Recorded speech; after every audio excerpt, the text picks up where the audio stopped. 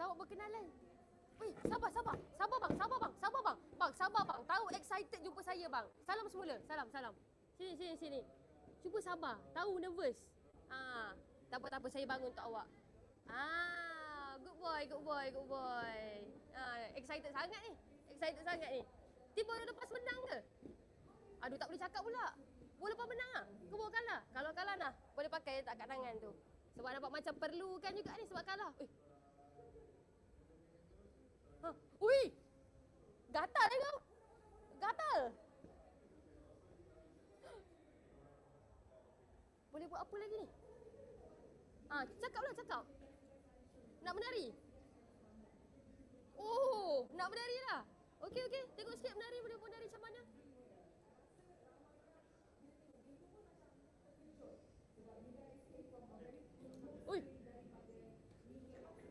Ui dah. Ui.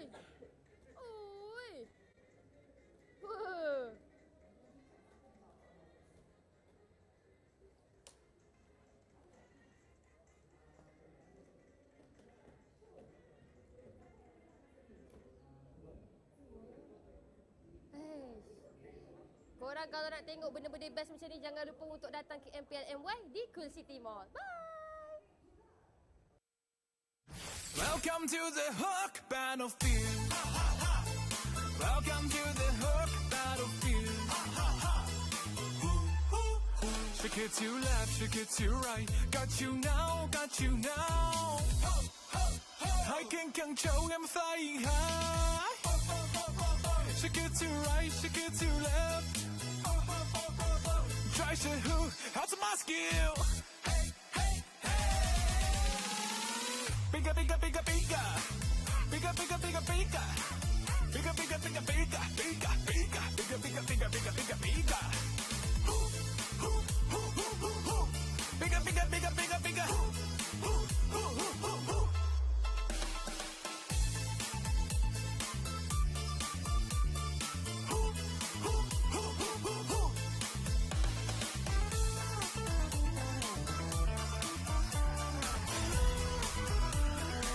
Welcome to the Hook Battlefield. Welcome to the Hook Battlefield.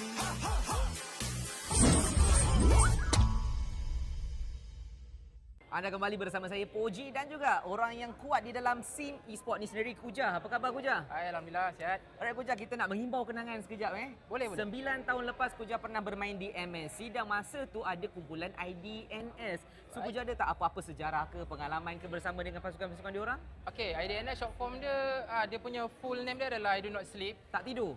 Memang tak tidur. Memang kita orang bersama-sama dulu main rank sama-sama dekat rank waktu tu. Memang berkawan rapatlah dengan orang. So memang ada sejarah juga lah, pernah main sama-sama. Memang sangat rapat dengan bertanding sama-sama. Bertanding bersama-sama dan masa dekat Indonesia waktu tu pun memang kita orang banyak keluar sama-sama pergi makan semua. Diorang champion? Diorang champion. Hebat IDNS. Betul. Tapi IDNS ni tim daripada Thailand. Kuja tahu tak sekarang adanya MSL tu, MLBB Super League yang baru buka dekat Thailand. Serius lah? Serius. Kuja ada tak apa-apa macam pendapat untuk scene yang baru dibuka dekat Thailand ni? Okey, sebenarnya saya happy lah untuk komuniti dekat Thailand sebab diorang dah berpeluang untuk bertanding secara lebih orang kata apa, agresif atau lebih aktif. Dan untuk kawan-kawan saya dekat sana yang mana yang pernah bertanding pada zaman-zaman dulu, diminta untuk kembali semula sebab kita orang rindukan IDNS yang lama. Dan of course ada beberapa player masih aktif dan saya mengharapkan diorang terus sukses kat sana lah. Dan ini adalah peluang yang terbaik untuk komuniti Thailand untuk bangkit dan tunjukkan balik kekuatan diorang semasa Messi yang pertama. Faham. Maksudnya diorang pun ada kehebatan dan kelebihan masing-masing. Betul, sebab kalau saya rasa diorang lebih ke arah mekanik lah sekarang sebab kita sekarang lebih ke arah makro punya playstyle. Diorang masih start dekat mekanik. So mungkin diorang nak kena improve untuk mekanik untuk makro punya playstyle untuk compete dengan kita orang lah. Sebab soalan saya yang ketiga, saya nak tanya Kuja, apakah bagi Kuja yang Kuja nampak perbezaan paling ketara di antara playstyle untuk Thailand dan juga Malaysia? Okey, macam yang saya cakap tadi adalah saya rasa diorang mekanik kita lebih kurang sama sebab bagi saya majoriti mekanik punya user memang tak jauh beza. Cuma makro je yang menentukan macam mana kita nak bawa game plan dan gameplay kita tersendiri. Dan saya rasa Thailand disebabkan dia baru aktif untuk MSL, betul? Untuk season yang pertama, saya rasa diorang kena lebih fokus pada makro untuk nak bersaing dengan region-region yang lain. Dan saya mengharapkan korang sukses. Okey. Tapi kan bila macam Koja cakap ada tengok kawan, diorang pernah buka liga yang baru. Koja tahu tak? Ada juga info yang menariknya. Untuk MSL kali ni kan, champion dia kita akan hantar pergi ke wildcard untuk EWC. Wow, tanya. So directly dapat terus wildcard Directly dapat. So untuk benda ni sendirilah, adakah Koja rasa adalah satu benda yang bagus untuk scene diorang dan juga untuk fan diorang secara menyeluruh? Okay, of course benda ni memang sangat bagus untuk komuniti Thailand seperti saya cakap tadi. Cuma bagi saya lebih happy untuk Mobile Legends sendiri sebab dia telah membuka lagi besar cabang-cabang di serata dunia dan saya mengharapkan lebih banyak lagi negara-negara lain yang terlibat untuk kita besarkan dan kita majukan komuniti ini bersama. Baik. Itu sahaja daripada saya. Anything nak shout out kepada kawan-kawan IDNS kalau diorang tengah tengok benda ni? Okey, untuk IDNS yang semua nama ZZ kat belakang, mungkin saya tak ingat sangat lah. Mungkin saya ingat cuma Amzi dan Frame TZ, saya tak ingat lah. Tapi memang kalau tengok muka saya memang kenal. Saya mengharapkan korang comeback. Dan untuk komuniti Thailand, all the best. So sekarang you guys ada platform yang sangat-sangat baik untuk you guys tunjukkan bakat. Dan saya mengharapkan korang terus maju jaya ke hadapan. Dan jumpa di international. Good luck guys, all the best. Terima kasih Koja. Itu sahaja daripada saya dan Koja. Kita jumpa kejap lagi. Sawadee.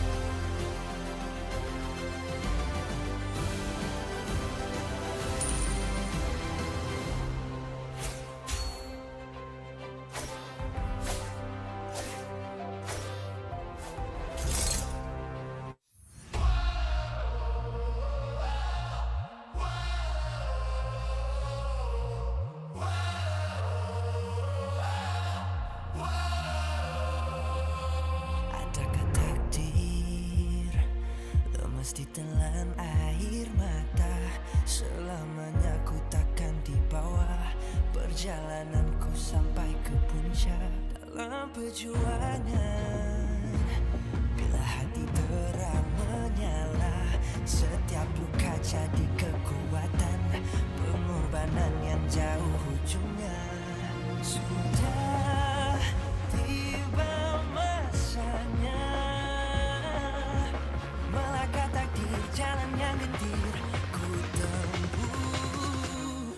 Bangkit bersama kita juara, membanggakan negara. Kita kawan pentas dunia, Wira Arena.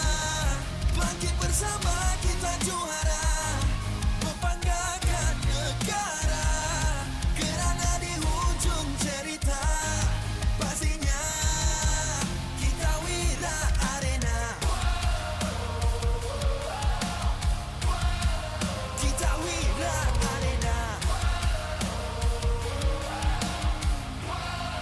Kita Wira Arena. Sweat and grind, guess we never gon' fade. This that definition of a legend. Every single move that I make, feel it ain't no doubt. Dorang kena aku, I'm a winner. Cuba check gerak-geri aku semua tiptoe macam ballerina.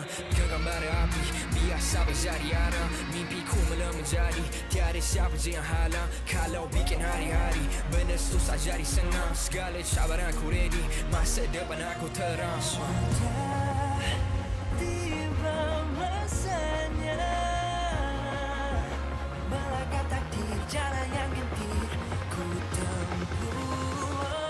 Bangkit bersama kita juara, membanggakan negara. Kita tawan pentas dunia, Wira Arena. Bangkit bersama kita juara, membanggakan negara. Kerana di hujung cerita, pastinya kita Wira Arena.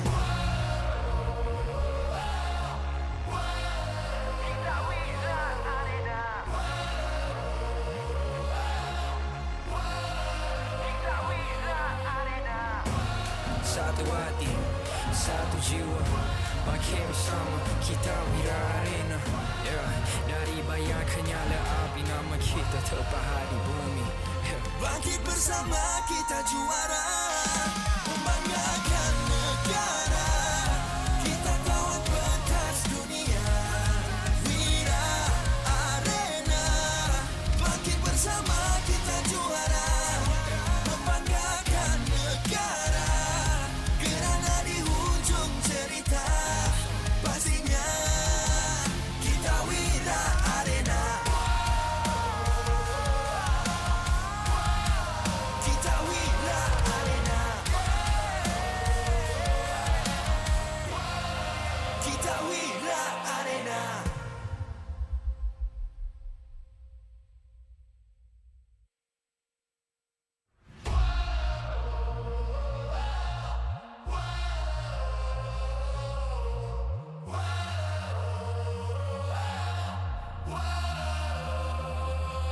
Adakah takdir lemas ditelan air mata?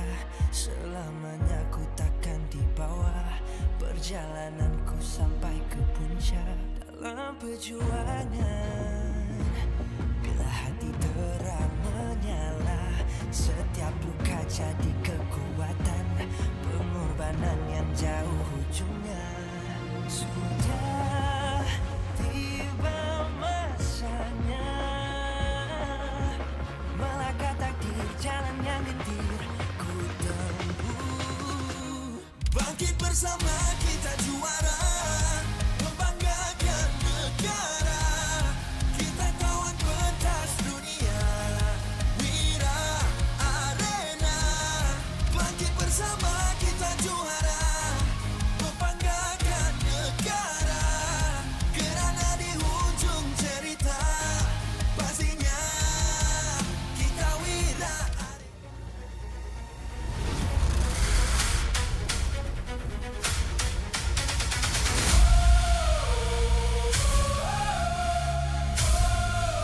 Kita Wira Arena.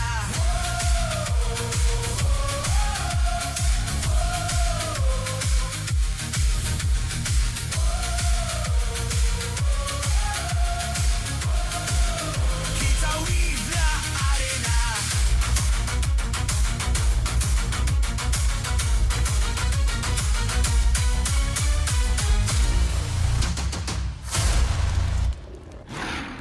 MPL Malaysia Season 17 is powered by Pautan. Presented by Celcom DG. Power up now with Celcom DG Prepaid 5G. Climb to mythical immortal with unlimited 5G power, uncapped hyperspeed, and endless entertainment. Celcom DG Prepaid 5G. Limitless. Made for Gen Now. Infinix Note 60 Pro. It's note what you think. With Snapdragon 7S Gen 4 plus 3D Ice Core Vapor Chamber cooling, active matrix display, and 90-watt wired plus 30-watt wireless charge. Grab your Infinix Note 60 Pro. Available now at Infinix Official Store or TikTok Shop Infinix Malaysia. Official food delivery Grab.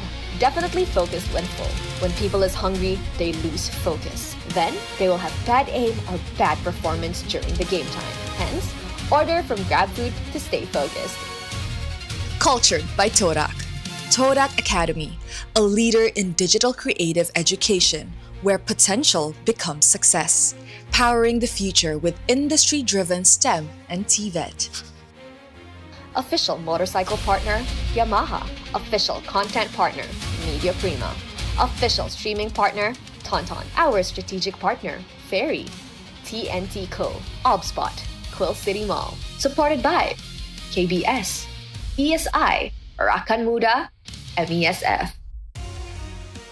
Hello, we paid a lot for this drone shot, so I hope you guys enjoyed. Welcome here at the MPL Arena at Quill City Mall. And as you guys can see, it looks like the traffic is completely fine. But not fine yesterday when I went home, because I gotta say that was too many people. But hey, RQ was the last match of the day, so it kind of makes sense to have a lot of... Okay, I thought I missed my watch, but my watch is here. Just like this, guys, checking out their heartbeats. And Valens is there. He's now with AC. Iznami is there looking like, please get me out of here. Get me a different team. But with that being said, welcome to MPL MY Season 17, the English broadcast. My name is Ophel. Alongside me is Stafa. We got 2 matches for you guys for today. And you had the privilege of casting like 4 games yesterday in MSL. So that was fun. Fun, quotes, for sure.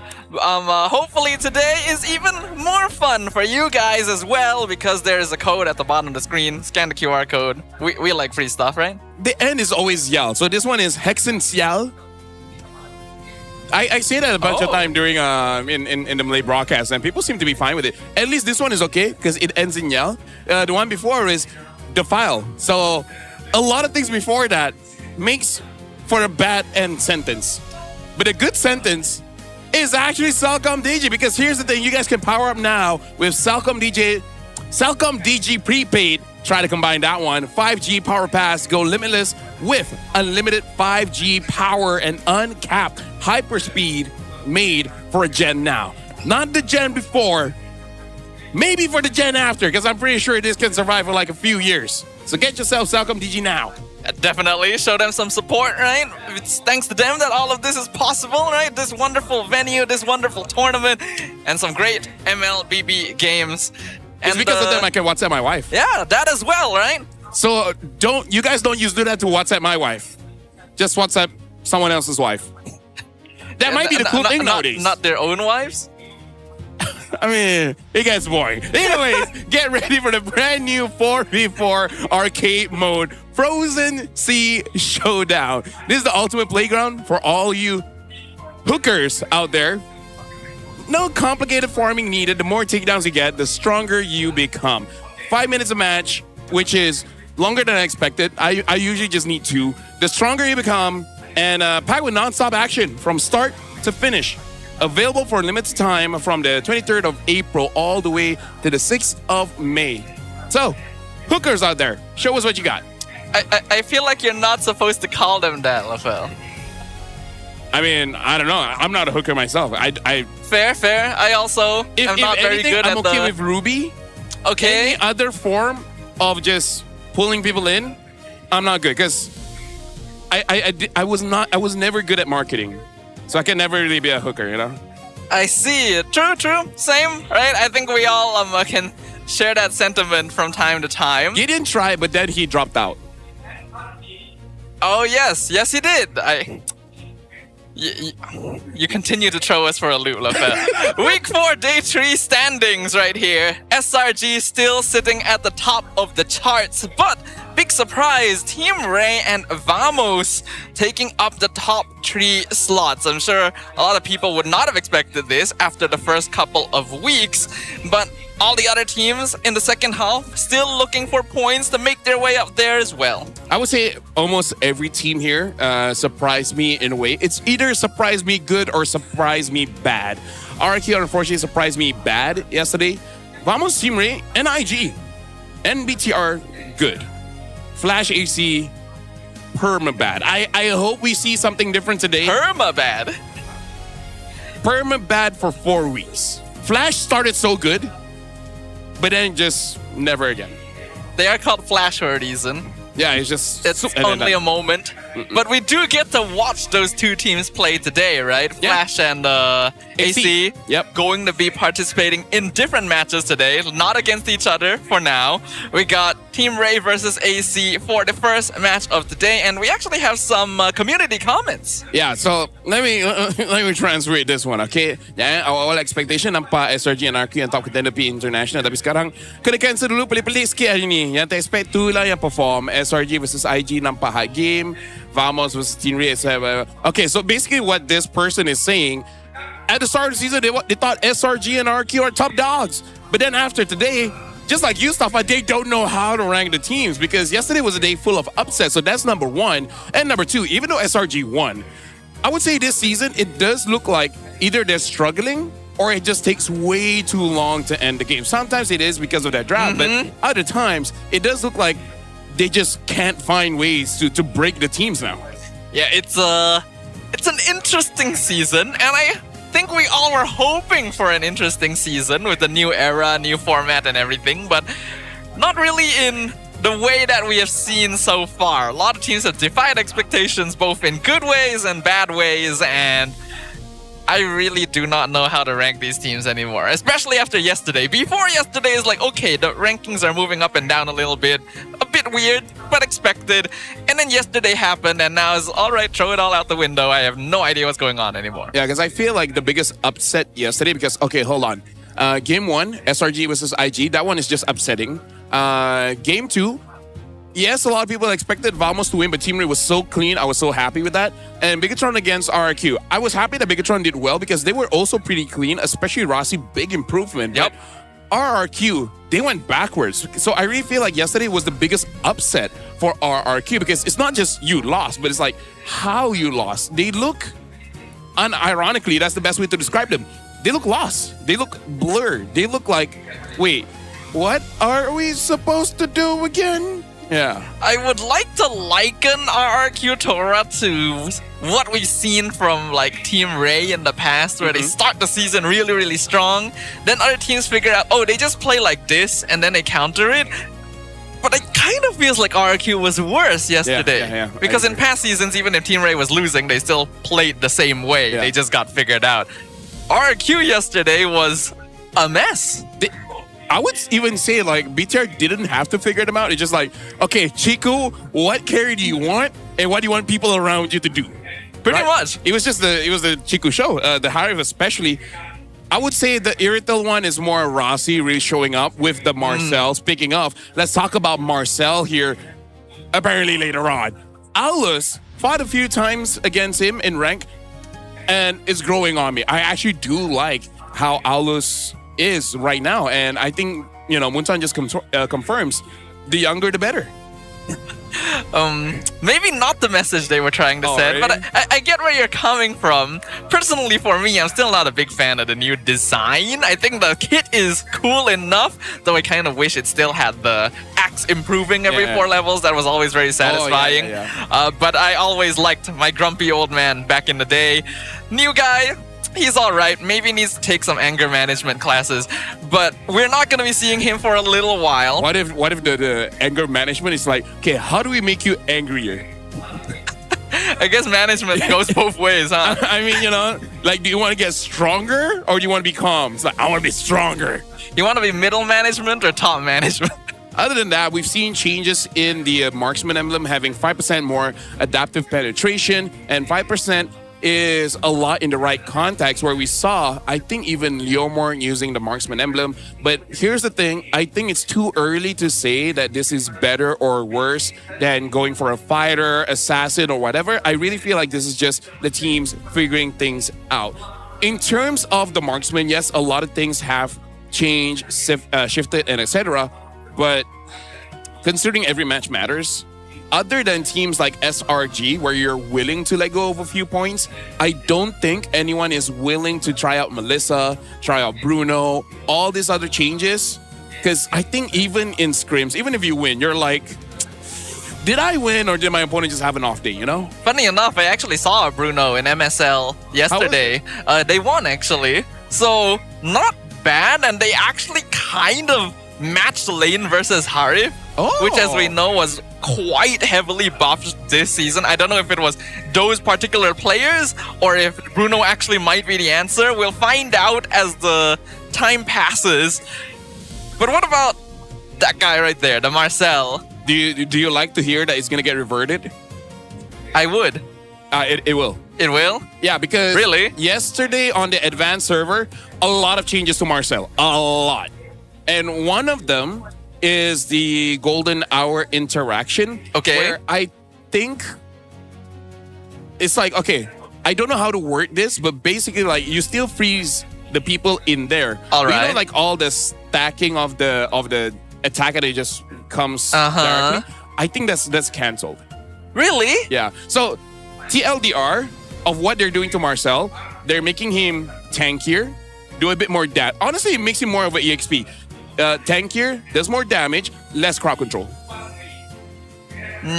So his base stats is getting improved a lot, which I like. Okay. And I think his first skill no longer immobilizes, but it does more damage.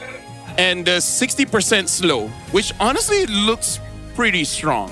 So yeah, I think they're still figuring Marcel out. Either ways, Team Rey. Like, when was this? Season 14 is number 7. And then season 15, number 8. Season 16, number 8. And then now in the present, number 2, Safa.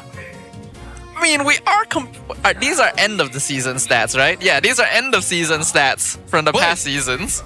Yeah. But this one, like, they already fought against everyone. That's and yes, from true. from 9 matches to now 7, but still, you know. True, because yeah, even if we're comparing end of season to mid of season, now it's a double round robin.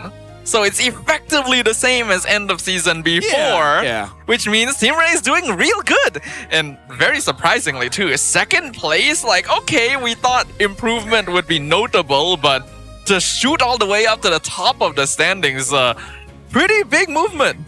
And look at here right now, AC. We thought it was AC, but it's just Oh man. old Team Rey. Now they're number 8, and unless they improve, they're gonna stay there. They may be old Team Rey in terms of placement, but I don't even feel like they're old Team Rey in terms of performance, because past seasons, Team Rey was always known for starting season strong, then teetering out. I don't feel like we've seen anything from AC yet, sadly. Yeah. And it's such a sad thing to say considering the players on that team too. I mean, if you want to continue to be sad, you know, like, yesterday, the Van server, quite a lot of changes. Like, Okay. even seeing your face on the Marcel one, you're like, even I had the same reaction, but they're changing a lot when it comes to the fighters. I will like that. Even Masha is getting revamped. Oh, I heard about that one. Yep. Just to make her more Nezuko-ish. Well, it was hidden undertones, but now you've brought it out. Let's move on. Anyways, wow, trio mid Team Rey cuma ambil masa 3 minggu untuk sesuaikan diri dengan gameplay masing-masing dan nampak improve sangat. Good job management and coaching staff Team Rey. Basically the guy is saying like it only took 3 weeks for the mid trio of Team Rey to actually get good because it's always just Silent Esports. But now even I'm like no, the mid trio is pretty good. So, you know, props to the coaching staff and the management team of Team Rey. We exaggerate things sometimes, but we are not exaggerating when we say this was a shock. This Yeah. was a surprise, a pleasant one for sure, because a lot of us were definitely criticizing Team Rey, even making fun of Team Rey a little bit at the beginning of the season, because But we make fun of everyone. yeah, Even why were SRG. they not making changes? It looked terrible in general. Are they not going to import players? Are they not going to swap out subs? Are they not going to do something? Clearly they've done something. I just have no idea what it is. Hey, they trusted the process, you know? Yeah. What was the process even? Just throw it at the wall until it works. Probably. I mean, the players are amazing, right? The players are amazing. I'm happy that Loliel has a team. I'm happy that Siska has a team. Now we have more here coming in from our fans. Trio, AC, or coach? I think he's talking about which one is the problem here. Week 2 the other day, he said AC needs to change the side lane. And then week 3, they lost to IG. And they said if you look at the differences between AC and IG, AC has bigger potential when you compare it to IG or most teams in MPL and why. AC's main issue is the trio mid. And it's not like the micro mechanics are bad. Everyone is talented. It's just that it looks like chemistry and communication is just not there. And this guy also thinks you don't need to use all your money To change players. no need to use all your money to change players. The big problem is the coaching staff. At week 4, we see that there's no changes in the mid trio of AC Esports. It means the coaching staff is not doing their job. And I agree. I think the coaching staff something is wrong. Even just in drafts. I don't know what happened behind the scenes, the scrims, whatever. But even the drafts, I'm like, bro. I agree. Even in their worst moments across history, the players on this team have never done this poorly. Yeah, right? never. Even if stakes are stacked against them, even if they're having a bad day, they usually perform to at least a specific minimum. Even the worst of Toda and the worst of Homeboys, Islami and Momo is still okay. Yeah. And yet, here, all of them together just cannot mesh. So, is it a coaching problem, right? We know the potential of these players. We don't know what's happening behind the curtain of these teams, but questions need to be asked. Nice tie, by the way. Thank you. Is that a chicken? No, these are some mascot characters. Oh. They're Japanese mascot characters. Ah, got it. So now, no more room for defeat because AC, I mean, it's a good thing we're a partnership, so they're probably not going to get eliminated. But I'm pretty sure everyone wants to go to the playoffs. And at this point, I mean, even losing against Team Flash is already pretty bad. So right now, we do have an interview with Rose, and I believe it's Ivan. So let's check it out. Hey guys, Rose here. Sebelum kita actually mulakan perlawanan terakhir Team Rey untuk leg pertama musim ini, Rose nak borak sedikit dengan Ivan sebelum mereka akan jumpa AC Esports di dalam Land of Dawn. Hi Ivan, how are you? I'm fine. Okay, happy ya? Yeah, banyak happy. senyum lately. Minggu pertama, minggu kedua banyak macam sedih-sedih je. Ya, itu proses lah. You have to be sad first baru boleh jadi happy lah kan? Yeah. Okay, Van. Rose nak tanya a bit of questions. Okay. Sebab semalam kita nampak Team Rey lakukan perlawanan yang sangat-sangat kemas. And Lafel kata di mana dia cakap playstyle Team Rey semalam bagi dia ingat Homeboy Season 15 punya playstyle tapi lagi better in terms of it being more clean. Yeah. So apa sebenarnya Ivan bawa daripada Team Homeboys punya playstyle masuk ke Team Rey untuk membuat perubahan yang macam ni? Kalau dari aku sih mungkin dari apa ya, coach kita kan juga beda kan. Terus dari aku mungkin juga lebih improve lah untuk ke season ini. Jadi kayak kita main yang pasti gua sih fokusnya di connection trio mid aku dulu kan. Awal-awal kan kita banyak kacau lah main, kayak kurang bagus lah. Tapi waktu ke waktu kayak aku lihat kayak kita trio mid udah mulai ada connection lah. Cuma masih yang belum full potential dari kita semua lah. Jadi ya proses lah. Proses lah. Yeah. I think it's also the Ivan effect lah kot. Bawa Homeboys playstyle ke Team Rey. Now, you mentioned trio mid. You being sangat-sangat penting lah untuk perlawanan sekarang ni, especially in the patch right now. Tapi based on an interview that jadi semalam, Ivan kata di mana Jazgar actually banyak bantu. Boleh tak explain dekat kita macam mana Jazgar ni sebenarnya bantu Team Rey untuk lakukan prestasi yang sangat-sangat terbaik? Aku rasa Jazgar doing his job test very well and his decision I think so good. But I think sometimes ya bikin agak kita susah, cuma kadang kita agak beda, belum one pitch saja sih. Karena mungkin waktu ke waktu ya itu bakal fix that thing lah. Sama Martisi juga ada call-call, cuma mungkin masih sikit lah. Cuma aku rasa dia bakal bisa improve lebih lagi. Adakah Jazgar bantu segi macam shot calling ataupun Ivan the only shot caller dalam Team Rey? Ya, hampir semua bisa bantu sih. Cuma kadang kalau main call mungkin kalau late game di aku sama Loleal.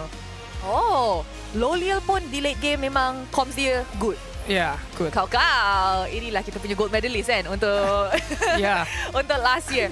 Okay, Rose pun nak tanya. So, setakat ni, sebelum lawan dengan AC, as of now, semua pasukan dah lawan dengan Team Rey untuk leg pertama. Ya. Adakah you rasa pasukan-pasukan pun akan tahu macam mana Team Rey main as we enter leg kedua minggu depan? Aku rasa sih harusnya semua tim bakal tahu sih cara kita main. Mungkin dari kita harus improve lagi sih. Kayak kita harus lihat-lihat kayak MPL MY match, MPL PH, MPL Indo, ya kita harus sering research lah untuk improving.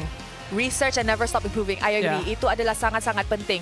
Now, kalau kita talk about history lah kan, sejarah MPL MY ni, tak pernah Team Rey duduk nombor 2. Kau. Crazy, Ivan. Apa perasaan Ivan jadi a part of this success? Sebab kita nampak macam Team Rey season ni lain dengan Team Rey musim-musim lepas. Untuk sekarang sih mungkin aku rasa masih biasa aja ya. Karena kan masih ini belum full of journey lah ya. Masih half journey. But aku rasa my decision with my teammates, I think we can improve terus. Dan bisa do the best lah. Masa minggu kedua Rose interview Ivan, minggu ketiga, you cakap itu baru 40% kan? Sekarang agak-agak berapa persen dah? Aku rasa sekarang masih 45 lah. Wish, lamanya. Jauh lagi perjalanannya Masih jauh lah. Okay, my last question adalah, dulu you pernah satu tim dengan Amal dan Izanami di MPL Malaysia Season 5. Sekarang pula akan lawan mereka di AC Esports.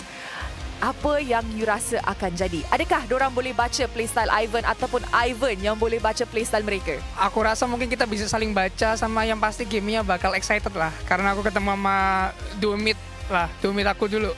Anything yang nak cakap dekat duo mid you dulu? Aku anything yang nak cakap, just do the best. Kayak play with knowledge lah, don't with emotional. And give the good game. Jangan jadi emotional. Thank you very much, Ivan. And with that, mari let's show it back to our casters untuk mulakan perlawanan ini. Throwing it back to you guys. Ivan has such a good mindset, man. Like, I feel like a lot of people, MPL or otherwise, could use some of that. You know, like he takes initiative to study all the other MPLs as well, which we thought was the bare minimum, but apparently not a lot of people do that. Well, we don't really like studying, Lafel, a lot of us. We will try to find ways to avoid it if we can, but it is important. And I feel like, yeah, he does have a pretty good mindset there. Just from the way he was explaining things, the perspective that he was taking, you can tell that he definitely played a role in how much Team Rey has improved so far. But how far can it take it is the question I have. I like as well that usually is like, do you have any messages for your opponents? And people are like, oh, good luck. He added a little bit more. It's like, you know, just remember, play with knowledge, don't play with emotion. Maybe that shows a little bit of what he knew from them back then, or maybe it's just a general thing that every team honestly suffers. But we're going to speak on that a little bit more. Right now, Team Rey, Loliel, Ivan, Martizi, Jasgar, and Siska. Nice to know that Loliel is showing his veterancy, even in the late game. His calls and Ivan are the ones that really impact the team. We've already known that Loliel was going to be that guy for this team. We knew that Siska had a lot of potential even from last season.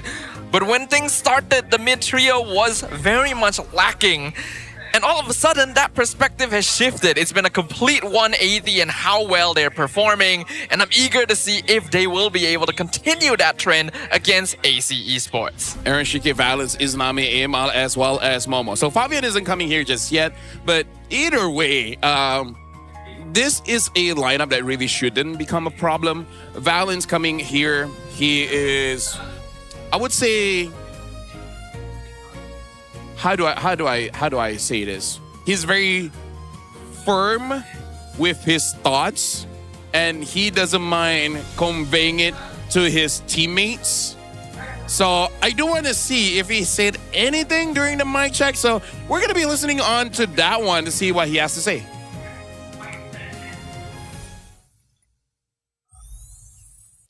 Tak boleh ke toilet Apa? Tak boleh ke toilet ke? Iya. Kalau gua di MPL bebas, Cok. Ini di MPL juga nih. MPL ID sudah PH, Cok. Ini last match untuk leg 1. Tuh kan? Jadi ayo kita tutup leg 1 dengan kemenangan. I like that Martizi was being very, very positive. It's like, this is the final game of leg 1, so let's win it. And then the other guy's like, no, it's not. No, it's not. But I think it is. I think it is, isn't it? It's the last day of leg 1. Yeah. But I like just one random troll was like, no, it isn't. Anyway, he's like, wait, it isn't? Honestly, I would be that guy. Speaking of me being that guy, right now I can see the guys of Team Rey is already, look at how tall they are. Right? Wow. Right now, let's call in the players.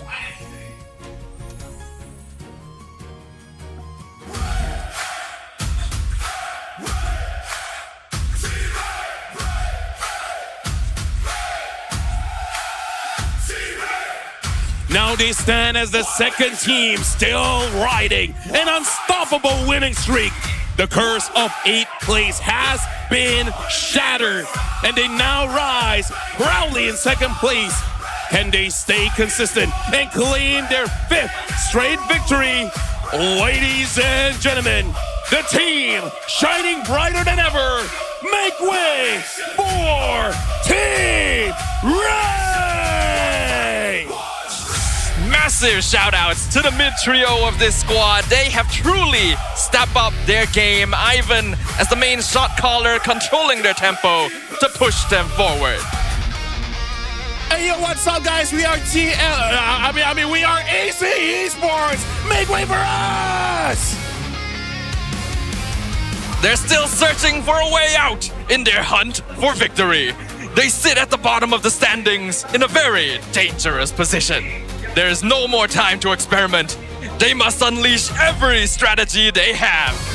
Give it up for the game changers, AC Esports! AC again has their issues, and I think even reading the consensus online, it's everywhere. Players, management, coaches. Speaking of, we're going to be inviting the coaches onto the stage for Team Rey. It's Caleb as well as Saint DeLucas. For AC, it's Coach Adi alongside with Lung. And for this one, I definitely have to see the draft, because for Team Rey, amazing drafts coming in yesterday. And Adi unfortunately hasn't been able to crack it just yet. With Franklin as the head of League Ops here, we're going to go on with a fist bump between both teams. And again, Ivan will be going up against Amal as well as Izanami, his previous mid-trio. They were amazing together. But now, Ivan is standing far above both Izanami and Amal. He is shoulders above his former teammates, and they are now eager to take them down. Team Rey on a winning streak, eager to close out the first leg of the season in high spirits. They're going to be starting off with that first pick, currently a 50% win rate. But as you pointed out, LaFell, drafting is going to be particularly important, and so far, Coach Adi has been a bit lacking. Yeah, and one of the reasons why I see Team Rey's draft has been very good yesterday, because they were able to bamboozle Vamos, creating a lineup that looks like it's going to be a tank jungle, and Vamos already invested heavily in all the counters, only just pick up Nolan at the end. And I really like that you create a false impression of yourself. It kind of gives the same energy as studying for an exam and then something else just shows up. It adds so much dimension to Jesgar as a player, because all of us thought in the first few weeks, this guy can only play tank. You don't have to prepare for anything else, and all of a sudden, that pops out. Let's ask what Amal thinks about things, because we asked, did Ivan tell you anything before the match? And Amal responded, he told us, stay motivated because we still have a chance at making it in the playoffs. And he also said, if possible, see you at MSC. And again, like, it's hard to be an enemy of Ivan when he has this kind of mindset. You're number 8 right now, we're number 2, but there's a chance that we can go to MSC. Even with SRG being there, like, I don't know, like, I have so much praise for how this guy carries himself. And how much he's been carrying the team as well, right? Considering their scattered performance earlier in the season. He doesn't even claim that he's the best. He's just like, oh yeah, we're getting better. Never like, oh yeah, I did everything. It's a good competitive mindset to have, and it's showing itself in the Land of Dawn. AC Esports really needs some of that for themselves right now.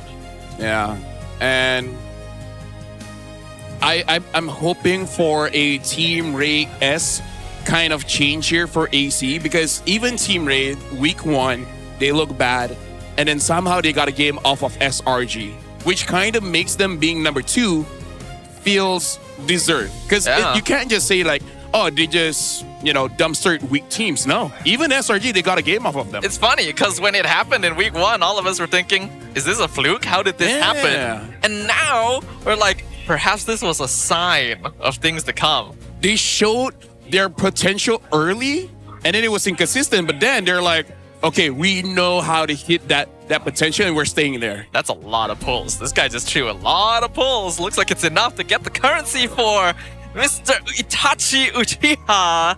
Great skin. Make sure you guys grab your Naruto skins if you haven't. Yeah, amazing guy. He killed his entire village, but other than that, But he's a good guy. Yeah, like he killed his family and friends. But other than that, he traumatized his brother so that his brother can be strong to eventually defeat an alien. But other than that, suffering builds character. Exactly. Right? Like Team Rey.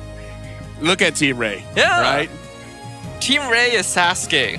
Team Rey is Sasuke. Honestly, you can also say most of the players here are Sasuke, considering how their hair looks like.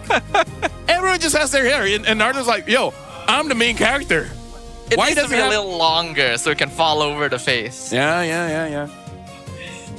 Although, shout out to Takeru, I believe. He's a fighter. I can't remember whether he does Muay Thai or boxing. I think Muay Thai. He has the most Naruto-esque hair. And, you know, coming from Japan, it makes sense. I don't think I know who that is. Oh, no. He's a... Yeah, you wouldn't... Like, not a lot of people know unless they just watch professional fighting. Oh, okay. Yeah, he's like a big deal right now. I think it's boxing, actually. Now I think about it. I think it's boxing. Either ways. AC, I hope for that kind of growth. Because I really would not mind... this girl travel all the way from Sabah. It's like, Izanami, if you lose here, you're gonna break my heart. That's some emotional blackmail right there. Yeah. Nothing like some emotional... We have more girls now in MPL, by the way. Oh, we do, right? Huh? Every time we seem to find a girl, and it's always someone different. I can't say for sure. I'm not paying close enough attention. Neither am I. What are you talking about? I just, you know, Boss Simon, nak baju away boleh. It's nice that AC still has fans. That's one way of putting it. Yeah. After everything that's happened. Okay, hold on. So, what do we think we can expect different from AC? Surely they will have made some changes in the past couple of days, right? I'm not going to have too much hope on the draft. I'm just hoping I want to say I hope for better fights in neutral objectives, but Jesgar has been amazing on those retries, and Martizi is really popping off, especially with that Lilia. And I haven't even spoken about Ivan, so I don't know where to put my hopes on, actually, because I kind of gave up on the draft, so now it's all about the macro. But even then, Team Rey has been looking so good. I really don't know. I guess we'll find out, right? We're gonna be jumping into the draft phase for our first game of the day here. For me personally, I want to keep an eye on Valence. When he first joined the team, he had only joined for a couple days, not a lot of time to really get that synergy going. It hasn't been a lot more time since then, but a little bit of extra can make a difference with someone of his experience, right? I'm hoping that he can affect the team in a positive way. Yeah, my worry is if he hasn't grown his hero pool from the AC days, which honestly might be a good problem for AC, because maybe for Adi, the smaller the hero pool, the easier for him to not mess up the draft. That's my personal opinion. Just saying. Well, we got the instant Harif lock-in for Lolil, but it does give up the Zusin over to AC, and this is still a very high win rate hero. They'll pair it with the Uranus. It's just unfortunate. So far, what happened yesterday, the best counter for the Harif, Phobius is obvious one, but banned. But funny enough, Lilia, because Lilia does quite a lot of damage. You can say the same thing about Jushin, where Jushin can pick the Harif up, but the damage is just not the same. So I'm just worried that AC, they're drafting like tier-less heroes that doesn't answer a problem. I agree with you. These two heroes on the AC side have very high win rates right now, but they do not directly answer the Harif problem. We know for sure Lolil is taking Purify. There's no real reason not to. Unless there's just zero crowd control. Yeah, and neither of these heroes are good at forcing... Oh, the shit from Team Rey. What the fuck? Bro. Oh my goodness. So, remember when I say I don't have that much hopes in the draft? I think I'm spot on, but not because AC made a mistake, but TR. Holy, 3 power picks in the first 3 picks. This is the most aura farming draft opener I've seen this season. Wow, that is very unexpected. You would usually save this kind of reveal for the second half of the draft, but Team Rey is looking confident, I guess. This is, of course, the Siska Thunderclap delivery strat that we've seen previously from DXS. Liam Ward gonna be locked in from AC. Not what I would think is the right solution. I agree. Since he seems a little vulnerable to chip gameplay. I agree. And this is again why I say I'm not too confident in the draft here, but now AC, they just got to work with this, and now they're banning out the tank jungles. Imagine if Team Rey just doesn't use a tank jungle. I mean, like, they have Masha, so highly likely it is going to be a tank jungle, but there's always that what if. There's always that possibility. Baxia is already banned. If they really, really want to make sure there's no tank, they would need to ban Akai here. Yep. As well, since that is also a good answer to the Leomord. And the Claude gets banned out by Team Rey. Probably will be followed up with a Moskov or Carry, just to make sure Loleo can do his thing. Moskov or Carry. I feel like AC wants a Moskov. I just really don't think it's that great. I really don't think it's that great. Not because it's not the right option. Going up against a chip, going up against, you know, all this diving here, you need a marksman that can kind of peel for yourself, and Moskov is that. I just don't think it's enough. But at the same time, if you ask me right now, I don't know if there's any hero that's enough to deal with what Team Rey is already showing. I agree with you. Looks like they are not even too concerned about the marksman. They'll ban the Khalid instead. I think AC picks up a high loss to just be a good combo with the Jushin, and then hopefully like just build a full dive comp. But then what, like AC did this kind of drive before, their gold laner was a CC. I don't think that's the right answer as well. Yeah, I don't think so. Not this game. Hylos is okay. I think Gatot's also fairly safe if you want to have something to deal with the global presence of the chip. Having some kind of big team fight ultimate is valuable. Yi Sun-Shin gold. Yeah, it's unfortunate that the like it's just short. You know, you see the vision very, very short, but it's not bad. It's probably the only thing that can survive the initial engage. It's chip, Masha. You do need vision, but they're gonna go for the carry instead. Okay. It is a marksman that can 1v1 Harif once you have the item, so I guess they're going for the very safe angle. I actually feel like this is a Nolanable game, and then just maybe Eve.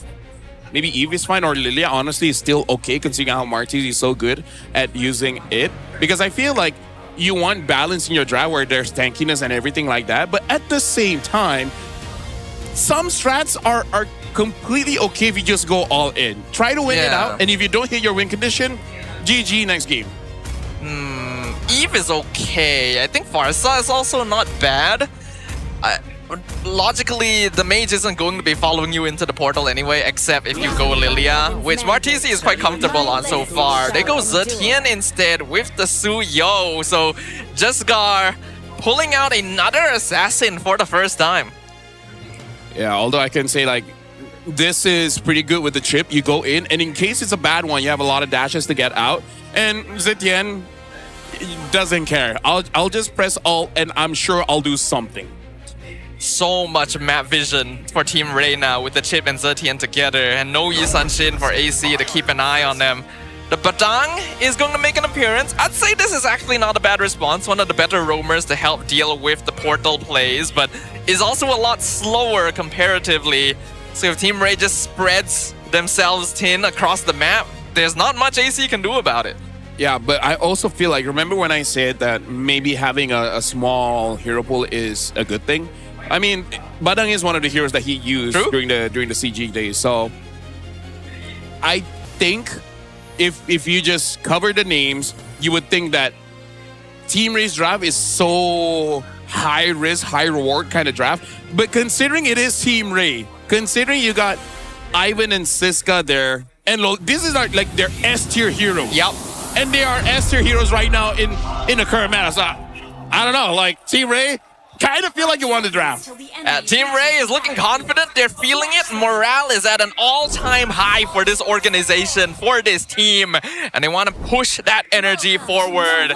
Let us go ahead and jump into the Land of Dawn for game number 1, ladies and gentlemen. Team Rey on the blue side versus AC Esports on the red. Well, right now, Valence already triggered Martizi's passive. Interestingly enough, he did take the second skill first, trying to go for a possible setup. But all in all, right now, in terms of the laning phase, it does look like Izanami and Valence is going to have a hard time, which honestly, with the heroes that he got, they should have a hard time. Zetian is just a lane bully. Yeah, it's kind of ridiculous how much damage he does at level 2. Already, we see Valence pushed out of lane. That means they cannot contest Litho. Jesgar going to be able to farm quite fast here. Yeah, and now look at the minions here. It looks like Izanami is going to miss at least one minion. Martizi already used the flicker. And Valens, oh my god, taking way too much damage. Yeah. But at least they got the minions. Yeah, it was a good sidestep. If not, Valens would have actually died there to that one more hit of skill 2. Ivan gonna delay his recall just a little bit by showing his face. Will also scout out Amal in the top jungle. Yeah, now we can see both junglers using the marksman emblem for both of them. We'll see how this really translates in game. But yeah, I don't know. For Amal, I can see the potential of when he has 3 items.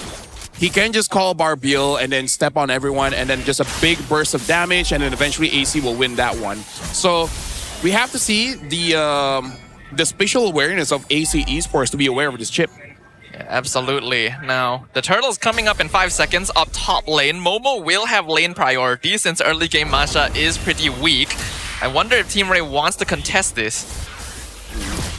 I feel like just... Oh! That was close. Valens was able to get out in time. Just Scar gonna need to retreat. Got lifted up with the lantern. They will go ahead and give the turtle away to Amal. Yeah, so for now, AC is having a pretty good start. But this is the thing about AC. They have a good start, but then come mid-game and late game, they just don't know what to do from that point on. Their transitioning phase has been the weak link, well, one of the weak links for their performance here in MPL MY. So I want to see what happens after you win the first 2 minutes. How do you transition that to the 6 minutes onward kind of game? Because I feel like 6 minutes onwards, that's where AC starts to fall apart. Yeah, I'm hoping to see more aggressive gameplay from AC in the mid-game because this is a very late-game macro draft from Team Rey. And if they allow them to hit that timing without being too far behind, it's a big problem for AC. Ivan is going to hit level 4. So at this point, I think they're not actually too... Okay, Martizi used the flicker. I don't think they're too eager to start a fight, considering that their draft does need a little bit of scaling. The one that is okay to fight right now is just Gar, but other than that, they don't mind. Oh, there's the portal there going on. Valens in the mid lane, and oh, the 4-man fist crack though. Siska picks up first blood. Here comes the rest of AC Esports through the portal, but an instant retreat from Team Rey. They will trade Ivan. Lalil in danger. Amal wants to chase down the Harif. Can he get it? He's run out of Barbiel, but he will finish off the goal laner. Again, like I said, they shouldn't really go for that because I really feel like for it is Zetienne, she gets the strongest at level 12 just because you're having full stacks on that ult really makes a big difference when it comes to this mid laner. And Siska can join the fight. He does have the damage. But everyone else, because we're looking at the instant replay here, they went for Valens because he was isolated. But again, like you said, good 4-man engage there, and then AC just followed up. Yeah, Badang is meant to be a counter to Chip, so if you're not able to burst him fast enough, that's what happens. 4-man fist crack. If not, Team Rey would have gotten the kill, would have gotten out safely. They'll probably have to give up another turtle. Well, we're seeing here that Team Rey, it looks like they are willing to try here. Martizi does not have the ult, so I don't think they can win this one. Oh, the flicker fist crack onto just Scar. Here comes the backup from Team Rey, though. Surrounds Valens instantly and bursts him down with the portal. Siska comes through, thunderclap on Izanami, but he has enough HP to survive. So remember when we had that community post and they're saying how the communication and chemistry isn't there? They can use that clip. Yep, pretty much. I mean, it was a good initiation to zone out the Suyo, but it wasn't needed. Yeah. Because I really feel like Amal legit got that. The burst damage from Leomore with the retribution, I think it was okay. Yeah, it definitely felt like Team Rey was not going to try to commit on that. Okay, Amos still got it, so that was unnecessary by Valens, but at least it was cool. But it's also very Valens, right? It's very Valens, exactly. It's what he would do. It's very Valens Chiku. Yes. If Chiku was in that team, he would flicker forward and go for that 1v3 or whatever the amount of people. If we asked Chiku, he'd say like, yeah, that was the right play. His team just wasn't there. Dumb team. Well, right now for AC, 1.4 ahead. Looking pretty good. And Valens almost has his flicker up, so it's not that bad. Right now, I think in terms of items, looking at Loleo, he only has one. And Justguard does have the Sky Piercer, so I don't want to see how aggressive he wants to be on this Suyo. kind of surprised we're not seeing more aggressive map presence from Momo as well. He's got a full level lead on Siska. He could really be opening up the map, walking into the jungle, but he's not really doing that. I mean, like I said, transitioning into the 6 minute, that's where they're like, wait, what do we do? Right? They're like, I got my timings right. At 6 minutes is where usually the laning phase ends and you start to control the map. AC didn't get the memo just yet. So Valen's gonna take some poke from Siska down here. The next turtle is now officially up. Jesgar is behind the pit. AC gonna be controlling the objective.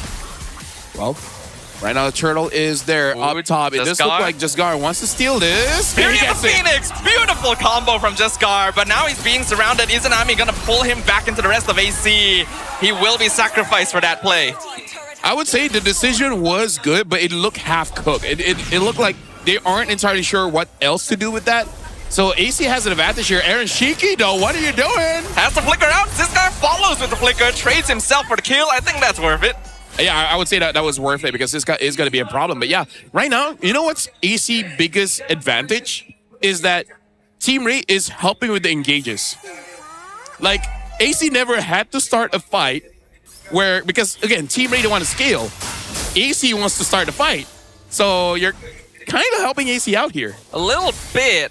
And Team Rey doesn't really mind that too much, especially on this Masha. She is more of a sacrificial hero that once has items is just meant to throw herself at the enemy team. Ivan gonna spot out Momo. Lolil has been brought up to the top lane. I think he is still farming pretty well. Yeah, he is doing pretty well. Haven't completed his Feather of Heaven just yet, but he does have the Stardom side down bot. Siska is all alone, and Ivan doesn't have a target to use his ult. 4-man gank onto the Masha. Fury of Phoenix is nice. Aaron Shiki gets bursted down by the Masha. Siska will eventually fall, but the damage is done. Portal comes through, and the rest of Team Rey will follow. Valence becomes another casualty. Amal being chased down, no longer has his horse, but is far away enough, and Izanami is there to ensure his escape. Good luck, good job. AC didn't lose much more there because I thought Amal would have gotten caught. A bit sad, I think Jesgar didn't get a stack of Sky Piercer there, but otherwise, very good play from Team Rey. And it does look like they were very aware that a gang was happening on Siska because the follow was so fast. And Siska managing the Thunderclap Aaron Shiki in the middle of everything too to take out the most important target. He really should have gave himself a bit more distance there. Aaron Shiki does have 2 items. Looks like he's building onto a Demon Hunter. And after that should be the Wind of Nature. But by that point, I think it will be a bit of a problem because then you have to think about Zetien's damage. And I would say late game, 1 ult from Zetien, that's half of Aaron Shiki's HP. Pretty much, yeah. This hero honestly does so much damage. It's ridiculous sometimes. Ivan gonna be scouting out the Lord take. Lolil is here as well. Momo doing a good job of absorbing damage. Lord is down to 30%. Here comes the portal. Dropped right in front of the Badang. Maybe not the best, but the Fury of the Phoenix is good. Free-man fist crack, but the follow-up is a little bit slow. Aaron Shiki gonna finish off Ivan. Lolil gonna need to back it out of the situation. The Zaman Force slow. Helps them escape. Jesgar still close to the Lord. It will be reset. Well, at least Team Rey was able to delay AC Esports there. They had to let go of Ivan, but it's a trade of roamer for roamer. And we're starting to see the interaction between the Badang as well as the Chip. So far, AC, they've been having a pretty good game because Valence has been on point on those counters. Yeah, the counter engage potential is very good. The Badang probably the best pick that AC could have grabbed at the end there to salvage the draft. So Team Rey has been slowly catching up. The farm lead has been in favor of AC the entire game, and now it's only about 700. Yeah. Looking at the item update so far, already 2 items for Lolil. And when it comes to Siska having 2 items as well, the War Axe for Jesgar. Martizi, now that's a scary item. He does have the Lightning Truncheon. So right now, it's not just Valence. Everyone from AC is going to hurt from this Zetien. Ivan gonna get lifted up into the fantasy. They want to burst the chip down before the portal. Fury of Phoenix gonna drop. Ivan is the first one down. No portal. That means Siska cannot join the fight from bot lane. Summon Force comes out. Lolil doesn't quite have enough damage yet, so Amal will secure the Lord. And AC will disengage. I'm happy that AC is doing very well here, Stafa. Like, yesterday was a day of upsets. If it continues today, I'm a happy boy. Yeah, it's definitely more disciplined. I guess that was the goal, right? Just keep the draft as standard as possible to respond to the weird stuff Team Rey is bringing out? Well, for now, Team Rey, I think he has the items they need so far to actually go for kills. Because once Lolia gets that Holy Crystal, it might be a little bit too much for AC to really do anything about it. Yeah. I feel like AC, this is a good window for them. 6-7, by the way. 6-7. But that should change soon. This is a very important window for AC Esports. These next couple of minutes, if they can expand this gold lead, the game should naturally fall into their favor. So Team Rey also needs to avoid making too many mistakes in this time frame.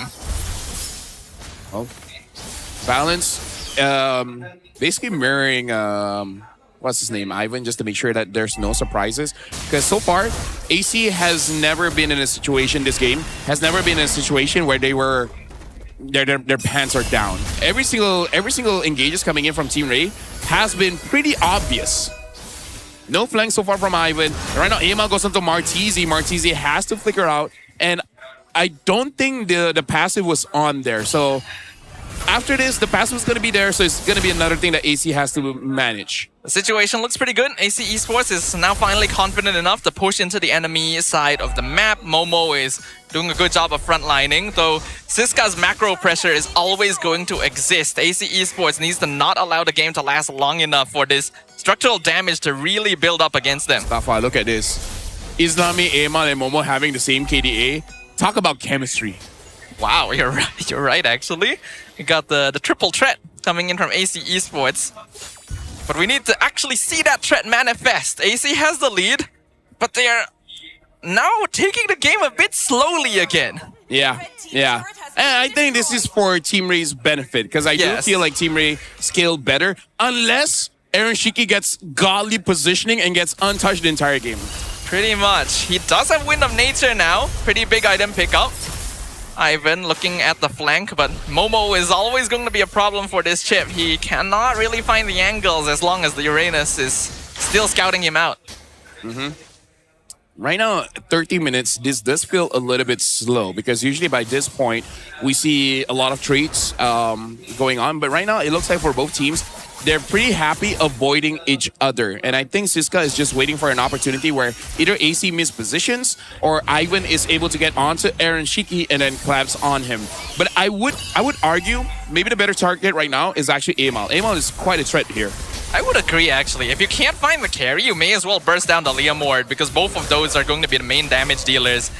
Siska gonna be pushing bottom as per usual, so Ivan's gonna be the main target. Here's the flicker in on Portal. Aaron Shiki, he's gonna be able to dash away Siska with the Thunderclap. Amal secures the Lord. The fight is a bit of a mess. Team Rey's walking through and they get caught in Fistcrack, but Amal is gonna be the first one down. They trade for the Masha. One for one, Lolil dashes forward, but man, the shield from Harib. Why did they buff him so much? Flicker forward from Izanami, and he dies to Juskar, but Juskar gonna get caught in the wall. He dashes back in! He feeds himself! It's a shutdown for Aaron Shiki! Hey, he probably was waiting for the Chastise Pauldron to trigger, forgetting that Suyo doesn't build that. But yeah, I think it was trying to make a Sakai's play that he did back in week 2 or week 3. And I thought that Lolia was going to make a mistake, but yeah, that shield, man. Muntan really likes to balance Harif. They sure do. Oh, flicker fist crack. They found Lolil. Mega kill for Aaron Shiki. And now AC are definitely in control. This carry is out of control. Momo picks up his own spree. Okay, right now, AC. Now, this is the AC we've been waiting for. I hope I don't jinx it. Right now, they're looking pretty good. The Lord marches up top, able to deal a bit of damage onto the inhibitor. And Momo, maybe for Amal. A bit risky, but he is tanky enough. Amal now dashes in with the horse under the tower. Siska does some good damage, but he'll be the first to fall. Juskar trying to melt through, but he's not able to dash away from... What? He's alive? Okay, he's going to be able to make it back to base, but the crystal is wide open. AC Esports found the opening, and they will break straight through the wall of Team Rey. Okay, you know what? If we keep doubting the teams and they keep doing good, that's great. Look at the smile on Aaron Shiki. This is like, what, his second week with the team, and now the team gets a W. The bigger W for Valor is like, this is my second game. And I beat the second team. I mean, like, okay, it's game number 1. We'll see how the game progresses, but still, AC looking good. I'm just thinking this makes it even harder for me to rank the teams later. Yeah. My job is difficult, but this was a good performance. Could have been faster, but they wanted to keep it standard, keep it clean, and that's what ultimately got them the W. Yeah. Valence as well as Aaron Shiki really showing up, especially Valence. And I like that don't care about the KD and such. It is his job, and his job was to stop Team Rey from doing chip things.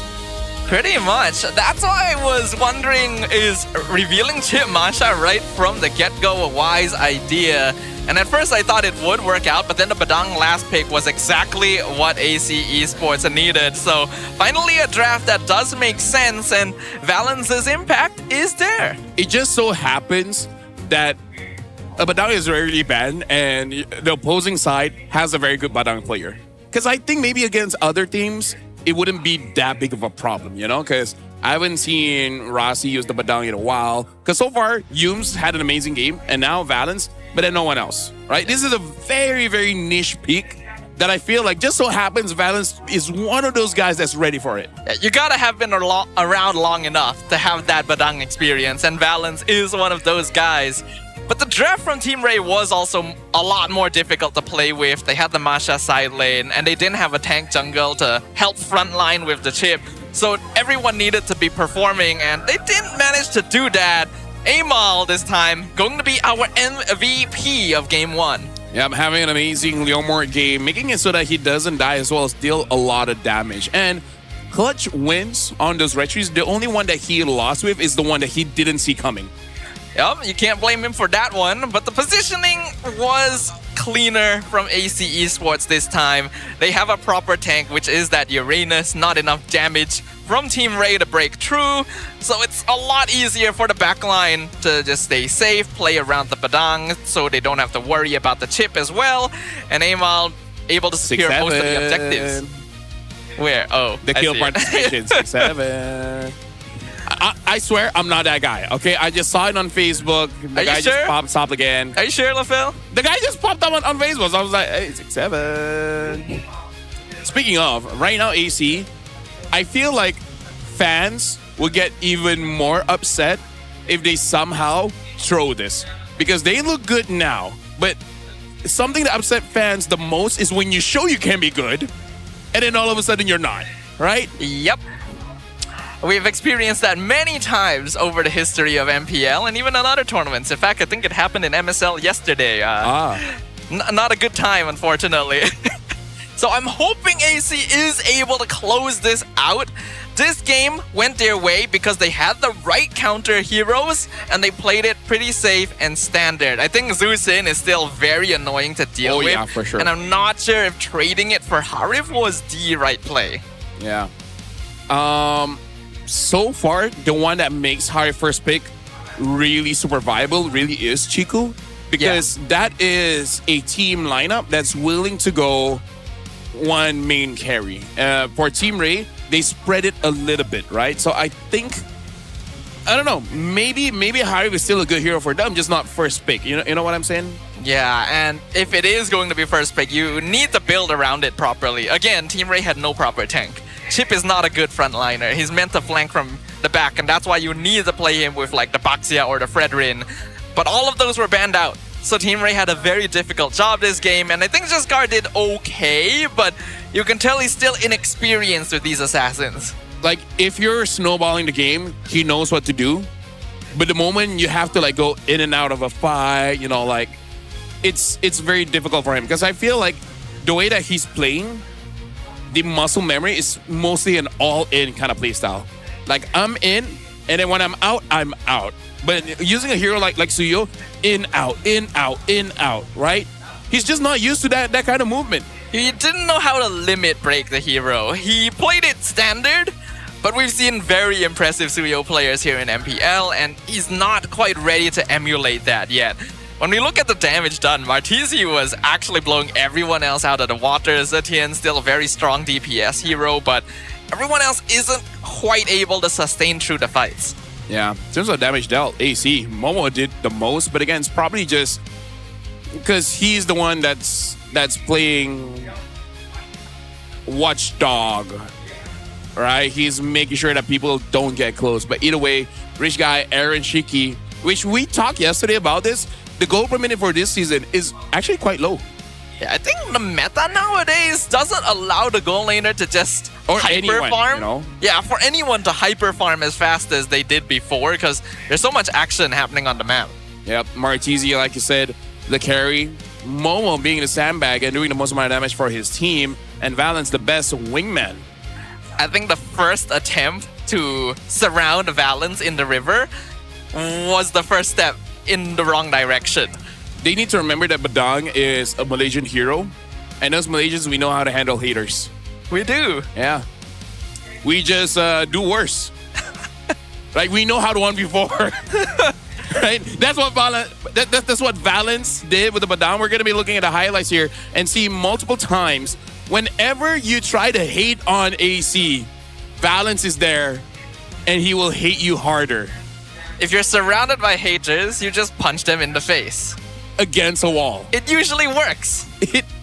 Most of the time, if you think it doesn't work, you didn't punch hard enough. Yeah, you need more milk. Yeah. For bone strength. Yeah, you need the bone density. Exactly. We need a milk sponsor then. We had one before. It was chocolate milk. But still, it improves your punching power. Exactly. It's like how Gatot says, right? Bones of steel.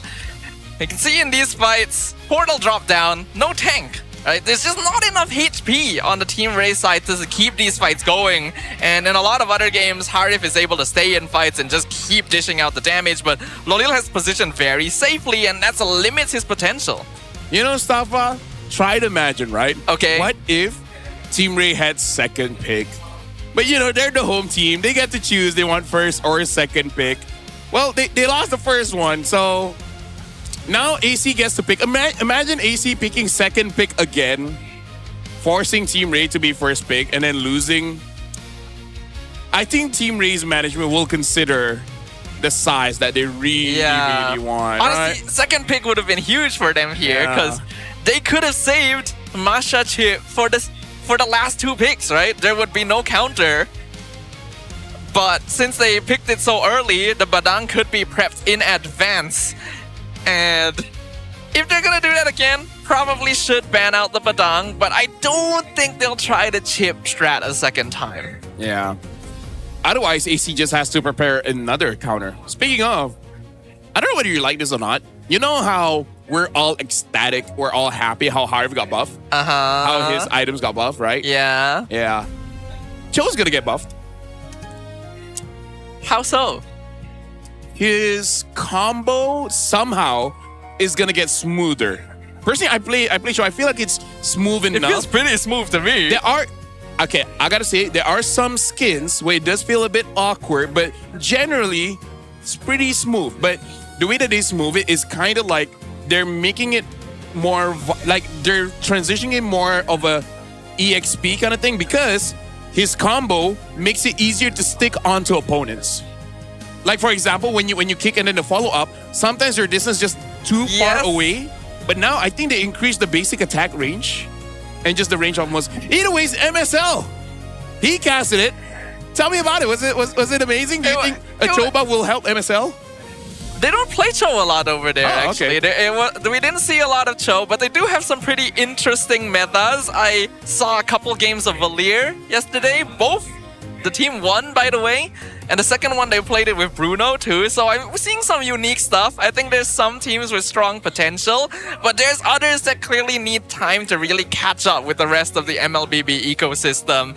But I recommend you guys check it out. I think there's some interesting strats over there. Honestly, I'm not a hater of Valir, especially Red 4 or 5, because there are just some heroes that are very strong that can get countered by that. Like, main one is Phoveus.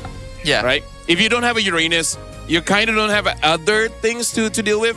And then if your jungler or EXP can handle the mid and the gold laner, might as well have a mid that deals with the EXP, you know? As a fighter, as a frontline main, I hate Valir. I hate Valir. I despise Valir. That man can disappear. Not as much as Estes, but I still dislike Valir. And then you're like, you know what? I'm gonna use a Cho, because then I can avoid his flames. And then when I kick him, he ults. Yeah. And then I'm just there like, well. The Valier yesterday was picked against the Guinevere, so it was very good. Yeah. Oh. Because you can purify, you can actually cancel her jump. Yeah, that's true. Right now we're going over to Rose because she has someone to talk with. Let's see who she's talking with.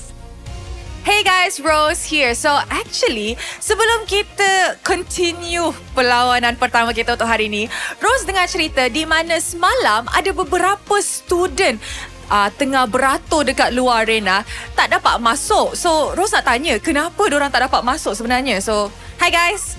Hi. Hi. Okay. Hi. Hi. Apa nama abang-abang? Nabil. Nabil. Solihid. Solihid. Nah. Okay, so Rose nak tanya, sebenarnya apa yang jadi semalam? Kenapa tengah beratur kat luar tak dapat masuk? Sebab tim Vamos fans ramai sangat. So tiket pun habis. So kami tak dapat masuk, kami tengok dari luar. Tapi walaupun kita orang sahabat Rey daripada luar, tak kisah kita dapat masuk ataupun kat luar, kita tetap support Rey. Wow. Always Rey. So fans team Rey lah ni. Tapi jap, maksud tu you guys tak dengar lah shout out kita buat dekat MPL MY suruh belikan tiket awal-awal sebelum sold out? Dengar tapi tak sempat beli. Yelah tu tak sempat beli. So sekarang ni dah dapat masuk arena hari ni, dapat sokong team Rey, rasa happy tak? Rasa happy gila. Happy gila. Tapi tadi kalah. Aduh, It's okay. Tadi first game kalah, InsyaAllah second game, third game menang. Oi, so 2-1 lah. 2-1. First game panas jari je. Panas jari je awal lagi kan? Betul. Okay, Rose nak tanya, sebenarnya you guys suka siapa dalam team Rey? Sebab ada 5 player ni. Ada beberapa peminat lah per player. So you guys suka? Of course lah Siska. Mid lane. Martizi. Kenapa Siska? Okay, Siska sebab season ni memang nampak dia improve gila. Memang improve gila-gila. Lepas tu dia punya, saya pun player ESP. So memang idola saya lah. Okay. So you cakap sebelum ni Siska tak padu lah? Season ni lagi banyak improve. Lagi banyak improve. Okay, Nabil pula. Okay, untuk Martizi mid lane sebab saya suka hero mid lane dan saya memang dah usah Martizi time dia masuk team Rey lagi. So memang dia perform. Oi. Season ni memang dia pegang. Oh, dia pegang? Mid lane. Yeah. Goish. Kau statement memang sangat-sangat menarik. Okay, so apa pendapat korang tentang team Rey musim ni berbanding dengan musim-musim lepas? Okay, macam kita tahu team Rey season lepas nombor 8 kan. So macam mana? Okay, tapi season ni memang nampak improvement mereka memang banyak gila. So yakin memang mereka akan jadi saingan yang sengit untuk SRG season ni. Serius ah? Serius. Really? Yakin. Dorang yang akan jadi saingan yang sengit untuk SRG? Ya, betul. Betul. Saya setuju dengan jawapan Solhin sebab season lepas semua orang boleh nampak season 14 team Rey kat bawah, tapi season ni kita kat mana sekarang guys? Nombor 2. Okay, since you guys sangat-sangat happy duduk dekat nombor 2 sekarang ni, apa kata kita buat cheer? Boleh? Okay. So macam mana cheer team Rey? Okay, ready ya guys? Okay. Aku cakap team Rey, apa saya kata always Rey. Okay, boleh ya? 1, 2, 3. Team Rey, always Rey! Oh yeah! Alright guys, let's throw it back to the casters untuk mulakan game ni. Let's go! Team Rey, always Rey. You know, honestly, those guys are very charming. Yeah. I like them. They have charisma, actually. Those were good interviewees. Good interviews, yeah. We need more of those. Maybe we can pay them. To do what? To be interviewed? Yeah. Like you know how in, I would say, I don't know, America or just Western countries, you always hire like a crisis actor. So just in case. Yeah. So when something is just a little bit bad, you make someone make it look worse. Not what I was thinking, but yes. Yeah, as I was saying it, even I'm like, wait, where am I going with this? I thought you were like saying, if we can't find a good, interview, we can rely on them. But your thought process was like, we'll just add someone worse. Well, let's see what the coach has to say here. We talked with Saint DeLucas. Progress behind the scenes. Oh, we want to see this. The players are not the only ones who have shown growth. My teamwork with Caleb has taken time to build as we had different ideas. A few teams are probably going through the same situation as SRG is the only team that has built a solid foundation. I think that's very correct. Going into this season, we knew there were going to be a lot of roster reshuffles. They're the only team that still had the same lineup from before was SRG. So we already kind of knew subconsciously it would take some time before everyone else would really catch up in the playing field, since there's new synergies, new metas, new compositions. Team Rey has come far from the first weeks. They are one game down now, but I think they're not out yet. And this is why I feel like internally a lot of teams are like, thank God there's 2 legs. Yep. Right? Because otherwise walking will be difficult. Exactly. You would need a peg leg otherwise. Yeah. I don't know who that was. But either ways, for AC, now they're going up against Team Rey, which I think Team Rey this time will draft a little bit more safer. Because that's kind of like their thing. I think being number 2 gave them a little bit more hype. So they're like, we can force a draft. Now maybe not so much.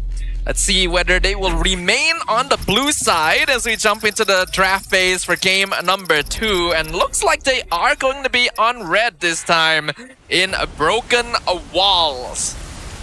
Well, the Baxia, the Gwen has already been banned out by AC. And it looks like so far just making sure that Jasgar is not on a tank is doing pretty well. They even banned out the Uranus, which is a pretty strong TR second pick, which they has been doing quite a while. I think Uranus has just been gaining a lot of traction recently. He's surprisingly durable, is a great way of opening up the map, and most of the other EXP laners you would want to play right now don't have enough burst to chase him out of lane. So he's just a safe fallback and provides quite a lot of utility even if he doesn't have crowd control. And AC doesn't want to deal with that, especially since they have first pick Prio. They want to get other heroes instead. Magic is my life. Well, the Harvey gets banned. Because I was even entertaining the idea, because they banned out the Uranus, what if AC just first pick the Phobius? But now with the Harvey not being there, yeah, pick up the Zushin, which I think that might have been a mistake. I think Zushin would have been a better ban. I still think the hero is very dangerous. I was hoping that Team Rey might take it out and ban it, but yeah, leaving it open once again for Izanami. They respond with the Harley and the Khalid. Should be a Leomord plus I'm not the only one. what? Phobius? Makes sense, yeah. Yeah, the Leomord as well against the Harley, so should be it. Because if not, I think Leomord is gonna get banned, yeah. Yep. And very quick response, the Lapu Lapu in the hands of Siska, one of his classic signatures. But isn't it just a little bit too early though? I think it's fine. They've already seen the EXP lane matchup. There aren't a lot of heroes that counter Lapu directly anyway, and if they don't lock it in now, AC has a very high chance of targeting heroes that do match up. But for me, if I was AC, I'm looking at these 3 bans. Zetienne, Lilia, Eve. Eve hasn't appeared too much, right? But because any of those combination with a Khalid and a Harith, oh, it's so hard to deal with. I mean, beyond that, there's still heroes like the Kimi as well. Not as good as the others, but I think there's enough mid laners in the pool that Team Rey doesn't need to worry too much, and they'd rather make sure that Siska can make a team fight impact. They're gonna get rid of the Cho and the Kalea, so hard targeting the soloed lockdown heroes. And just balance hero pool, you know? Yep. But I don't know why the other hero that I'm thinking of is the Kufra. Which is funny because I don't think he used it last time he was with yeah, CG. not really. I think it was in his SMG days. So Yeah. that was a long time ago.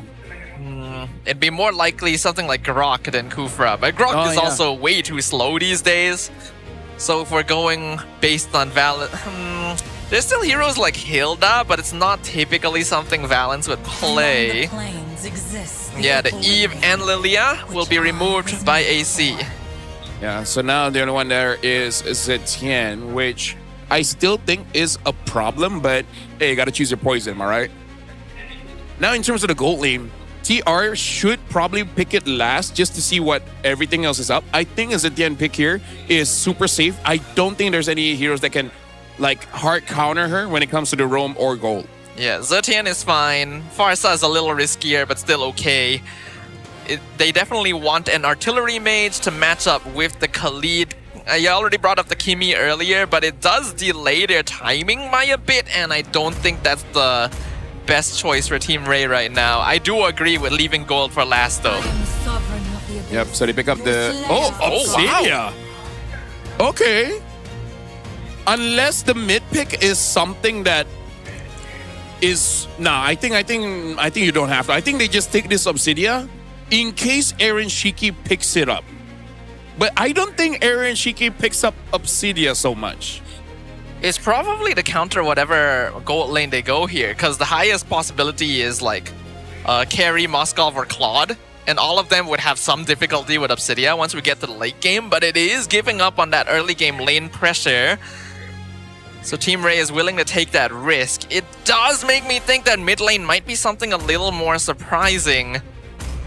Valir? Perspectives expose the same. I wouldn't be against it, honestly. Marcel, though, that's a pretty good pick. And now a Granger. I like the Granger pick as well. Is as long as you're able to avoid the dives.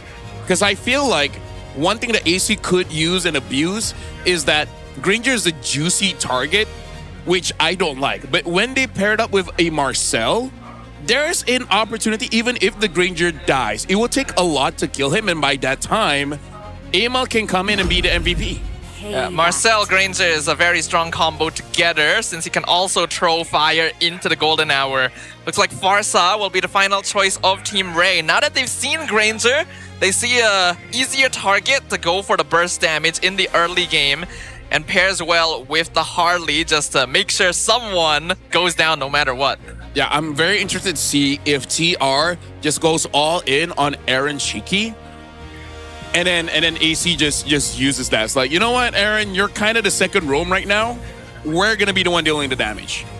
It sounds like a solid plan to me, right? Let's look at the battle spells. It's all flickers, no purifies this time around. Not a lot of crowd control to worry about anyways.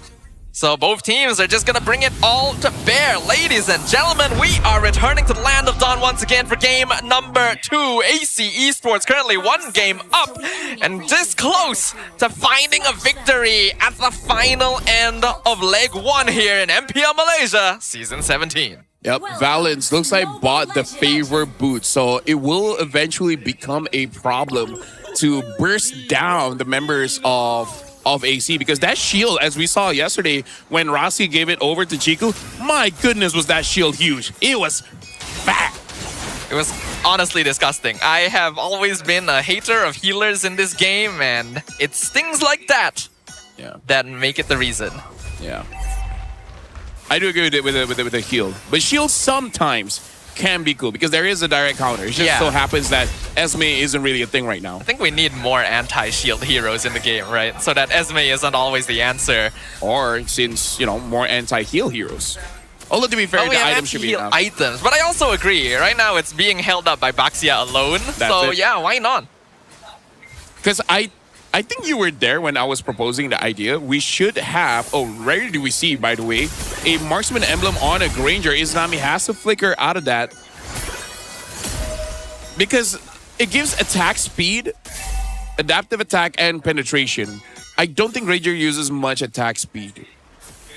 Yeah, but I think it is the percentage penetration, actually. Yeah, true. Because Granger is a late game hero, so you'll get more value out of the percentage rather than the flat that the assassin gives you. So he's giving up early game poke in order for better late game scaling, and I think that makes sense since you're up against an Obsidia. Well, right now the turtle is about to be up. Justgar trying to get that level 4. Amal got his level 4 quite a while ago, so I don't know whether Justgar was just moving around the map trying to go for a gank, because I don't think Hardy should be that slow in getting the level 4 compared to a Leo Mord. Could be just guardings. We don't really know for sure, but he is on the turtle right now. Valence to level 3. Here comes this guy, jumps right into the Phantom Steed, blocks the path. He's going to take a lot of damage. Here comes the Fettered Airstrike as well. Amal is going to be the first one dead to the Fettered Airstrike, but Justgar also gets targeted. Both junglers going to be aimed. Ivan, the next one, flickers out to safety with a Quicksand Guard. It's going to be a 1-for-1. And this is why I like the possibilities of AC right now, because they have a draft where Team Rey they can just throw everything onto one person and then everyone else can fight back. Momo right now, looking at itemization, looks like he's going for a full tank Phoveus, but he can eventually opt for something like a War Axe and it potentially become a either secondary or tertiary threat against Team Rey. I agree. War Axe buff was very big for most fighters. Even Phoveus can benefit from it. So what was once a niche item, if you're doing well, I actually think is quite close to compulsory these days. Better airstrike, they find one with the deadly magic. Izanami is guaranteed dead. Jesgar trying to run away from Amal, has the flicker. Wait, how did he get out? He has space escape. Here comes the golden hour, freezes 2. It's gonna be a bit dangerous for Ivan, but he is tanky enough. They'll end their pursuit there. Yeah, because we hear like a flicker sound. Yeah. And it's like, huh. Wait, that's the jungler. Yeah. Did he not use space escape to engage? Oh yeah, that could be the case. Either ways, that was a pretty good disengage by Valen, starting things off by threatening Martizi, but this is just one of those things where Farsa is still very strong in the early game. It's just that when you do have the Tina shield, then it becomes less. Another feathered airstrike gonna be targeted by the Zeusin, is able to flicker out Ivan at low HP, but Jesgar secures the turtle. Ivan gonna heal back up Amal in a why are you here, sir? Raging Sandstorm will whiff, but the deadly magic will finish off the horse and they'll find Momo on top of it. That was clearly miscommunication because I think Momo said that Ivan was low, and then Amal came and was like, "This is low to you? He's healing." And it's like, okay, I'll kill someone else. But by that time, you can see the hesitation, right? So it's clearly like, oh, the information is wrong. There's the Obsidia ult onto Aaron Shiki, but it's still early, so obviously not enough damage there. Yeah. So far, Team Rey has been able to respond against AC very, very well, and Jesgar gets that. So Amal, from an MVP performance, this game is gonna suffer just a little bit. Amal already 0 and 2. Not the start you're looking for as a Leomord. Landshaker will miss, but Momo had to use Flicker for it. At least we'll be able to catch the wave and make sure it doesn't go down. Yep. And I feel like it's worth it. For now, Ivan looks like he gets caught. 1v3. Should be able to get away because Aaron Shiki first item is that Sky Piercer. So I think he's more happy with engaging in a fight. Marksman emblem as well. So damage is a little lower for now. Not going to be able to get that burst, especially on a Khalid currently. Team Rey with a 2k gold lead, looking comfortable. Balance. I feel like if this game extends long enough, it should be good for AC because oddly enough, Valence gets hit by bone onto the Marcel, chasing him down, finishes him off, and Lalil flickers away. Amal dives too deep. Martizi with the killing spree. Siska jumps into the mid lane. Landshaker connects with Izan. Look at the damage from an airstrike. Martizi with the double kill. Okay, Team Rey looks a bit upset, but in a good way. And this is why I say sometimes anger management, you just might need more anger. Anger management tells you where to direct the anger. In this case, they're throwing it at AC. Sounds like experience talking there. I hope not. Okay. I hope you don't have anger issues. I hope not too. Free turtle now, Ivan buying time. Khalid is such a strong pick these days. Oh yeah, for sure. Not a lot of heroes that kind of stops his movement now, except for Cho. Ouch, the better dash isn't Abi trying to sidestep. Will flicker at the last second. Valen's a bit too slow. I mean, Martiz is feeling himself 4-0-1, looking pretty good. In terms of the items, it's just the glowing one, but the arcane boots helps a lot. 2v1 up top, and Momo is gone. Just Scar finding success on this Harley. Yeah, looks like Team Rey, they really just want to say that game number 1 is just because we're first pick. That's it. You guys don't get the joke, but we know something behind the scenes. They messed up on the select order of the picks. That's it. That's it. Yeah, that's all. Exciting. Looking at the goal difference, Aaron Shiki is still keeping up, but there's a very big gap between the mid laners. Martizi looking good. Okay. Oh, the max range Hunter Bona to Izanami! The Zeusin falls in an instant. Another kill going over to the side of Lalil, and they're chasing Deadly Magic onto Amal. Golden Hour misses, only hits Momo. AC can't do much here. They'll lose their mid-tier 1. Yeah, AC loses the fight before it starts. And it's 100% because of Martizi and Jesgar. Sometimes he does find an opening, so he just goes for it. Speaking of, looks like he's embracing trying to be a damager now instead of a tanker. I don't know if it's just AC, just because going up against AC where he thinks he doesn't need to go tank, but who knows. The confidence is welcome, especially in this game where Team Rey wants to play a very fast comp. Gank on Aaron, not going to result in a kill, but buys time. Lolil is split pushing, and this Obsidia is becoming a big threat. Look at this item. Jesgar already getting into lightning. That's scary. Martizi. That's a bit weirdly far out. Cyclone Eye might save him. Infernal Pursuit still following. No, Martizi's finally going to fall there. Big shutdown for Momo. I was about to say, like, Martizi just got a Divine Glaive, so he should be able to deal with Momo. But then, yeah, I think he was either checking on the items or he was sliding the map. He just didn't see Momo coming into his bush. I feel like that's the worst place to be doing that. It's such a weird position. No, I think you can find worse places to do it, you know? I feel like maybe I've been in enough ranked games where I've seen worse. Valen's almost dead to the Deadly Magic. Will just barely get out of that one. Has to recall back to base. Yeah, but Lolil, talk about amazing use of this Obsidia. Really giving the energy, I can do everything myself, right? Max range on that Hunt of Bone, hitting onto Izanami, a key target, and then just wailing on him. Like, between Lolil and Martizi, they're really competing for the MVP spot here. I mean, this is why we've always loved Lolil, right? This guy has been so aggressive on the marksman picks from day one. And we know Obsidia is one of his signatures as well. He's confident, he's comfortable. Looks like they're gonna catch onto Ivan right here. Half HP on the Khalid, but not enough damage to finish. Yeah, maybe Lolil's like, finally Muntan buff a hero where I can fight, where I can start. Momo takes a lot of damage. Momo is dead, actually, to the Deadly Magic. Here's the Phantom Steed. AC is trying to engage. They find the Golden Hour, locks down the Feather Dare Strike. Martizi not able to continue with the damage, and Izanami lifts him up, throws him down, and he is dead. Siska on top of Aaron Shiki. Izanami gonna be finished off by the Harley. Siska still alive, buying so much time for Team Rey.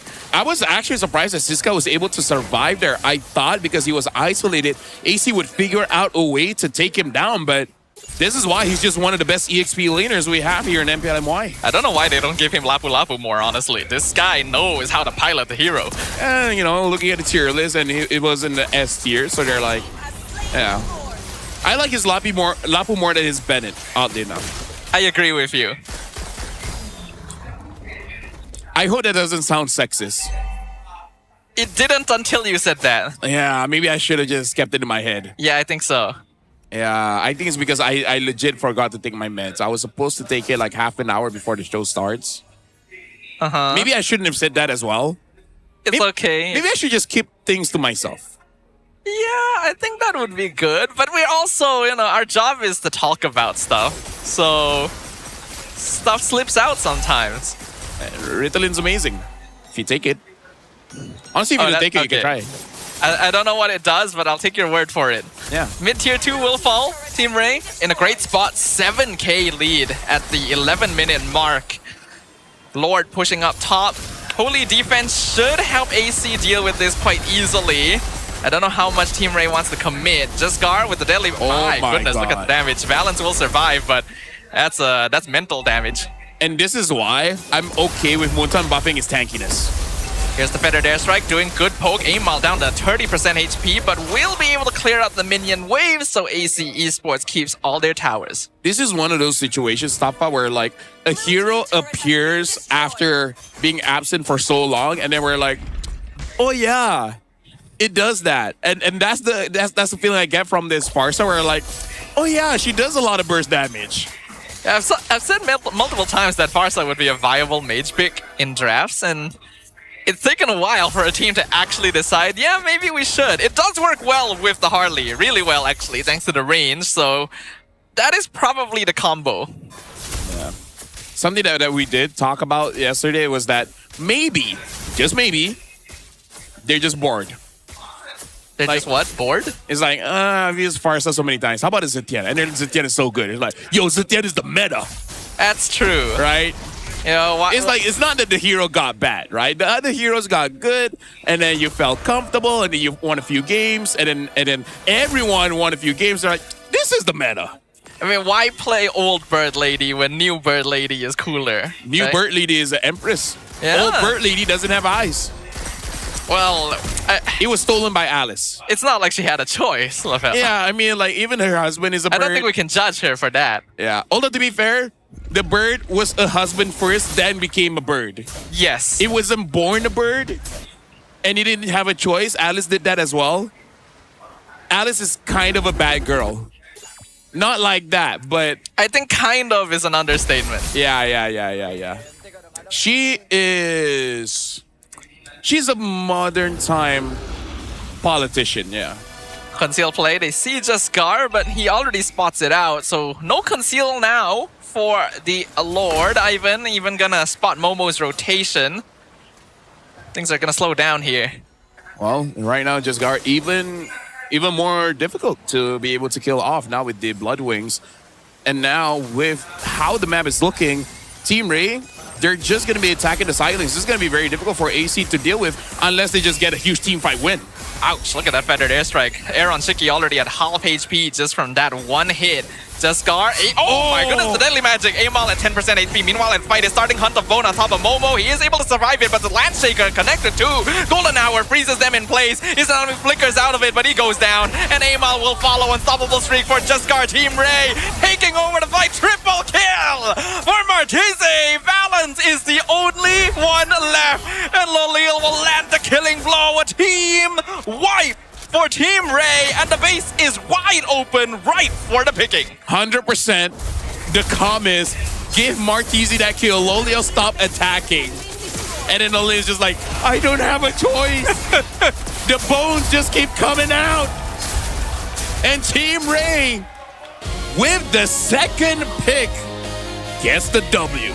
Looks like the interviewees were correct. For now, they bring us to a full series. And this is much more akin to the Team Rey that we saw yesterday. They are very good at playing these early game comps. Yeah, so now we can see what Team Rey does when they're too confident and when they're locked in. Because when they're locked in, then it's like, okay, we kind of don't want to mess with you guys now. Gotta play the game correctly, guys. Who would have thought, right? That's the secret. Maybe don't be so cheesy out in the open. Cheese is not very good for you. It sure tastes good, though. It tastes amazing, and it depends on the cheese. That's true, actually. Right? There's a lot of cheeses. There's like blue cheese, red cheese, yellow cheese, green cheese, black cheese. I hope not.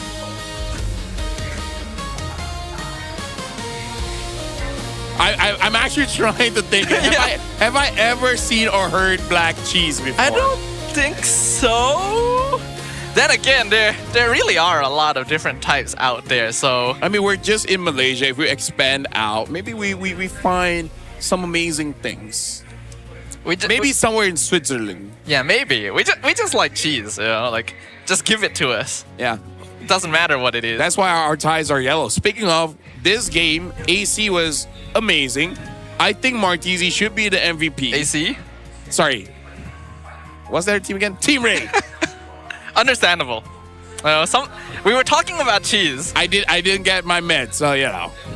Team Rey was incredible. Really good game, actually. Just Scar starting to play assassins all of a sudden, right? He was tank only for like what, 2.5 weeks? Yeah. I think this is the other plan. Play only assassins so that they bet it out, and then you go tank. That's true. You can't handle them all. Just like AC couldn't handle Martese, our MVP of Game 2, finally pulling out the Farsa again and telling the world how much damage he does. Yes. Something about the kill participation, man. But yes, the burst damage is amazing. It's huge. Completely counter Izanami, and just finishing off the fight kind of single-handedly. Everyone else is there as well to give protection, vision, as well as follow-up. But Martese also kind of telling the team, y'all don't have to do that, right? I am enough, which is something that most guys tell themselves. Couldn't be me. Martese looking really good this game. And the synergy of this lineup is strong. Honestly, it's very powerful early game. The mid trio is capable of executing basically anyone they see on the map. Siska on his signature pick. Lapu also doing a lot of work, allowing Lolil to farm really, really quickly and really safely. Yeah. In this game, I really feel like AC made a few blunders in the early game. Notably, the one that I remember right now is when Amal moved forward, trying to get a kill onto Ivan, but Ivan was healing up, and then he was like, I shouldn't be here, should I? And then the entire time, it's just done. This is one of those games where it's clear that the mid trio couldn't do anything. It feels kind of bad for AC, but the Zeusin Marcel combo can be a bit lackluster if the damage-dealing heroes aren't able to get off the ground. They're very CC-oriented, which means you need the damage to actually pick up kills, pick up snowballs, and if Leomore is not able to start the game running, he falls off very, very quickly. Yeah, so I feel like, honestly, when it comes to draft, both teams are really good. It's just that this is not really a cheese because Farsa is honestly still meta, still very strong, no matter which part of the world you go to. It's just one of those things that you kind of forget, and then when you get hit by it, that it kind of throws you off for a loop. And I really feel like in this game, they just don't know how to come back with a Marcel because it's a strong hero, but it's definitely something that you have to get used to for a while. It's not something that you can just pick it up and use instantly. Yeah, Valence felt out of his element this game. It's not your typical playmaking frontline roamer, and most of the golden hours didn't have a particularly big impact, just kind of delayed the inevitable, though that's also largely because of how ahead Team Rey was at that point. AC did not have the right heroes this time around, and the game state accelerated so much faster than before, which meant they couldn't play their standard safe, wait for mid-late game style. And another game where Martizi dealt the most amount of damage. This seems like a game that he really wants to shine. Game 1 and Game 2 really started to show up. I appreciate that here in Week 4, most of the mid laners are here to play. It's great to see, right? The role had felt so ignored for very long. I would almost say kind of stale as well. Yeah. Like the heroes are mostly the same. They still are mostly the same, but at least you can do more with it. There's a bit more flexibility in what the mid lane can do. You can do damage, you can do setup with like Zeusin and stuff, and it makes it a little more interesting to play around the role. Martizi definitely popped off. Maybe it's the fan effect, right? He heard that there was a Martizi fan in the audience, and that gave him energy. I can see that. I can see that. Speaking of making it less stale, I really hope one of these days will make Kagura playable. Oh, yeah. Like, I feel like certain 1v1 hard-to-use mid laners would be cool for the game. You know, like Gushin viable in the mid lane for, say, 3 weeks or something. Kagura. Is there any other mid laner that's, like, flashy like that? Flashy like that? Because we have a lot of stationary mid laners. Yeah.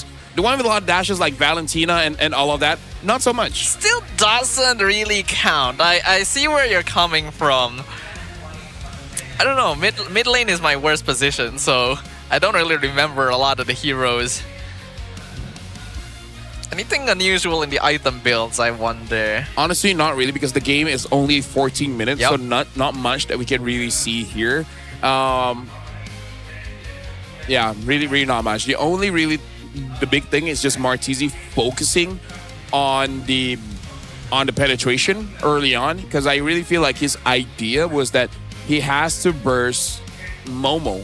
Yeah. But then he's like, I have enough, I build lightning, and I burst everyone. I really feel like going lightning first would be okay, because Momo really shouldn't be his job, but maybe he's just that guy that wants to do a little bit more. He's taking extra shifts. Yeah. Why not, right? It's unfortunate for Momo because he even specifically went for the Radiant first to handle Martizi and Jescar, but then like 1 minute after that the Divine Glaive was completed, so it's denied quite quickly.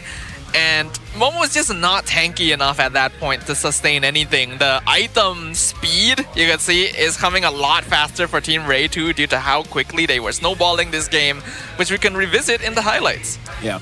I really feel like this is just a situation where AC just hasn't practiced this draft a lot. That's it, because this is a difficult. Any draft with Marcel is just a little bit difficult, and I hope we see some changes from AC. 2 games in a row, Martese has been the highlight player, win or lose. So I want to see more focus on being able to dive the backline, because that's kind of the thing of game 1 and game 2. They don't have any divers, right? Game 1 was better because Team Rey was the one to dive, and then Valence countered.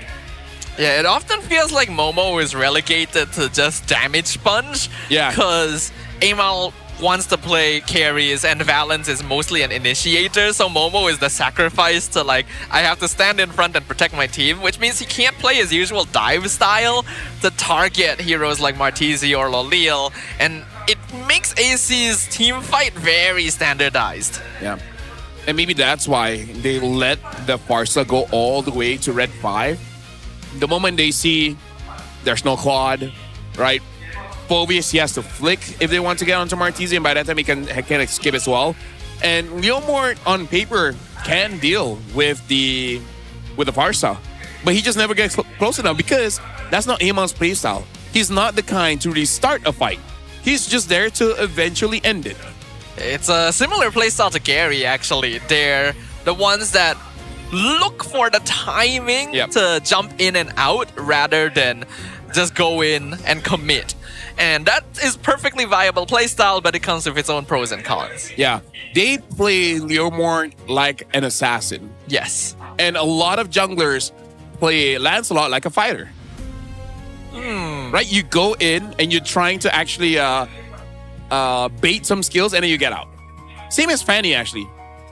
Interesting. Right? So more assassins are acting like fighters trying to bait stuff, and then the fighters are waiting for all the bait stuff to come out, and then they go in. Even Alpha. I think the difference comes down to whether or not they can survive the bait. Hanzo as well. Yeah. So the assassins are doing fighter jobs, and the fighters are playing like assassins, because fighters, when you go in, you don't go out. Because I feel even Aulus, if he gets to be a jungler, he's gonna wait for everything to come out and then he joins the fight. And then he just, Kamikagura, you know? So, suddenly it feels like I have to think about this a bit. Right? Because you're not wrong. Think about Naruto as well. Actually, no, this is one of those fighters that can start a fight, but most of the time he dies first. For you guys, though, make sure you guys grab the Naruto skin. Right now we have Itachi as well as Minato in the fray with Gushin as well as Julian. It's on the game right now, so make sure you guys spin for that one. But have I not opened your mind now? Yes, actually. Even Hayabusa. You go in, chop, they all try to get you, and you're like, bye-bye. So, I don't know if I'm being influenced, right? In the first place, I feel like fighter, their job is not really to bait, it's to fight. And then stay there as long as you can, right? I guess? You're making me doubt myself, Lafel. My years of casting, my years of being a fighter main, and you've cast doubt upon my identity. That's what I do. I think I need a psychological degree so that I can ask questions that otherwise would be deemed illegal, apparently. Yeah. Because that's what a psychology degree does, right? Yeah. And I think that's why Aulus is potentially good, because he does have CC immune on his first skill. Funny enough, I don't know if it's intended, but it doesn't just cleanse CC. It cleanses debuffs as well, like marks. Like it does? Like if 1-1 marks you, you can make it disappear. That has to be a bug. But at the same time, it kind of operates like 1-1 second skill as well, because that also cleanses marks. Well, yeah, but that one says it cleanses marks in the description. And Aulus' does not. Yeah, CC immune does not make you immune to debuffs. Yeah, because all debuff can be categorized as crowd control, but not all crowd control can be categorized as debuffs. No, I don't think all debuffs can be classified as crowd control. Meaning, like, debuff is a higher tier than a crowd control. Sorry. Yeah, debuffs can be categorized as higher tier. Any negative effect can be called a debuff. Yes. Right? Like a knockup, yes. You can argue that it is a debuff, right? Sure. Yeah. Magic is my life. Slow, you can say, is a debuff. It's a bit of a stretch, but sure. Yeah, because apparently even carry marks you can make it disappear. Yeah. It's not a crowd control, it's a debuff. Yeah, it's... I don't know. See, I open your mind, don't I? I don't know, I'm just too tired. Man, it's the start of the day. It's the start of the day, We've only just begun. Well, you know what? It's not... We've not only just begun. It's game 3, right? The draft for game 3. Uranus first pick for Team Rey. Yep. Sand rises when I give the word. I think it's okay because maybe this is just Gar's current favorite, and now the Eve gets pick up another counter towards the Jushin, and then now they're gonna follow up with the Cho as well. I do like Team Rey's opening here. AC, I kind of want a diver because again, I don't want Martizi to be free. That's the problem. Yeah.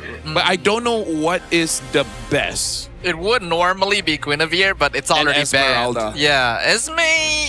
Against Uranus and Eve, right? Esme's not bad, actually. Yeah. But again, people just haven't used it. But it's not like Esme got nerfed. There was one Esme in MSL yesterday.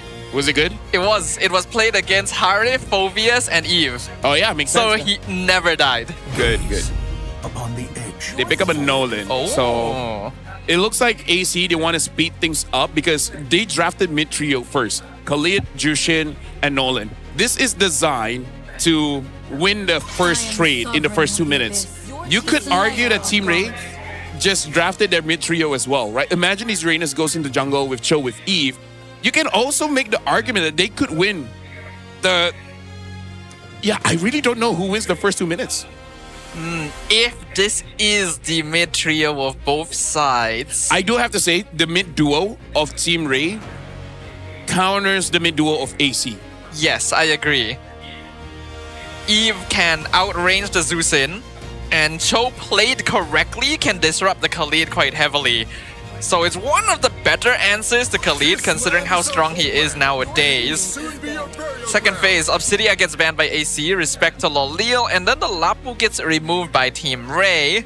When the body suffers. There's not a lot of heroes that can directly deal with a Uranus. If they really want to make sure EXP is okay, it'll probably be like an Alice ban.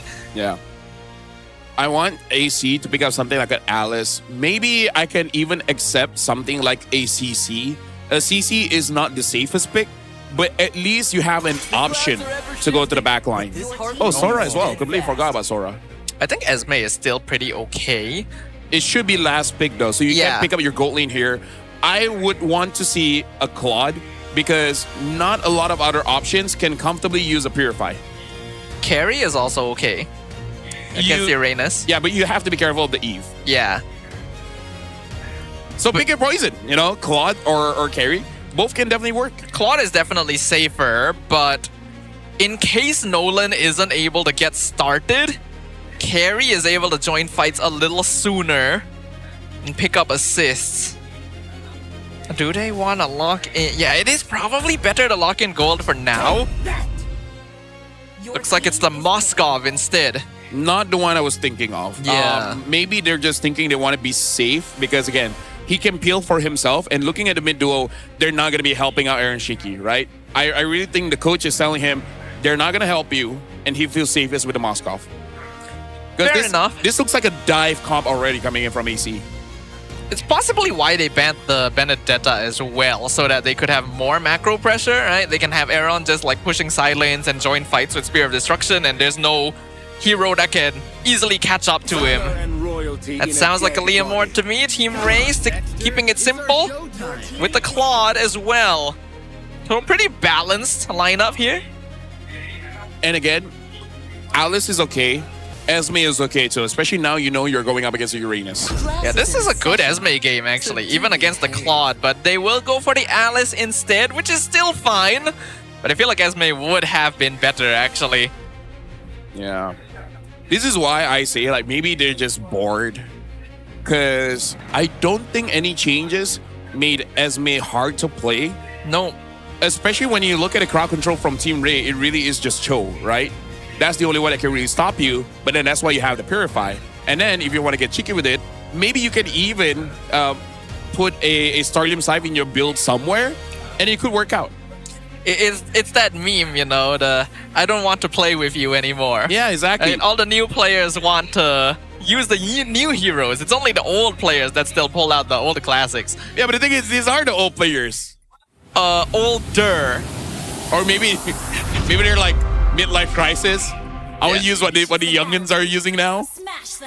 I'm referring specifically to like Chiku and Valens. Momo's kind of old. Izanami's kind of old. And interesting. You know what? You're right. I don't know. Maybe it's just different aura. Anyways, let's jump into the land of Dawn, guys. If you told me Momo had a kid, I would believe you. Look at his face. I don't know whether I would agree, but to each their own, right? He looks mature. Okay, Valens didn't get that, but they forced out the retribution, which is something. It is something.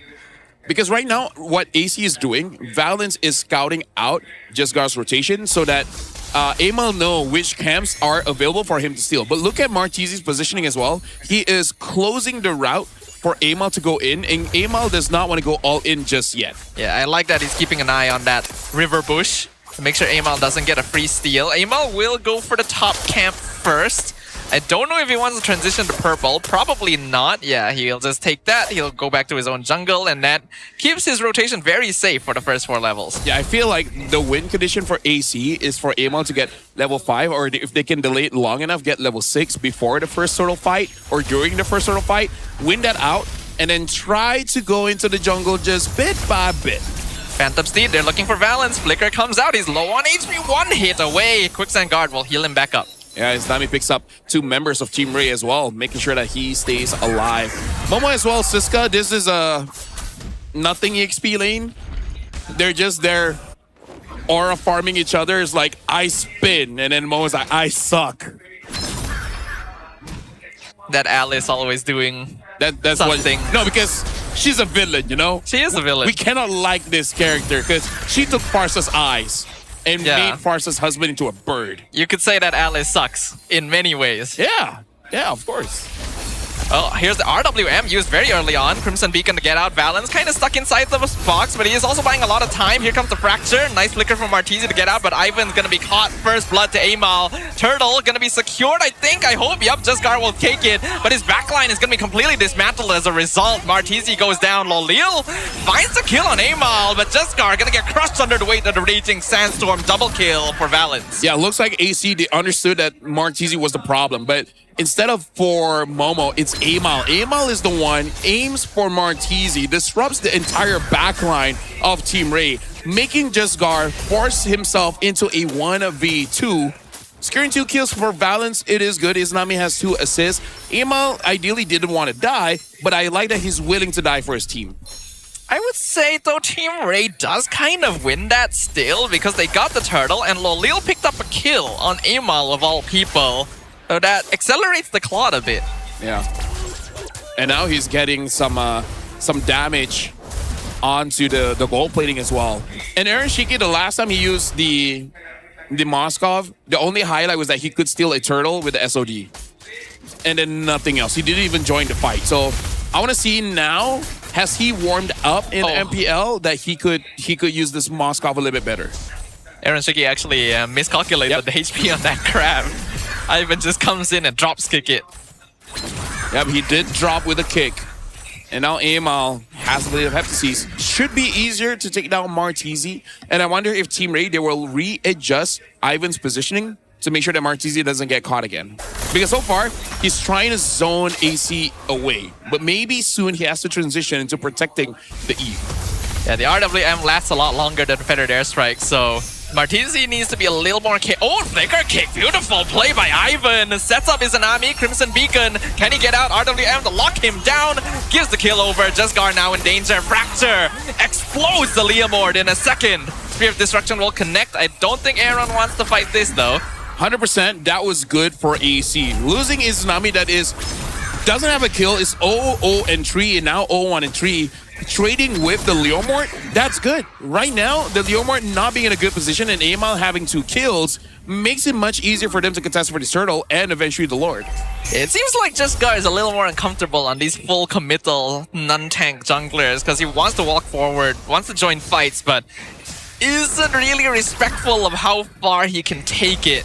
Already 2 deaths on the jungler is not a great start for Team Rey. Yeah, AC 1.4k ahead. Ivan looks like he's trying to set up for a kick here. He does not have the flicker, but maybe he can kick on a Valence. Not the perfect target, but yeah, just not a perfect target. Right now, it looks like AC, they are taking their time. I don't know if they're waiting for Team Rey to make a move or something, because they're not being proactive on his turtle. Here's Tsunami, Crimson Recon forward. They're targeting Martizi, but he's able to flicker back. RWM traps 3. Fracture, will it be able to pick him off? It does, but it trades for the Nolan. Though Team Rey taking a lot of damage right now. Aaron Jiggy has joined the battle with a Spear of Destruction, picks up 1. The rest of them are still alive. Lolil comes in, Blazing Duet, doing a good amount, but it's not quite enough yet. He doesn't have his items. Siska gonna get picked up 1 more time. The HP damage is too much. Momo picks up that kill. Yeah, right now AC, they're playing as a team, and Amal is more than willing to sacrifice himself. Although, to be fair, that was not his choice. He was kicked by Ivan, and this is why I say they would change their approach. Instead of Ivan going for the kick, he's gonna wait for Amal. Amal came in. Because of the Blade of Hephaestus, he was able to trade. And I think AC will take that all day. Yeah, I think AC is quite happy with this current situation. Jesgar gonna have to use Phantom Steed to avoid the buff being stolen too. AC at a 3.5k gold lead is gonna be sitting very comfy at the 6-minute mark. The switch in approach to target Martizi first is making teamfights difficult for Rey. Yeah, now no difference in the mid. A bit of difference when it comes to the roam doesn't matter, but in the jungle, even though Amal suffered 2 deaths, getting 3 kills there makes it so that no matter what, he is still winning out the trade. And like you said, if Neomort doesn't get things started, well, it's going to be very hard for him to get a comeback unless he's full build. The majority of the gold lead actually between the junglers, specifically Amal having 3 kills under his belt already. Ivan going for the antique first item to help deal with the Nolan just a little bit. But AC are now in the driver's seat. Let's see what they do with it. Yeah, even having the... hold on. Ivan gets spotted out, able to get away. Amal, even investing in more penetration, getting the Malefic Roar, just in case if he has to deal with Siska as well. So, kind of same mindset of Martizi. He has enough for the squishies. He wants to make sure he has enough for the tanks as well. RWM to start the fight, doing some damage to Izanami, but AC just chooses not to commit. Yep. Because the Lord will be spotting in 30, and by that time, the RWM will be there as well. So I think Team Rey, they were looking at the Lord, and they're thinking, even if they use it now, they're not going to get punished. So I respect the attempt. It's clear that Team Rey has lost their early game tempo, so they're going to need to play entirely for Lolil at this point, and that's why we see Ivan heavily babysitting him instead of opening up the map. They're going to be trading out mid-game dominance entirely. Yeah, Momo so far having a pretty good game as well, really uninterrupted, because there's not a lot of shred coming in from Team Rey. Until Lolil gets 3 items, he should be unkillable unless he just tries to 1v4. Maybe even 1v4, as long as they all stay close, he should be able to regen all of it. Yeah, I think so too. I'm really hoping AC plays a little more aggro because they're once again falling back to the habit of kind of waiting out this mid-game. They're like, Team Rey will eventually make a mistake, so let's wait on that. Well, they will find one. They lift up Martizi into Amal, and he explodes. Here comes the ultimate from the Alice, dropping on 3. Momo has to flicker out just to make sure nothing happens. Spear of Destruction will connect in the mid lane as well. In the meantime, Lolil in a 1v1 with the Khalid. Kind of a nothing burger there. Yeah, the Throne of Ruin was able to stop 2. And yeah, AC able to get Martizi. So maybe that's the call. Oh, flicker kick from Ivan. Gets pushed aside by the Spear of Misery. Not able to get that catch. Yeah, that was good. Maybe that, again, the reason why Aaron Shiki used this Moscow, because 100% no protection is going to be invested in him. He has to do it all by himself. And AC, maybe the goal is Martizi. Once you catch him, then the game is free. Until you catch him, as long as he's out of vision, you're always in danger. Perhaps having a self-sustaining hero is going to be valuable for them here. Ivan looking for Momo. Here comes the Alice. Just Gar pops the Phantom Steed. Real World Manipulation comes out. Martisi already has to cancel it though. Lolil with the Blazing Duet doing good damage, but it's going to get lifted up. Tries the BMI out, but Aaron Chicky! He's in the back line and he dismantles Team Rey. Just Gar going to be abandoned and picked up as well. 3 members of Rey fall. Yep, getting those short, like low HP targets was good for Aaron Shiki. And I like that AC, they understood they don't have to care about the Lord. It's a 9-minute Lord. Getting those kills, get those turrets, that's a bigger conversion for them. So good decision by AC Esports as we get to see the instant replay here where they just leave it up to Momo to disrupt the background. Look at his spear coming in. Waiting for Martisi, hits onto Martisi. Lolia was there, so free kill, and then very quick purify by Aaron Shiki the moment he gets kicked by Ivan. So very quick decision by AC there, and I think they made the right one. Very good from Aaron Shiki right there. If the Spear of Destruction didn't connect, there was still a chance of Team Rey surviving that, but finding Martisi in the back set him up perfectly. And now AC Esports are sitting very pretty. 6k gold lead in 11 minutes. Lolil only just finished his Trinity, so he is behind a bit. Team Rey still have a chance, but they gotta do it perfectly from now on. Yeah, and I think they have to realize that Martisi is the target. As long as Martisi survives, AC won't be that aggro. And I'm saying this because maybe they can use that to have a flank of Ivan and Lolil, right? So even if Martisi does get caught, just deal with the damage dealers, and then you should be okay. Maybe Martisi could consider getting a Winter Crown, right? It's not ideal, but buy some time, right? If you know the enemy team is going to be engaging on you and you need to be the one to start the fight with RWM, get the crown, buy a few seconds, let Ivan and Jaskar enter the back line, and maybe you can do something with that. Look at the damage though. Aaron Shiki, he is farmed. Yeah. Now he's able to do something with this Moskov having the Wind of Nature as well. Okay. Kick onto Valence. Phantom Steed comes out. Our Real One Manipulation, but the funnel is not really ideal for Team Rey. They have to get out, but they're not being allowed to. Izanami locking down the Eve. Once again, Martisi is dead. Out for the count. Yep, Momo having 3-man Throne of Ruin as well. Although I have to say, right now Momo's job is very easy. Barely have to do anything. You're kind of like playing a high loss at this point because Team Rey, they will clump by themselves and you just press the ult. Because so far, we haven't seen any flash plays coming in from Momo. He's just there. It's like already in position. I'm like, now's my moment. This is becoming very, very difficult now for Team Rey. I think the Winter Crown may be mandatory for Martisi at this point. AC Esports is just finding him every single time. And without the Eve, they don't actually have a very good form of initiation. It's only the Way of the Dragon, and there isn't a particularly strong target currently. Yep. AC 6.5 ahead.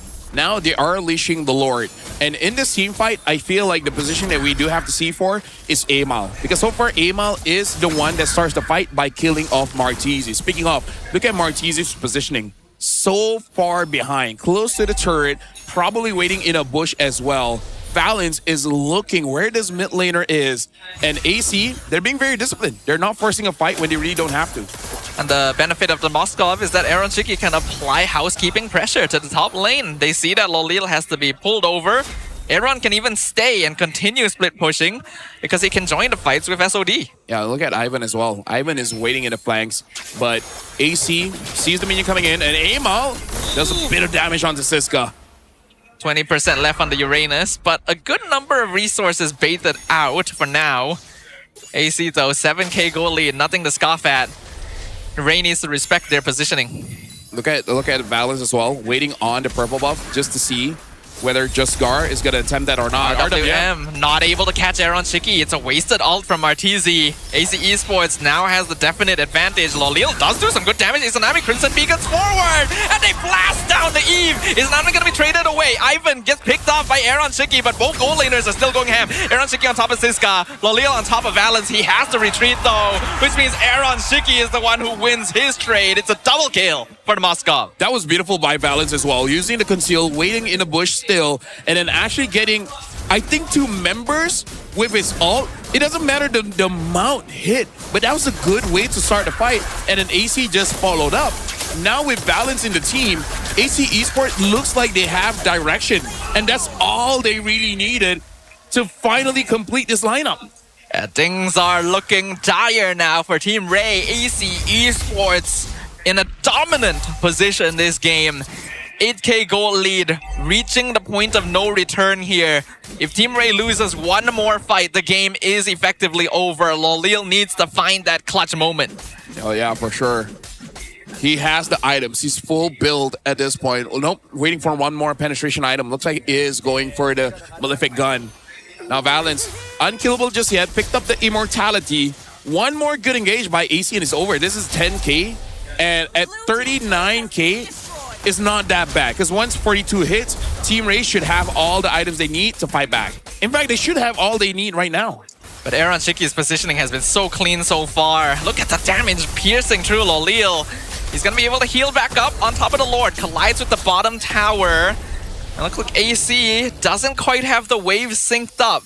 They will slowly stagger them into the base of Team Rey, but not quite enough for them to siege. Lolil does actually hurt. Momo needs to be careful. Yep.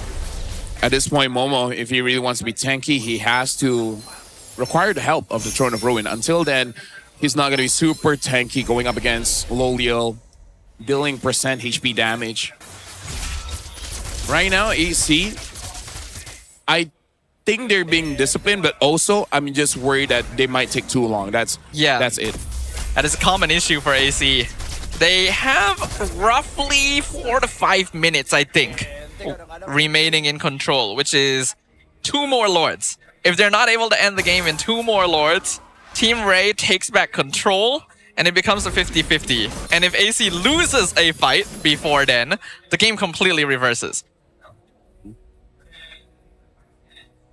Momo, I think, even if he gets a good set, yeah, AC, I think this is good character development and also bad, because Team Rey, they have the tools necessary to fight back. Because even looking at just Gar, he has the Endless Battle as well as the War Axe, so that's all the damage items he really needs. And then now maybe he's building for... I don't know whether he wants to go for an Immortal or for an Antique Cuirass, but it looks like he's going for either. So even just Gar has the damage. Ivan now with the Chastised Pauldron as well, if he gets stuck onto Aaron Shiki, that's going to be a lot of damage mitigated. So Team Rey has all they need to fight back. They just either wait for AC to make a mistake or Ivan gets a very good kick onto someone. But at this point, I think it's just aim out if he overcommits. I'm starting to think it's not 2 Lords, actually. It might be only 1 for AC Esports. They ideally need to end the game with this next one. Yep. Because after that, it becomes a lot more difficult. They'll still have the lead slightly, but Team Rey is really farming up with this time. Yeah, it's just Gar. He's just waiting for one more item. Just not entirely sure because he only has the Ares belt. Did Martisi get a Winter, actually? He did not. He did get the Blood Wings, which is not as good. Yeah, it feels a little greedy, but if it works out, then... Lolil just sold his boots. He sold his boots for the Rose Gold Meteor. So now a little bit tanky. And look at AC. Ooh. They want a flank angle. It's a multi-pronged attack. Flicker from Ruin completely misses. Raging Sandstorm Flicker does connect though. Martisi gets dismantled by Amal in an instant. But Lolil is still alive, still full HP, buying time with the Quicksand Guard balance. They're setting up for Aaron Shiki. He's split pushing. They're not allowing Team Rey to go home. Even a Spear of Destruction to slow him down. Aaron Shiki, he's on the crystal. Can they stop him? Wind of Nature. Aaron Shiki's there. No! The minions! 1 hit beyond the crystal! If Aaron Shiki had a Purify, he could have ended that game right there. But that's still a cool kick by Ivan. My heart. My soul. I can't believe... Wait, how many times this season is this kind of thing going to happen? Team Rey now pushing down mid, 3 members of AC. Oh no. Oh no, if Team Rey ends it like this.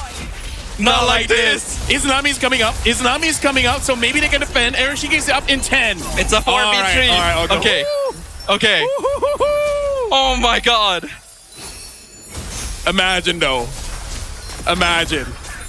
I need a heart rate monitor right now. It's going fast. Here, RWM once again. Izanami goes down. Team Rey fighting back. Lolil jumps in. Good flowing blood. Momo makes sure he's not another casualty. Okay, imagine this, imagine this.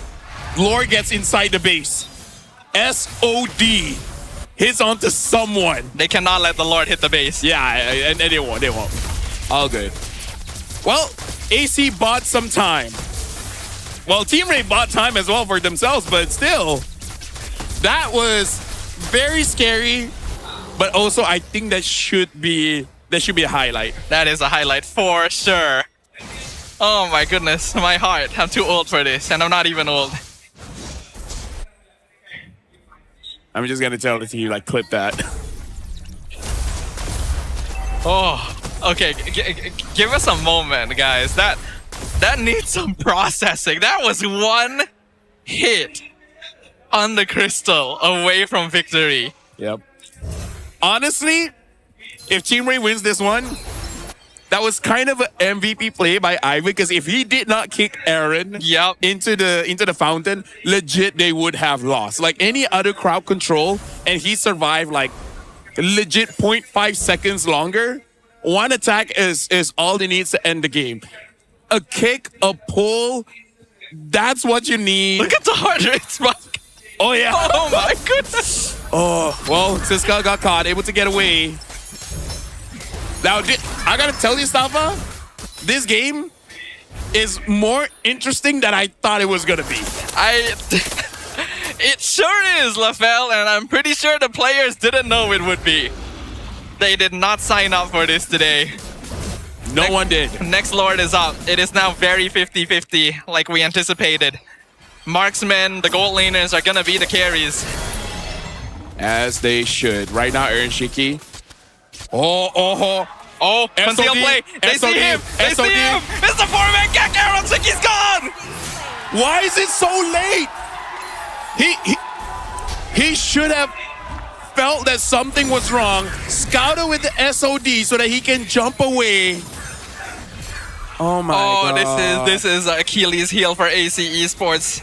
They just keep playing the game the way they think it's going.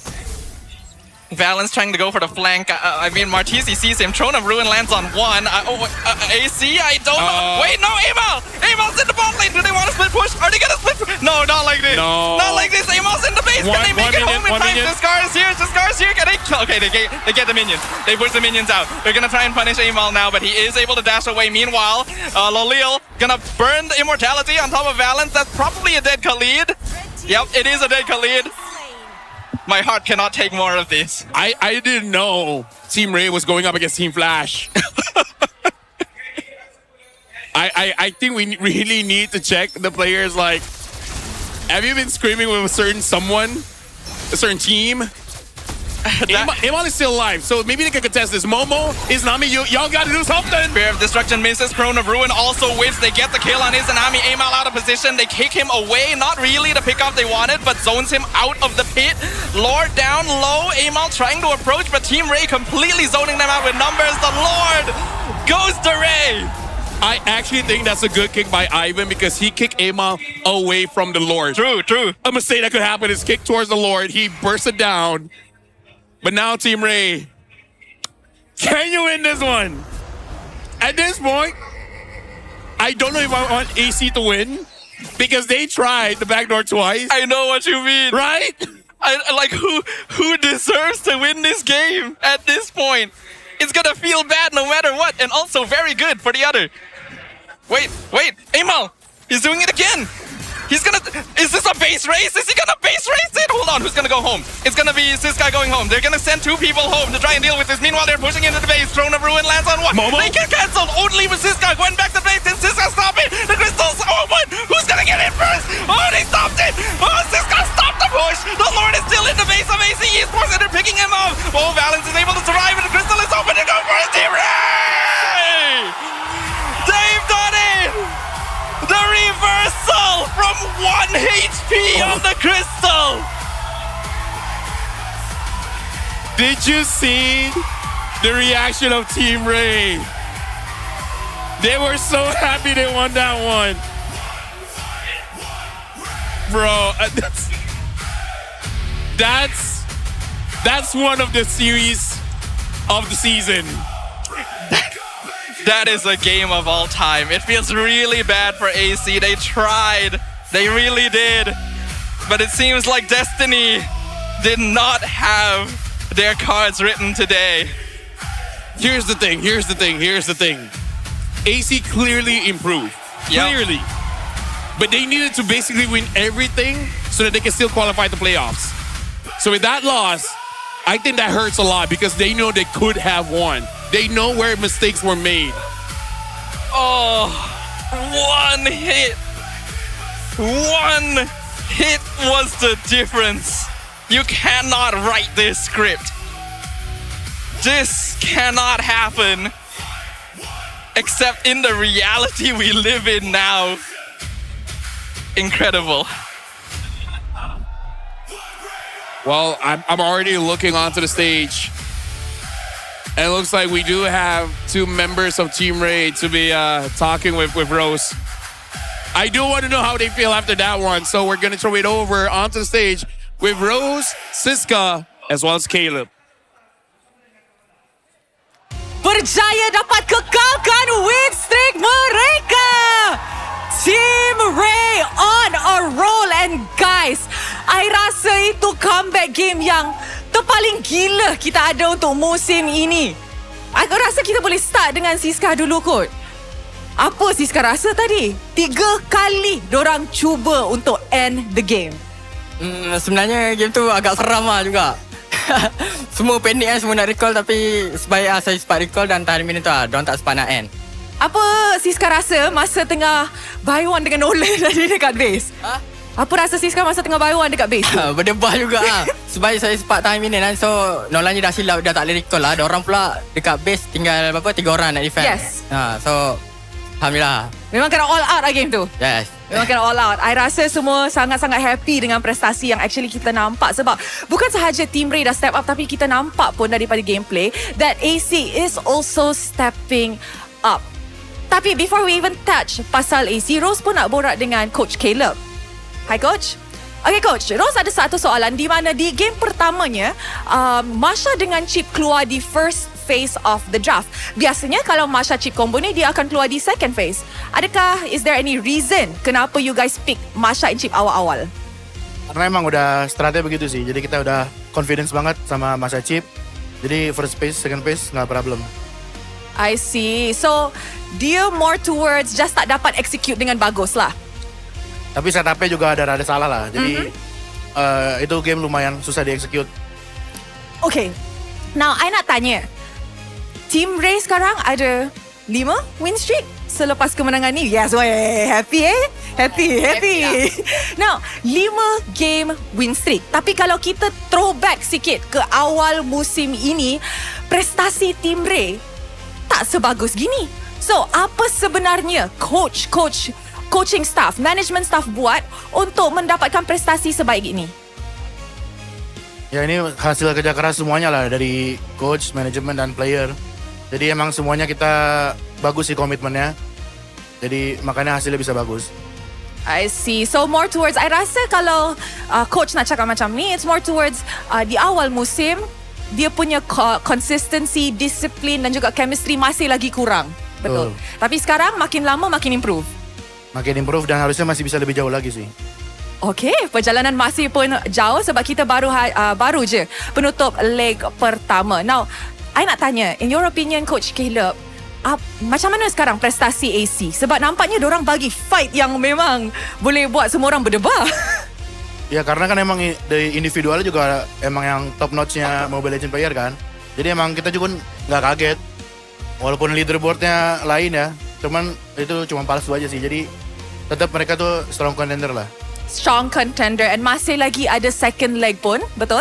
Betul. Thank you very much Coach Caleb. Okay, Rose nak kembali dengan Siska pula. So, adakah pocket Siska dah penuh untuk leg pertama? Dah penuh. Dah penuh. So, adakah you rasa you boleh kekalkan konsistensi ni untuk masuk ke leg kedua pula? Harap kita orang dapat kekalkan lah. Kita orang punya konsisten ni di leg kedua. Sebab di leg pertama ni kita orang dah buat yang baik juga kan. So kita harap leg kedua kita orang dapat kekalkan konsisten lah. Betul, and I think semua orang pun nak kekalkan konsistensi mereka. Now, Siska, Rose nak tanya, you dah dapat jumpa semua tim dalam MPL MY untuk leg pertama. Untuk leg kedua, tim mana yang you sangat-sangat nak rematch with? And kenapa? Mungkin nak jumpa dengan RQ kot. RRQ, is there a reason kenapa nak jumpa dengan RRQ? Sebab kita orang kalah kan dengan RQ. Itu je sebab. Nak balas dendam lah. Betul. Okay, thank you very much. Alright guys, kita dah tengok game yang sangat-sangat seram. Tapi hanya seorang yang boleh menjadi MVP. Agak-agaknya MVP dia siapa? Siapa? Mari kita tengok MVP in 3, 2, 1. MVP jatuh kepada...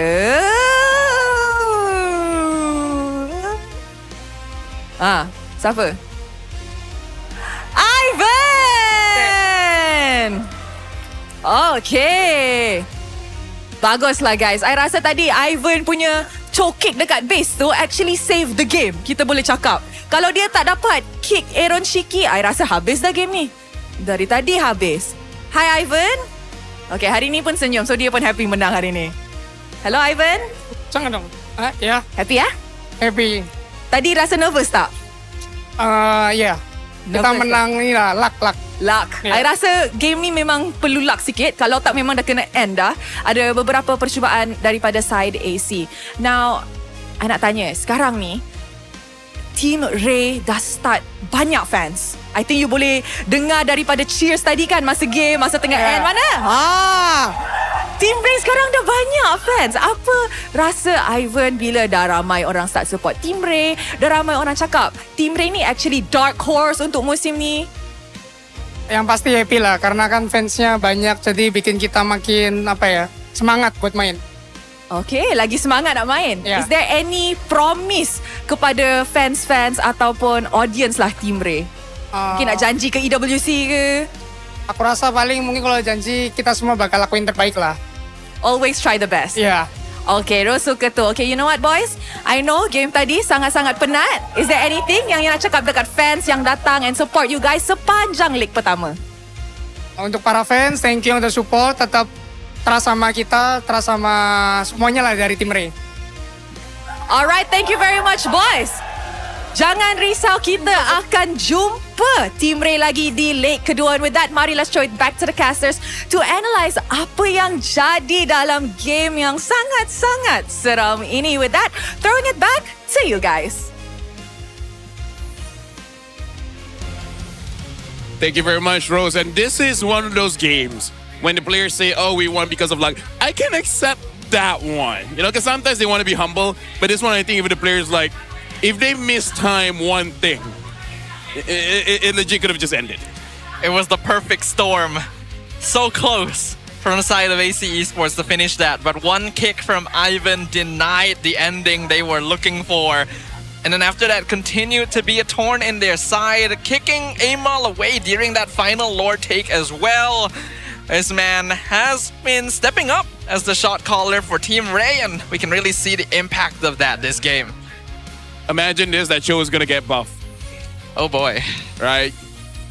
More smoother combos, longer attack range. You know, the thing is, whenever people say we're going to make a hero's combo smoother, a lot, like, people who really spam the hero might not be happy about it. Oh yeah, true. Right? The timing could be off, yeah. Because it changes things. Yeah. Well, with that being said, this is definitely a game, and I think we built it up where AC took too much time. Right? They keep missing their window of opportunities to end the game because, yes, they tried to spam by ending the game with a split push, but they didn't have to be that. They could have ended, say, 7 minutes of the game. Yeah, you're right. They didn't have to force a split push. Aaron Shiki was in a dominating position around that 17-minute mark. They could have definitely pushed the envelope, picked up kills here and there, and slowly made their way into the base, but for some reason decided to continue staying on the map and just farming up even when they were already full items, giving so much time to Rey to catch up. Yeah, it was just unfortunate. This is one of those things where you just tunnel vision, right? 100% tunnel vision. And if you just take a step back, you can really see, like, you have options. There are things that you can do. So just do it, right? So I think for AC, this is definitely a game where they can really recap on and see all the mistakes, but more importantly, all the opportunities that they just missed. It was a great adaptation, right? Go for Martisi. He's the one starting the fights. He's going to be the one doing most of the damage. If we target the Eve, we can pick up Jesgar along the way because his positioning is going to be in front of him. And they won early to mid game hard as a result of it and just didn't push that advantage. Yeah. This loss is going to sting a bit, all right? Because it's one thing to lose by getting outclassed by your opponent. It's another when you know it's in your hands. So that loss, you can make the argument it's not Team Rey that won, it's just AC loss. Even if you discount the fact that they played slow and let Rey catch up, even if you discount the fact that they failed their first split push because Aaron couldn't hit the crystal one more time, I don't feel like it was necessary to depend on a backdoor victory after that. Just fight. Honestly, you could 5-man force that. Yeah. Right? Just take care of the minion wave and then go in. Oh wait, no, you can't because of the Clyde. But still, like, maybe something else, right? Instead of just keep on doing about it. And Aaron Shikin only did 72k. Lolil did kind of double. Actually double. 147,000 damage.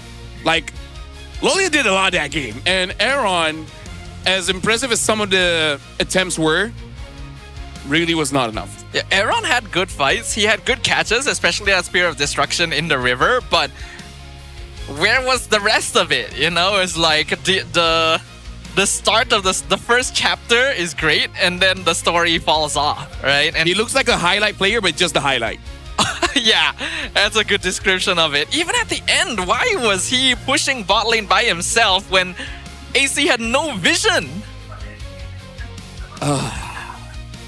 The only reason why I say that's a mistake is because I've been doing this for a while. Most of the time, Moscow players, the moment they feel just a bit off, even when the map is dark, they would throw their SOD in the direction where a rotation might happen so that you can see it and then you can dash away from it. The fact that he had SOD, he saw Lolil going in and out of the bush. That should be an indicator that he wants to stay. Why does he want to stay? That should be your clear sign, I gotta bolt. It felt like AC was playing a game where they thought their opponent would move the same way throughout the whole game. Alright, they're just thinking, okay, we'll just split up across the lanes again, set up Aaron to push. They're probably around the Lord anyway.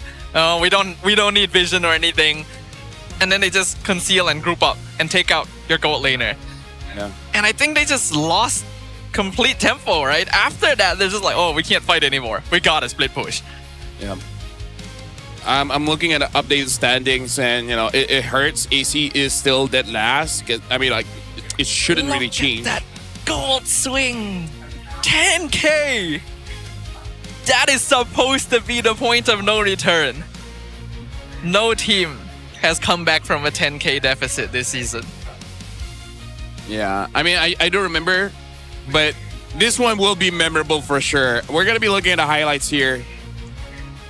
This, like, usually I would be having so much pain on watching a team lose a winnable game, but this one I can say Team Rey had to fight for that opportunity to present itself, right? So credit where credit is due. Team Rey right now, solidly the second best team in the first leg of the season, and every single time they showed why they deserve it, right? The game against SRG, all the sweeps, and then now against AC as well. In a losable game, it's one thing to win when you're 10k ahead.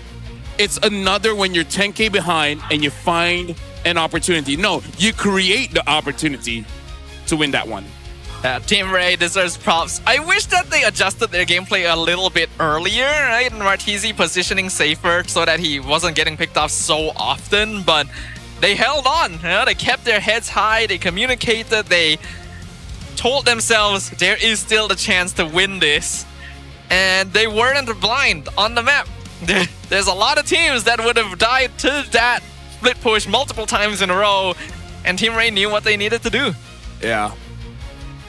The thing about split push is why we kind of reacted when they try to do it 2 to 3 times is that put me once, shame on you. Anything after that, that's on me, honestly, right? So the moment you show your intent that you wanted to go for a split push, Team Rey has it in the back of their mind. A split push is best when you don't see it coming. Here, you know it's coming. Honestly, I'm surprised that they decided only to send Siska back as well. They were initially planning to send 2 people, but then they actually canceled one recall and they thought, oh, if Siska fails, they just lose here. But they had enough faith. Yeah, they're like, Siska will never fail. He doesn't, honestly. And then Siska's like, I won't.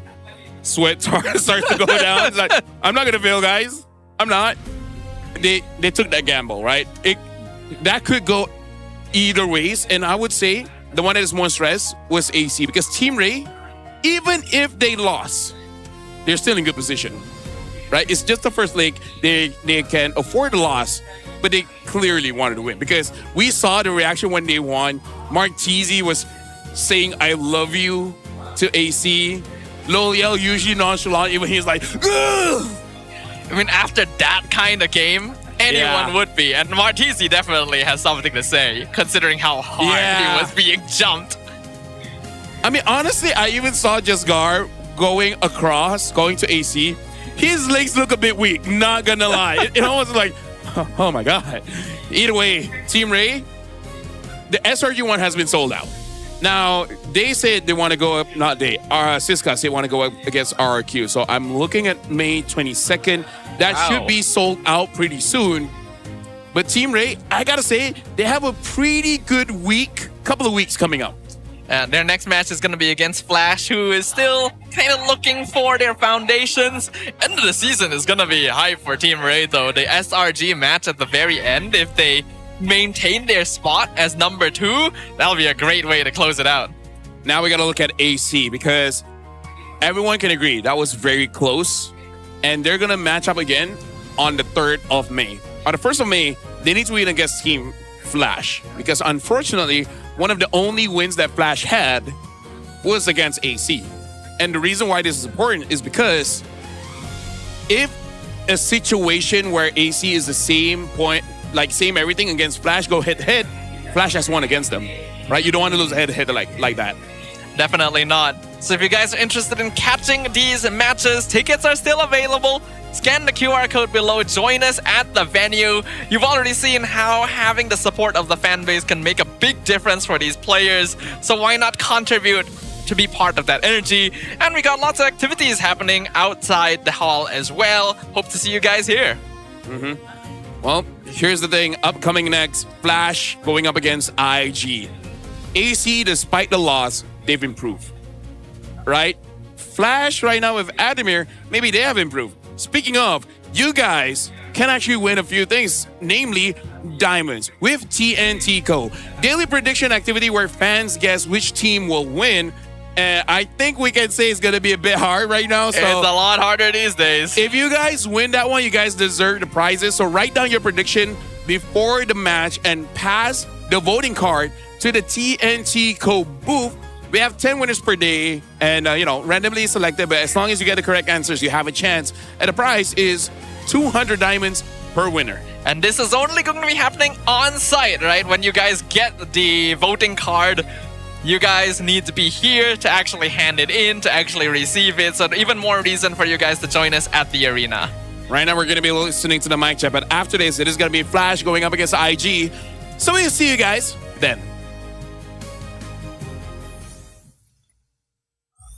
Bisa gas bawah. Aku ada 3 bawah ni. Aman. Ya, gas bawah yuk. Ni aku hati. Ayo. Terus tanam orang. Hati. Gua ada. Ayo, lempar. Gua badang dulu. Badang. Lempar. No min. Kau dah aman.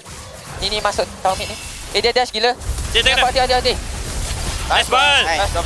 Ini enggak duplicate nih. Mantap double. Ini enggak duplicate. Masih ada lot guys. Atas. Mati. Atas jom. Aku di konser. Tabrak je mau. Ya boleh. Tabrak. Boleh. Aku ada belakang kau. Okey, orang. Nice. Lagi. Aku tengok. Betul. Bisa end guys. Ayo. Maju. Hero dulu guys. Bina wave low. Nice. Nice run. Nice job. Kau bisa ulti depan juga ya guys. Okey. Ni power. Nice. Lembar yellow. Zoksin, tolong gua Zoksin. Dia mau jelas ya? Mati lemar. Keren ke? Mana ada gua? Nice. Rata. Boleh end loh? Boleh, bawa. Main aku. Kena minyak. Clear. Anjir, minyak aku tak dapat. Nen. Salah gua tertol 1, Cok. Sorry, Cok. Aman aja. Bener ya lo pikirannya? Bukan salah gua sih, gua masuk maksa Cleo-nya juga. Aman, reset aja. Aman. Bagi Sul end guys. Boleh. Tekai. Di tengah ni, dia mic ke kau. Jangan balik kau. Jangan dia mic ke kau. Ada gila, ada luman. Boleh end Sul. Boleh end Sul. Boleh, Sul. Gua slowkan dia Sul. Bisa Sul. Oh, tolong mau. Aman, lot je. Okay, lo. Lot je. Mana? End Cok. Enggak. Kayak. Ini. Mati. Let's guys, benar. Nolai bawa. Aku bawa. Jangan, aku balik. Korang. Bisa nggak, Sis? Kita try nih. Ini, sini. Alis ya. Pakai kau Alis dulu, guys. Ini gua. Bini tak masuk. Aman. Ya, Sis. Terus. Orang. Aku teh. Orang. Tahu. Tahu.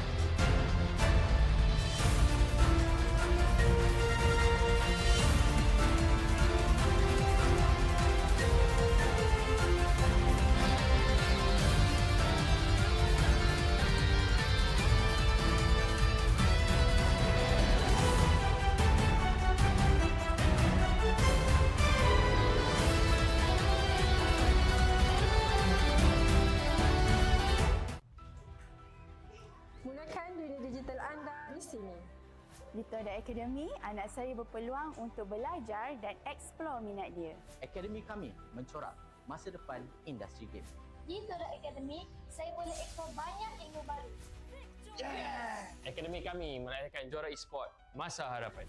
Cipta impian anda bersama kami di Todak Academy. Cultured by Todak.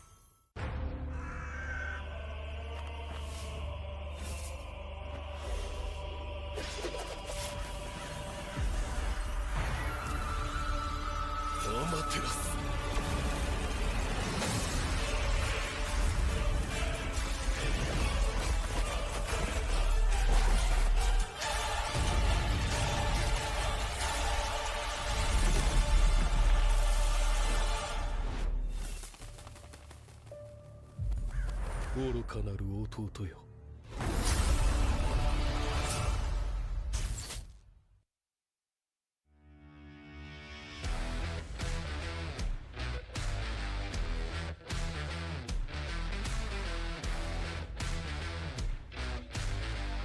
MPL Talk MY dibawakan khas daripada Todak Gaming. Gimana ngelihat standings yang sesuai ekspektasi? Invictus Gaming, waktu diorang nak secure that second title, diorang dah ready untuk main dengan 1-4.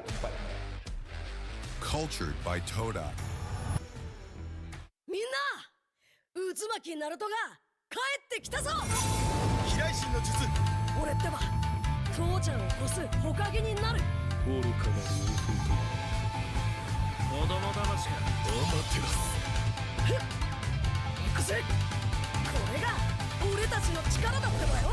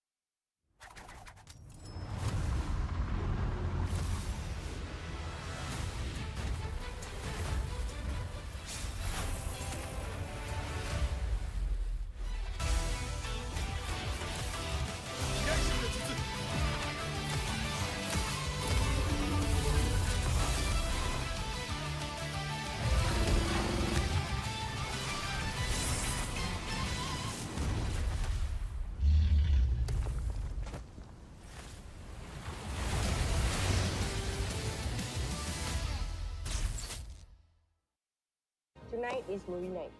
Cerita apa you suka? Contoh macam cerita makan-makan ke, macam dia ambil makanan ni kan? Tengok. Ada rasa pahit coklat. Ada rasa manis susu. Ada rasa pahit manis coklat campur susu. Roti jangan siap. Sedap pula macam ni. Sedap bang. Inilah masanya. RM2 satu gelas. RM2? Kau dah tahu kau allergic dengan tapai tu, kenapa kau belasah lagi? Sedap, cute. Zon. Sabar je. Aku pun lapar, Zon. Kami faham, Cik. Kami sahut sabaran Cik Man tu untuk menuju ke wawasan tu. Ayuh, kawan-kawan. みんな、渦巻きナルトが帰ってきたぞ。飛来神の術。俺ってば父ちゃんを越す火影になる。愚かなる弟。子供騙しか。アマテラス。行くぜ。これが俺たちの力だってばよ。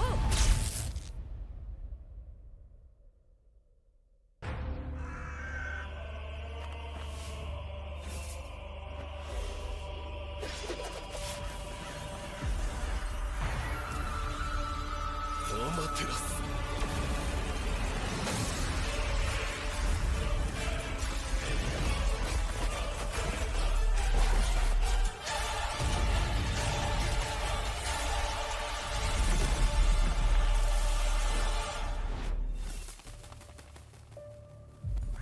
愚かなる弟よ。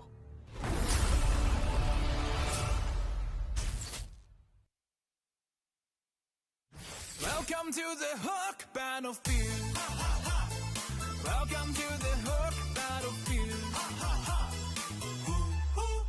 Shake it to left, shake it to right. Got you now, got you now. I can control, I'm flying high. Shake it to right, shake it to left. Try Try to who out of my skill. Hey, hey, hey. Bigger, bigger, bigger, bigger. Bigger, bigger, bigger, bigger. Bigger, bigger, bigger, bigger, bigger, bigger, bigger, bigger, bigger, bigger, bigger, bigger. Bigger, bigger, bigger, bigger, bigger.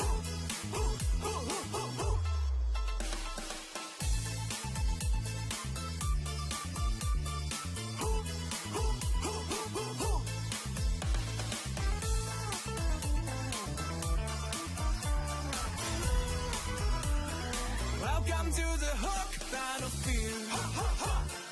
Welcome to the hook battlefield.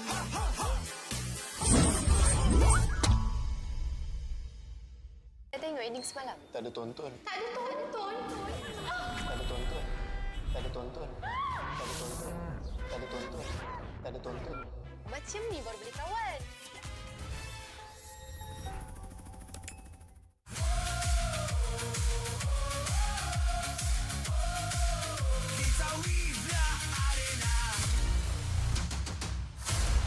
Sekeping je.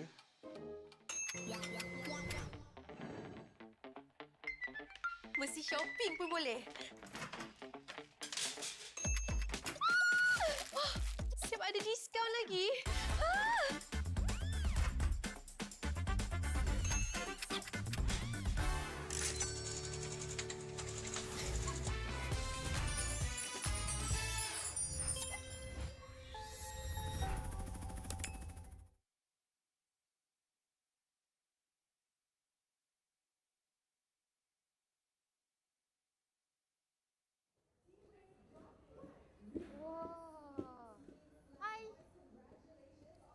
Selamat berkenalan.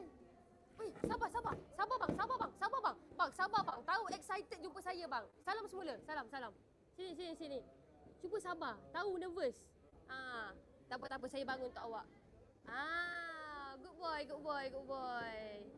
Excited sangat ni. Tiba lepas menang ke? Aduh, tak boleh cakap pula. Boleh lepas menang ah. Ke bawa kalah. Kalau kalah nah, boleh pakai tak kat tangan tu.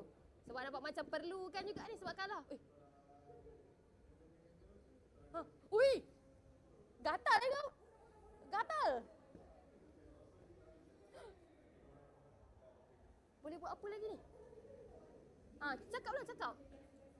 Nak menari? Oh, nak menari lah. Okey. Tengok sikit menari, boleh menari macam mana?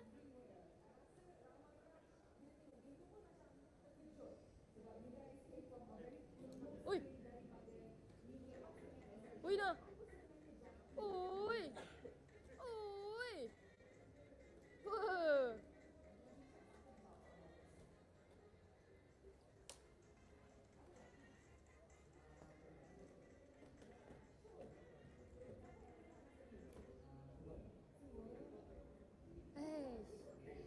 Korang kalau nak tengok benda-benda best macam ni, jangan lupa untuk datang ke MPL MY di Quill City Mall. Bye!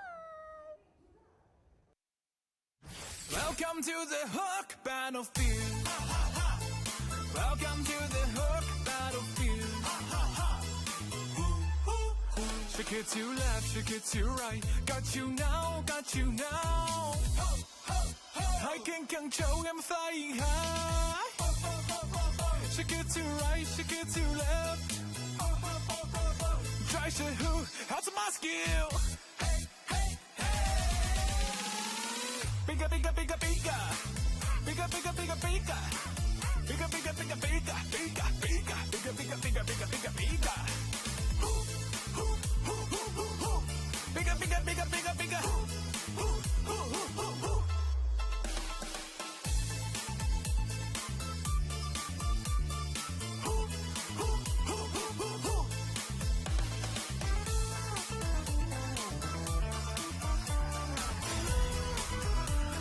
Welcome to the hook battlefield. Welcome to the hook battlefield.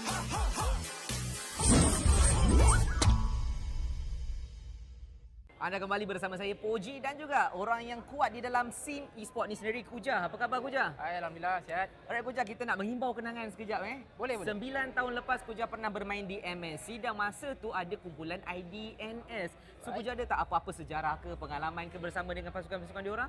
Okey, IDNS short form dia, dia punya full name dia adalah I Do Not Sleep. Tak tidur? Memang tak tidur. Memang kita orang bersama-sama dulu main rank sama-sama dekat rank waktu tu. Memang berkawan rapat lah dengan orang. So memang ada sejarah juga lah, pernah main sama-sama. Memang sangat rapat dengan bertanding orang. sama-sama. Bertanding bersama-sama dan masa dekat Indonesia waktu tu pun memang kita orang banyak keluar sama-sama pergi makan semua. Diorang champion? Diorang champion. Hebat IDNS. Betul. Tapi IDNS ni tim daripada Thailand. Puja tahu tak sekarang adanya MSL tu, MLBB Super League yang baru buka dekat Thailand. Serius lah? Serius. Puja ada tak apa-apa macam pendapat untuk scene yang baru dibuka dekat Thailand ni? Okey, sebenarnya saya happy lah untuk komuniti dekat Thailand sebab diorang dah berpeluang untuk bertanding secara lebih orang kata apa, agresif atau lebih aktif. Dan untuk kawan-kawan saya dekat sana yang mana yang pernah bertanding pada zaman-zaman dulu diminta untuk kembali semula sebab kita orang rindukan IDNS yang lama. Dan of course ada beberapa player masih aktif dan saya mengharapkan diorang terus sukses kat sana lah. Dan ini adalah peluang yang terbaik untuk komuniti Thailand untuk bangkit dan tunjukkan balik kekuatan diorang semasa MSC yang pertama. Faham. Maksudnya diorang pun ada kehebatan dan kelebihan masing-masing. Betul, sebab kalau saya rasa diorang lebih ke arah mekanik lah sekarang sebab kita sekarang lebih ke arah makro punya playstyle. Diorang masih start dekat mekanik. So mungkin diorang nak kena improve untuk mekanik untuk makro punya playstyle untuk compete dengan kita orang lah. Sebab soalan saya yang ketiga, saya nak tanya Kuja, apakah bagi Kuja yang Kuja nampak perbezaan paling ketara di antara playstyle untuk Thailand dan juga Malaysia? Okey, macam yang saya cakap tadi adalah saya rasa diorang mekanik kita lebih kurang sama sebab bagi saya majoriti mekanik punya user memang tak jauh beza. Cuma makro je yang menentukan macam mana kita nak bawa game plan dan gameplay kita tersendiri. Dan saya rasa Thailand disebabkan dia baru aktif untuk MSL, betul? Untuk season yang pertama, saya rasa diorang kena lebih fokus pada makro untuk nak bersaing dengan region-region yang lain. Dan saya mengharapkan korang sukses. Okey, tapi kan bila macam Kuja cakap ada tengok kawan, diorang pernah buka liga yang baru. Kuja tahu tak? Ada juga info yang menariknya. Untuk MSL kali ni kan, champion dia kita akan hantar pergi ke wildcard untuk EWC. Wow, tahniah. So directly dapat terus wildcard Directly dapat. So untuk benda ni sendirilah, adakah Kuja rasa adalah satu benda yang bagus untuk scene diorang dan juga untuk fan diorang secara menyeluruh? Okey, of course benda ni memang sangat bagus untuk komuniti Thailand seperti saya cakap tadi. Cuma bagi saya lebih happy untuk Mobile Legends sendiri sebab dia telah membuka lagi besar cabang-cabang di serata dunia dan saya mengharapkan lebih banyak lagi negara-negara lain yang terlibat untuk kita besarkan dan kita majukan komuniti ini bersama. Baik. Itu sahaja daripada saya. Anything nak shout out kepada kawan-kawan IDNS kalau diorang tengah tengok benda ni? Okey, untuk IDNS yang semua nama ZZ kat belakang, mungkin saya tak ingat sangat lah. Mungkin saya ingat cuma Amzi dan Frame TZ, saya tak ingat lah. Tapi memang kalau tengok muka saya memang kenal. Saya mengharapkan korang comeback. Dan untuk komuniti Thailand, all the best. So sekarang you guys ada platform yang sangat-sangat baik untuk you guys tunjukkan bakat. Dan saya mengharapkan korang terus maju jaya ke hadapan. Dan jumpa di international. Good luck guys, all the best. Terima kasih Kuja. Itu saja daripada saya dan Kuja. Kita jumpa kejap lagi. Sawadee.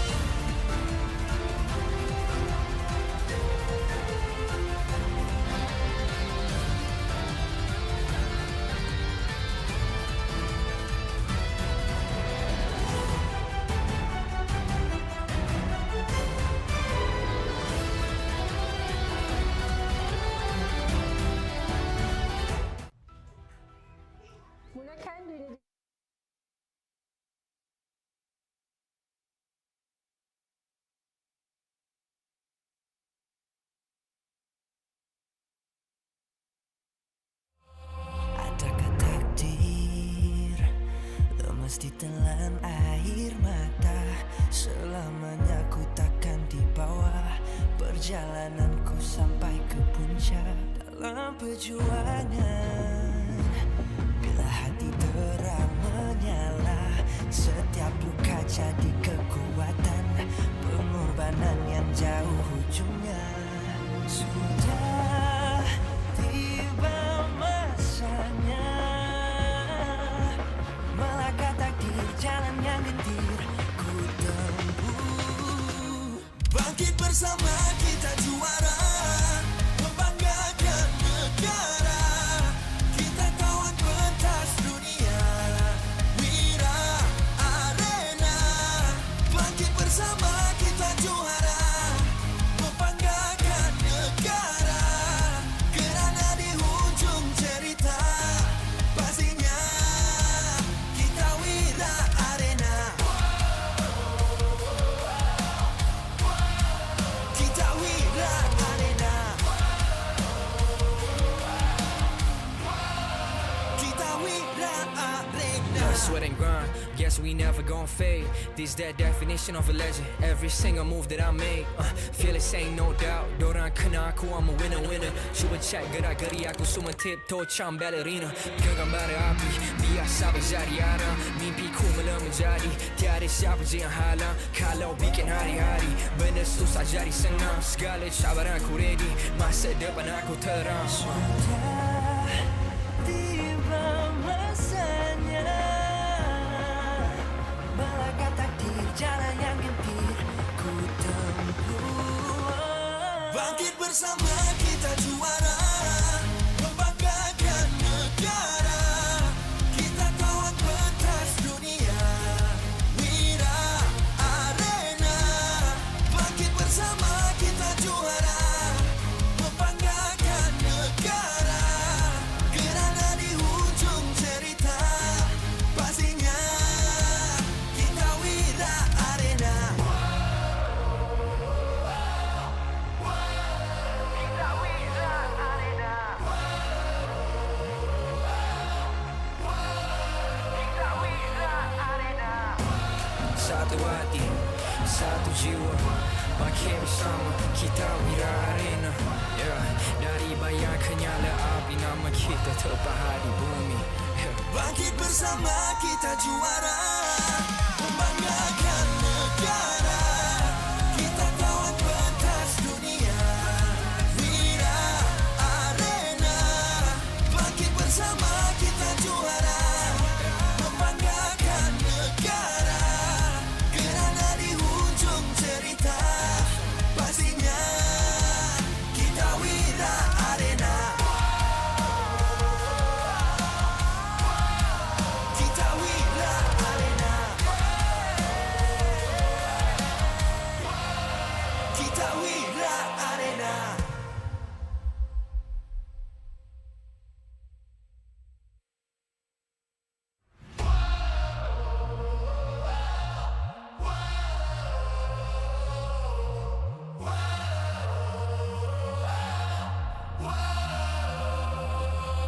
Adakah takdir lemas ditelan air mata? Selamanya ku takkan di bawah perjalananku sampai ke puncak. Dalam perjuangan, bila hati terang menyala, setiap luka jadi kekuatan. Pengorbanan yang jauh ujungnya. Sudah tiba masanya melangkah takdir jalan yang gentir ku tempuh. Bangkit bersama kita juara, membanggakan negara. Kita kawan pentas dunia, Wira Arena. Bangkit bersama kita juara, membanggakan negara.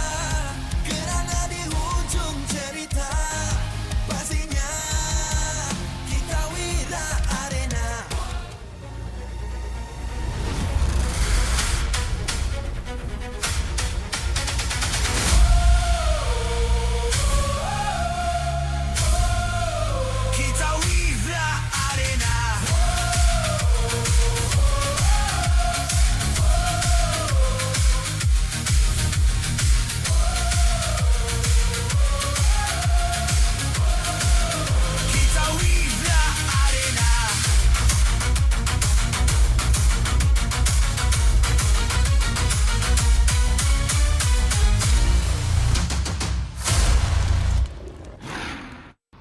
Malaysia Season 17 is powered by Pautan.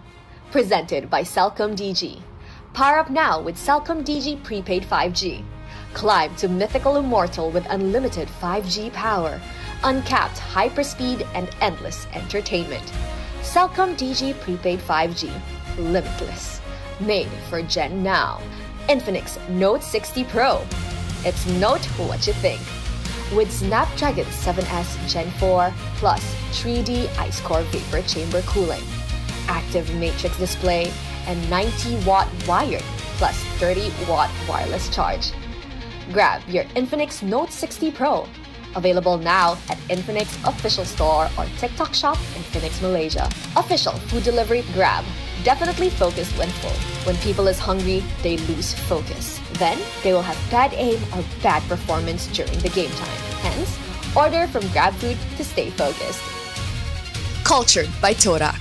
Todak Academy, a leader in digital creative education where potential becomes success. Powering the future with industry-driven STEM and TVET. Official motorcycle partner, Yamaha. Official content partner, Media Prima. Official streaming partner, Tauntaun. Our strategic partner, Ferry. TNT Co. Obspot. Quill City Mall. Supported by KBS, ESI, Rakan Muda, MESF. If you guys like MLBB, if you guys like nail biting matches, and maybe some split pushes as well, the previous game was really all of that. And who knows, maybe this game as well, because Team Flash is known to be the split pushers. It's either, they win with it or they lose with it. And we saw AC just lost with it. Welcome, if you guys just came here, make sure you guys go back and watch Team Rey go up against AC. Team Rey did win, but it was quite a struggle. It was actually quite a fun game. Speaking of fun, IG looks like they've been having fun, rocking their heads back and forth, singing and stuff. And then Flash is just happy to be here. An interesting status check for both these teams for sure. But yes, welcome back, ladies and gentlemen, to the English Desk. This is the last day of the first leg of MPL Malaysia Season 17. So that's exciting. The last match, the last chance for these teams to have their first meeting. And then after that, we move on to leg 2, which is even more MLBB action. If Flash somehow wins this one, right, they have a bigger chance of going to the playoffs, because I think we really need to start talking about it now. This is week 4. I get it. It's in the middle of the league. But now for the bottom teams, BTR, Flash, as well as AC, is very dangerous for them. Not dangerous for you guys, though, is this code. Make sure you guys scan the QR code to get the Ice Talon carry skin, JC Villarreal. It's always like some kind of, formation of Yal at the end. You're right. I never noticed that. Since week 2 onwards. Really? Okay. Interesting. Maybe someone can verify that, but I'll take your word for it here. Make sure you guys redeem that. I mean, I've been blowing your mind the entire day. You have been, honestly. It happens every single time I'm on this desk. Yeah. Speaking of, something to blow your mind is the Infinix Note 60 Pro, because here's the thing. It's note what you think. With a Snapdragon 7S Gen 4 plus 3D Ice Core Vapor Chamber cooling with active matrix display and 90-watt wired and 30 watts wireless charge, you guys can grab your Infinix Note 60 Pro, available now at Infinix Official Store or the TikTok Shop Infinix Malaysia. Nowadays, phones are amazing. You guys can use this to play MLBB at the highest level of competition. I'm just glad that phones aren't made to make phone calls anymore. That's true. Back in the day. That's one of the things that we've gone backwards on that I'm happy with. Sounds good to me, right? Now we can game on our phones. Now all of this is even possible, right? Because we can game on our phones. Check out Infinix, right? If you guys are looking for a new device. And at the same time, we got the exclusive dynamic portrait and radiant kits for Leslie's Angelic Agent skin available in the shop now. You can enjoy 20% off during the first month from 22nd of April to the 23rd of May. And the dynamic portrait is only 640 diamonds, with the radiant kit being only 200 diamonds. So what you waiting for? Log into the game and check them out now. Yeah, honestly, Leslie had competitive play in week 1 of MPLPH. Lost, but eventually, right? You want to get ready for it. So get a Legend skin now. So when it's meta, it's like, I've been waiting for this baby. I mean, there's a good number of Leslie players out there in pubs. You know who you are. You know you want it. Go and grab that right now. But yeah, this is going to be a matchup between Flash and IG, and we got the return of a familiar name, Adamir, joining the lineup. Usually we wait for the player reveal, but now I think it's safe to say Adamir is going to be playing for it today. And will this be the start of Team Flash resurgence, which is funny because both used to be teams in MPLSG. Huh, you're right. They probably did that on purpose, didn't they? Now I kind of want to ask, because maybe they're like, actually, no, we didn't, but now that you mention it. There's no way they didn't do that. That can't be an accident. Yeah. Maybe it is. Who knows? On paper, IG, right? But paper hasn't been wrong nowadays, right? That's why you got the Infinix phone. Like, it's more efficient, safer to the trees. But also, we got to consider that Adamir is there. Nobody is not there anymore, I believe. But I think so. Yeah, they just let go of their coach. And the way that I can see that IG might lose this one is if the tilt from yesterday against SRG translates to today. Because, you know, we'll be seeing some interviews, but it really affected some of the players. Not because they lost against SRG, but they know they could have won. Yeah. It was in their grasp, and they know they were the ones that made a mistake. Kind of like what AC did just now against Team Rey. It was a very close match, actually, which is impressive for any team against SRG. And it feels terrible because you know you could have been the ones to take down the Giants. No one has been able to claim a series from them this season. There's been a game or two dropped, but SRG are still on an undefeated streak currently, and IG were the closest to stopping that. And just like everyone, they want to be the first, right? They want to be the first to draw blood from SRG. If you're the second guy that does it, it's kind of like, you know, it's... No one cares about second place. Exactly. Team Flash, though, SkyZ, Zoran, Curtizi, Hades, as well as Adamir. So Diablo will not be playing here today. And I feel like one buff that they have that Adamir is playing instead of Diablo actually might be a nerf because they're not going to be banning out Benedetta, but that just means something else is going to get banned. So that's one of the perks of having Diablo in your team. One ban is going to be for him, so everyone else is free. I think the buff of Adamir's presence here is going to be a slightly more flexible team composition for Team Flash, because Diablo is mainly on damage fighters. He's not very good at the sustain utility style. I think Adamir is going to be able to fill in that role more effectively if they do decide to go that way, and at least keep Team Flash a little more grounded, right? None of that chaotic split pushing play or every man for themselves, hopefully. Well, we're going to be looking at IG, Invictus Gaming next because they've been very promising, especially the mid trio so far. Nova, Escobar, Spencer, and Hazel. The side lanes, Gorgeous, as well as Melcuti. Unfortunately, yesterday, they had moments of brilliance, just not enough of it.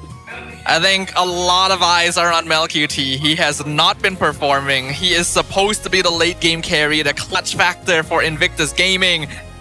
And he's unfortunately just not doing it.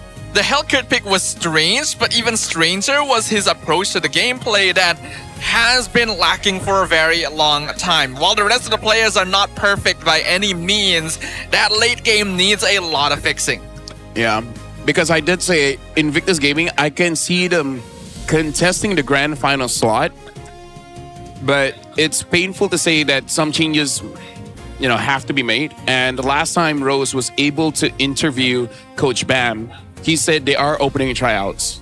So we'll see how it goes, because it's one thing trying to change something, but if your replacement is not better than what you already have, then that's kind of waste of resources. So we'll see how tryouts work out for next week.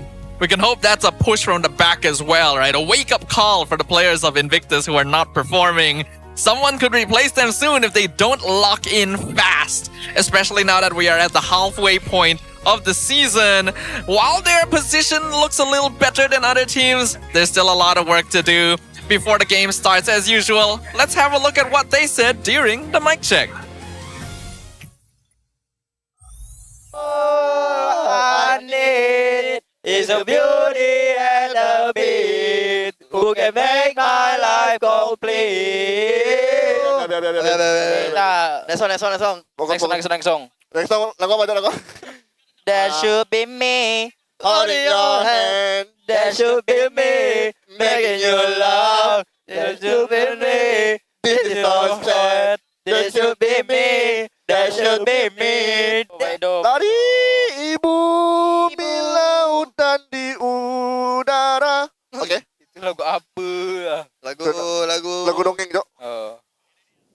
guys, today we have a lot of fans, as you can see in front. Okay. I haven't switched it, Max. Relax. Full house. Full house, but Bunian. Full house. Bunian. Kenapa kau tak main Fanny, Aidas, dekat MPL? Gua agak So clearly different vibes.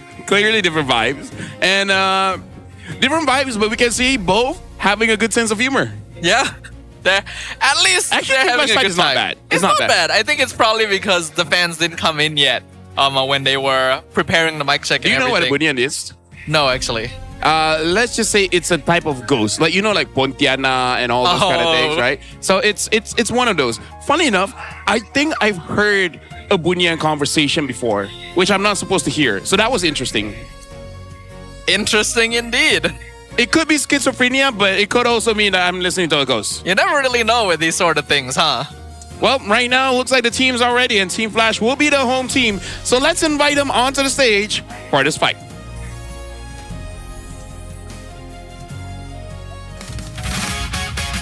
Still refusing to give up in their search for the light that leads to victory. Now, they strengthen their lineup with a change in the EXP lane, bringing in Adamir to help secure their second win. Ladies and gentlemen, this is Team Flash. What he said, Adamir has moved from player to coach and now back to player once again. Will his experience alongside Zorn help this team secure some much needed victories this season of MPL Malaysia? Something you can say is that their song is very energetic. It is. Yeah. Well, time to bring in their opponents, IG, onto the stage. Hey, yo, this is Hazel Esports. We are the Invictus Gaming. Hoorah! They came so close to taking down the Throne Conquerors in their last match, but fate was not on their side, and they were forced to walk away with defeat once again. Will Team Flash become the target of their redemption and release of fury? Please welcome the team that silences all doubt, Invictus Gaming! Invictus Gaming, they got their fans. I would say having on polarized side. One wants to see more Hellcat Gold, and one says stop it. But the one that can really stop it is their coach. And now we're inviting solo coaching for today for Team Flash. It's Ransay. And then for IG, we got Coach Bam as well as Coach Jess. And again, only the coaches can really decide whether we see more of Hellcat Gold today or not. And now in between them, it's Franklin, the head of League Ops. Now they're having a conversation, and Franklin is eavesdropping, and he's like, is this okay? And it's like, yeah, it's fine. So now they're going for the fist bump. And nice for the coach, one less person to bump their fist with. Can I say that? I mean, you're not wrong. Less germs. Yeah, it's not an incorrect observation. So I feel like... Is it weird that I still think of germs whenever I do want to like handshake someone or something? Like COVID really hit me hard. I think it is a bit unusual. This one... No, I mean, like, to be fair, for me, I legit almost died from it. Oh, right. My case was pretty bad. Well, I guess that makes sense then. Hopefully... It was so bad, I was denied quite a few hospitals. Seriously? I'm not kidding. Damn. And even when I was treated outside. Wow, well, yeah, glad you were... at the parking lot. Glad you were able to get over that, sir. Hey, same. Oh, we got some cards. All right, the high. Oh, what? Any good pulls? Oh, is that okay? You could still show it. Oh, is that Vexana nice. or Lunos? It's Vexana. Oh, it's the cool. I forgot the name of the skin line. Yeah, the skin line. That's the one. It's the fairy tale looking one. There's a name for it. I just don't remember. Is it the latest one with Guinevere? I forgot. Well, Adam here, we got to look at his achievements because career summary here, 2 times MPL Singapore champion, season 2 with EVOS SG, and then later on with Team Flash season 6, 2 times MPL Singapore runner-up with also EVOS SG and Team Flash. M3 World Championship 4th place with EVOS SG. But he's also had his time as a coach, becoming the champion of Season 7 with Team Flash and Season 10 with Team Flash as well. MSC 2024, 3rd and 4th place. So honestly, pretty good career summary. If you give me this as your resume, I'll be like, I'm not the boss. You got to give it to that guy. That would be the correct response. You're right. Yeah. The run with Team Flash during MSC 2024 is a very memorable one and a strong showing from Singapore. Because we won that one. Yes, it is. And a strong. I was trying not to bring it out, Lafel. I'm not. You didn't have to rub the salt into the wound. But yeah, it's been a while since Adamir has played, though. His most recent achievements have all been as a coach. So I'm wondering if he's been able to shake off the rust.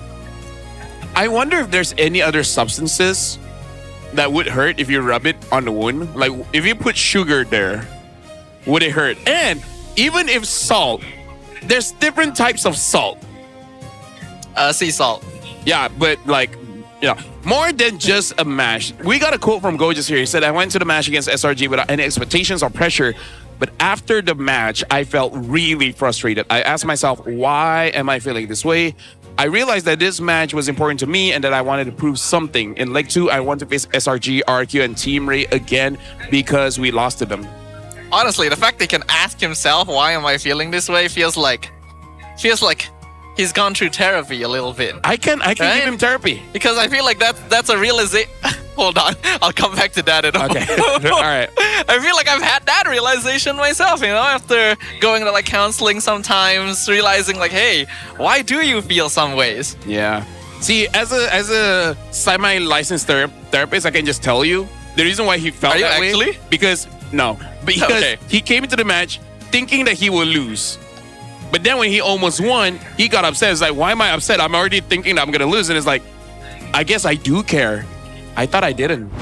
It does feel worse when you're that close to victory, right? It's like, you know how you're in Malaysia, right? Yes. So you only should care about what's happening here, right? No, but then okay. Politics outside of Malaysia, you're like, I shouldn't be disappointed. It doesn't impact me. And yet I am. And that just means that you care. Maybe you don't like oranges as president, Maybe we don't, Fruit should stay where they belong. Yeah, fruits should stay where they belong. That's a quote for MPL Season 17. Marcel Fenny gets banned out by Team Flash. IG now banning the Guinevere as well as the Harley. And now you don't have to ban out the Benedetta, so the draft is a little bit more open for IG. Hey, psych, Adamir has been training Benedetta under Diablo, direct tutelage. Yeah, and then he's bad, but then Diablo's like, it's okay, It's a good first step. Yeah, I wonder if Team Flash will ban out the Yisen Shin here, because I think you can win against IG if Hazel does get the Yisen Shin, but I think you don't have to go that route, right? Hazel is still a very key component in IG. A lot of their early game pressure comes from how well he farms in the jungle, and he definitely performs the best on YSS. So it looks like Flash will respect it and take it out. So now I feel like Harv is first pickable as we saw for a few days. So I wonder if they want to change this out by banning out the Harif or just try to counter it with the Lilia as well as Phoveus and instead ban out something like the Uranus, which can counter the Phoveus. So now I feel like Harif and Phoveus might be a good second pick ban. There's also the Zeusin as well. Still hasn't been banned at this point. One of the more successful, safe first picks. So IG has a choice to make. But if they pick up Jushin, you can pick up the Harif. And then Phoveus as well. True. Alright, so does Team Flash pick up the Harif now? The sucky thing is just that I don't think so. Phoveus is there. Yeah, that can be a Phoveus. Maybe you go Uranus first pick instead. I wonder what else. I'm trying to think of if there's anything else. Marcel is banned. Guinevere is banned. I think honestly Uranus is pretty safe and it's flex. You can put him in the jungle, you can put him in the EXP. That does not sound like Uranus. They pick up the Phoveus first pick. But then I would just pick up the now you would pick Uranus. Yeah, pick up Uranus and either Lilia or Harif. Like I think Flash is banking that IG would pick up the Harif and then they can fight that. Because we got to put it into context, right? It's Mel Cutie. He didn't perform well, right? Even though Harvey is one of his signatures, he hasn't been performing that well. So maybe this is Flash's attempt of knowing that they will pick up Harif, and we know we can fight Mel's Harif with the Phobius. That is a possibility. It denies quite a lot to start the Phobius pick. It's not just the Harif, it's also things like the Sora, but... Does that not feel too early? Yeah, it is too early. Is this not a Uranus? Among the planes, It's It not. is not. the equilibrium. So Flash right now... I guess it's okay since... I think for Flash, either pick up Lilia if you don't want Lilia, like something else later on, like Farsight, and you can wait. But now you pick up the Harif, and then you pick up either a Leomord, a Suyo, whatever main tank that you want. I feel like this IG pick is setting up for a tank jungler where you don't know if that's where Flash is going. Tank jungler doesn't feel as good in the hands of Hazel, but looks like it's gonna be the No, I mean like tank jungler for Flash. Oh, on the opposite side. Okay. On Hades, also a bit funny. Basically, neither of these junglers really feel like He's tank funnier on the players. Lee Shin.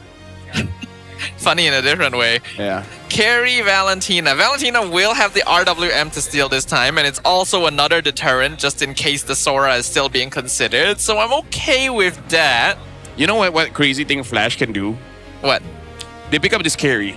Okay. It also feels early, right? Yes. It also feels like it's setting up to demolish the front line, which probably is going to be Gorgeous, because Gorgeous is relegated to the tank role. Yes. The funny thing that they can do is that gold laners are up, so Harvey will not get banned. And they put Harvey in the jungle. Wow. That would be funny, right? It'd be interesting. I mean, Muntan gave them the opportunity. 60% damage for creeps could be enough. I have tried you've Jungle tried? Harif once. Yeah, I tried one game with Jungle Harif. His level 1 is slow. It does need a bit of leashing, but once he's close to Starlium Scythe, he actually clears jungle really fast. So as long as you can deal with those first 2 levels, Harif jungle is not bad. And you just have to avoid playing him into hard invade comps. Well, you said it's not bad, but you played it only once. So I feel like it's leaning towards bad. But again, you know, I'm just saying. Wait, why does that indicate it's bad? If it's fun, you would have used it again, you know?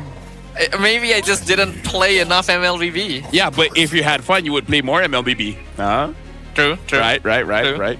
Well, Teresa does get banned out here, so taking out the counters for the EXP. And I think this is what I brought up yesterday. The possibly the good thing about bringing Adamir is that Diablo does not play a tank well. Maybe Adamir plays tank well, and if Adamir can be a frontline, Zorn can be a flanker, right? So I'm looking at Zorn to pick up something like a Khalid later on, or maybe even a Cho. Yeah, I agree. I think Khalid is perfectly fine here. Unless IG picks it up themselves, you know? IG picks up Khalid. Also quite good for them. Flash would still have Cho or Hilda after that, so I think it's fine. What do they want to ban here? They've already banned the Terizla prior. Uranus. You should ban Uranus here, right? Oh, yeah. Will it grant immortality? I mean, Alice does kind of counter against the Phobius as well. Oh, maybe because they're like Gorgeous and we have a carry, so it's fine. I guess so. But man, Uranus is annoying these days. So what is the choice from IG? They could lock in Uranus now, or they can secure heroes like Khalid in advance to make sure they're not stolen. Looks like Coach Jess is talking to Nova Escobar here. So it could be that. And for Flash, actually Kalia is open. Maybe that would be a good pick for Flash. Kalia. But their jungler has to be... Actually, they don't, because they do have a carry. So even if the jungler doesn't do burst damage, eventually the carry will help. Kalia's okay. The heroes on IG don't really want to take Purified that much. Against IG, it's just Suyo. You don't have to catch anyone else. Once Hazel is out, who's the threat? You're right. Right?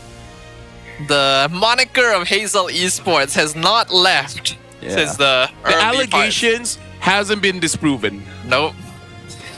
So you could go Kalia. Cho is also okay, especially now that the Khalid has revealed himself. So it should be a Cho, because at least the Cho can cancel the Quicksand Guard. Yeah, and it's Zorn. Yeah. And Cho's gonna get buffed, you know, so you want to practice for that? Or maybe they'll change his rotation and Suddenly your practice means nothing. Yeah, maybe. Okay, Nolan. I am the power of light. Oh! The Kaja? Is that his debut? That's his debut. No. AC brought it before. Oh, okay. Yeah, AC brought it before. I didn't like it then. It's actually not bad here. It actually isn't. It actually is not bad here. Like, I can see it work because they have the Nolan as well as the carry. And these are people that would like some kind of suppress. So, I actually like Kaja. I just don't like when he gets picked because I don't want to see it lose. But, you know what? It's not a bad draft for Kaja. I mean, you will have the Khalid, who's a very easy Divine Judgment target most of the time, and you have a way of canceling real-world manipulation if necessary. How will IG respond to this? Sounds like a Gatot Kacha to me. In the EXP lane, so Goja is still sticking to the utility frontline role. Yeah, I mean, like, the allegations is not being diminished, you know? Like, Uranus is there, they don't pick it up. Maybe they thought it was banned. But they shouldn't because they see it light up. But then the coach asks, like, so do you want to pick that? I'm like, you want me to win or lose? All right, pick up the Gatot. I mean, they might be picking up Gatot for Revitalize, I guess.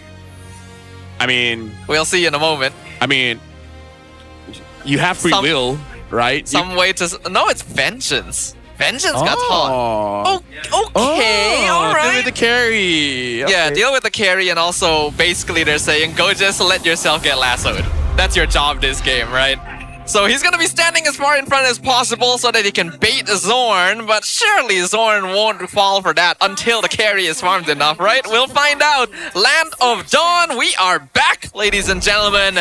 Let's see which of these two teams come out on top. You see, that brings me nightmares because yesterday we were ranking up. And then we actually did find a Kaja that ults me for no reason. No one is close by. And that tilted me so hard. You were on the enemy team. No, I mean, it's like the enemy was the Kaja. And he keeps pulling me when none of his team is nearby. Oh, so you were angry like for his team. Yeah, because I'm like, I'm a roamer. I play Kaja. And I'm like, bro, what are you doing? You know? It's like you see Ruby playing... With no CDR or no healing at all. It gets tilting. You know what's worse? What's worse? We lost. That is bad. We had an 11k lead. I'm sorry for you. How did that happen? I blame Milo. He was using Hellcrit Gold. So the Melcutie situation. Oh, this is interesting. Look at Melcutie. He wants to get his items fast, so this is very interesting. Rarely do we see Mystery Shop on gold leaders, right? Although I'm not against it. Yeah, it makes sense, because Carry can usually join fights faster than Moskov, so this helps even out the odds a little bit. No, it was Moskov that has the Mystery Shop. Yeah, that's what I'm saying. Yeah. No, I get what you're saying. Oh, 110% HP on Zorn. Hazel nearly takes him out. Yeah. Nova gonna chase it. He has the flicker. Yeah. Oh. Yeah. Okay. Nova. I do respect what Zorn is trying to do because not a lot of people know. Kaja is one of the easier roamers to steal camps away. Yes, it is. Yeah. His passive does a surprising amount because it also reduces your damage and kind of makes the numbers funny for you. But looks like Flash will be the first ones on the turtle, and Invictus is just not contesting. Yeah, because their roamer was chasing after the bird. You know, because Zorn was like the carrot. And then Nova was like the horse. Yes, okay, that took me a moment as well. Oh, hold on. Double real-world manipulation. Novak's Kopar goes down. First blood. Nova's positioning has been a bit weird, huh, this game? Yeah. I heard some things, you know, behind the scenes. I think you were there too, right, when we were discussing it? I don't remember. It's okay. We can talk about this later on. I just want to say that mid-lane interaction, with all the skills and spells and everything being used, you thought something epic was happening, and it's just to kill the Khalid. Which is still, you know, good. But it's like, boom, double RWM. Boom, flicker here. Boom, AOG. But it's just like, we kill this guy, and then that's it. They were setting up a disco dance floor for Nova Escobar, you know? Yeah. He should feel honored. Should feel honored. He wasn't enthusiastic enough joining them for the mic check karaoke. Yeah. So that's why. So now they're making him. No. So that's why they didn't want to save him, but they can't make it obvious, right? Yeah. Like, we tried. Oh no, we're too late. Oh, if only I AOG'd earlier. Oh, shucks. Or darn. I'm sorry, Nova. That's my bad. It's something that I would do. Yeah, I can see that. Yeah. I've done that a lot. We're not really providing much analysis right now, are we? It's because nothing is really happening for now. Because what Zorn is trying to do is trying to steal camps away. Hazel, understanding that, just keeps on hitting Zorn. And when Zorn is low HP, he kind of keep... Whoa. Okay. That's not our fault we didn't see it. Yeah, we were literally just saying nothing was happening, and the moment something happens, the camera is not there. But that is a kill onto the top lane. Mel QT of all people. Very valuable for Flash. Rotate over to the turtle. Nova trying to zone, but Zorn and the flicker. Dark Wave catches on. Spencer steals the turtle away. And they pick off Adamir as well. Raging Sandstorm connects with Tree. They're trying to follow up on the damage, but they only find Gojas. Hazel, does he want to restart this fight? He goes in on Cortese, picks up the double kill, picks up the triple kill. It's Hazel Esports time, boys. They finally shut him down, but the damage is done. They'll trade for it, Hades. 1v2, do you reel?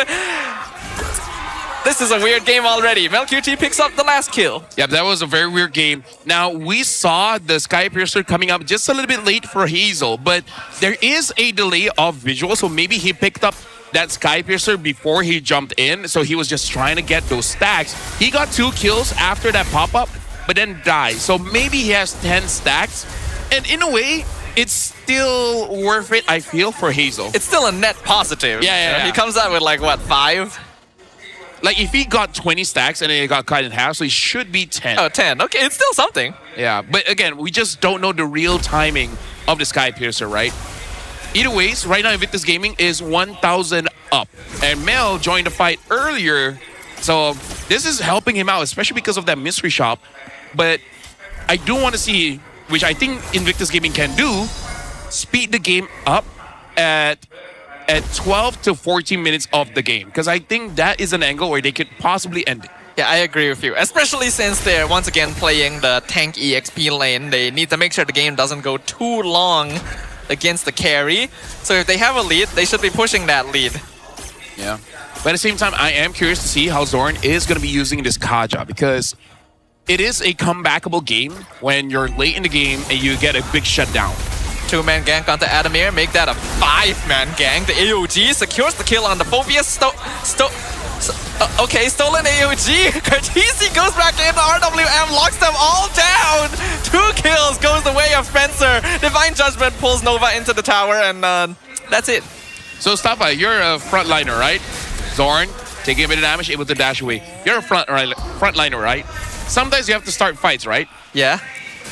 Have you ever felt like my team lost because I started a bad fight that I really should not have started? Sometimes, yeah. Yeah. See, that's kind of what Kurt did. Yes. Like, as a tank main, sometimes my team flames me for non-starting fights, but I've had the experience where I start a fight and we get wiped out. So timing is very important. And that was just not the right time. You would think that he would know that. You could imagine my shock when I had to take a moment to process the situation before I could start the play-by-play. Yeah. Because what was that? Yeah, I can understand if Hades was nearby. All he needed was some space or distraction. And yeah, sure, you AOG, double dash, confusion happens, Nolan gets kills. But Nolan was in mid. So yeah, confusion for sure. I think Skyzet was around, but even he wouldn't want to fight that. Yeah, well, maybe the name stands for Flashbang, right? Because everyone is just confused watching it happen. Yep. Invictus definitely in the driver's seat now. 3k goal lead at 8 minutes in. They have a stronger mid-game comp thanks to this side lane got hot. So hopefully they push this advantage like we mentioned. Yep, well, RWM in mid. They're able to get mid there. Raging Sandstorm into tree. Gojes, I don't really know why you would do that. But then again, that is his job to die for the team. It's just, I don't think he needed to there. Yeah, but honestly, it is something that he's done since yesterday. And we also disagree with him there. Yeah, just change Hazel. Imagine it's Chico and he's just saying, die for me, you know? Same thing. Offer up your hearts, my soldiers. Sacrifice your dream for me. But it's only Sasageo. you. It's just one guy. Yeah, and then you just tell him, dude, you're gonna respond. Chill. They were playing a prank on Gojes, right? They say like, we're gonna all sacrifice ourselves by charging into the Titans, and then everyone just stays back, except him. And then when he dies, like, you know what? Because of you, we got that mid. Imagine if you weren't there, right? We would have gone the entire game with no outer turrets. We're not gonna comment on that Raging Sandstorm. That's how you would gaslight someone, you know? That is how you would gaslight. Lafel, I hope I'm being gaslit right now. I don't know what these teams are doing. Yeah, it's okay. Am I dreaming, Lafel? Am I still asleep? I think I've watched enough games that if someone else crashes out, I'm actually good. Okay, Nova runs into 3 people. He did not expect that one. Can't blame him for that. Good ambush from Team Flash. Now Invictus is a bit more careful about starting the fight. SkyZ gonna join it as well. Lord dropping low. MelQT throws the Spear of Destruction. Hazel secures the Lord. They join the fight. No, MelQT secures the tower down bottom. It's an absolute mess. It's absolute chaos. MelQT now 1v2.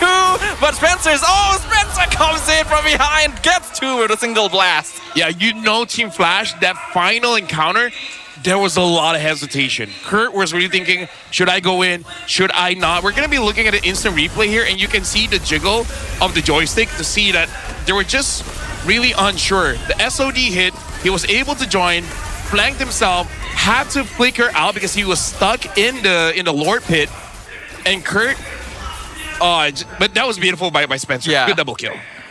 With such a small AoE attack as well. At least Spencer is actually playing the game. Yeah. And MelQT, honestly, good Spear of Destruction. I thought it was a bit risky there since a lot of his team was already dead, but it worked out for them. Hey, Sasageo, man. Sasageo. Give your life. Give your heart. And now Mel, he can do it safely because now he actually does have the Malefic gun. 10 minutes in, and now looks like they are able to get 2 out of the 3. Holy defense. Should be. Adam is doing okay, I was about to say he was doing a good job of taking that. You've stayed long enough, man. Just ride out the wave at that point. RM into the AOG, lands on Curtizi, and he explodes in an instant. Gojes pops the Vengeance, tanks the tower. Well done from IG. They're gonna transition over the top inhibitor and take it out instantly. Raging Sandstorm cancelled. The absolute dominance from Invictus as they ride the wave right into the base. And there's basically no resistance. 7,000 for Invictus Gaming, and now mid minions coming in. Hazel at this point has, oh my god, he just took a lot of damage. Boom! Oh, Hazel! The 1-2 combo, and I think that's just it. The game is over right there. Crystal's open. Khalid is tanking the tower for them. Invictus Gaming closes it out. Honestly, good game by Invictus Gaming, but there are a lot of question marks in the game for both teams. But I can accept Flash-ish because they're in a transition period. The only one that I cannot accept is Kurt. Other than that, you know, it's like, you know, gelling and what, blah, blah, blah. But yeah, it's only Kurt that I'm like having a big question mark in my head. I don't think he should be using Valentina. Maybe Martis. I'm gonna go the opposite way and say I cannot accept that from Flash. Yes, it's a transition period. Yes, you have a new player. That is the worst gameplay I've seen in MPL in a long time. That's not the worst for me. Really? For this season, there has been worse. This season alone? I think that was the worst, dude. No. Week 3, I died. I died. Was it week 3 or week 2? It could be week 2, actually. Maybe I've purged it from my memory.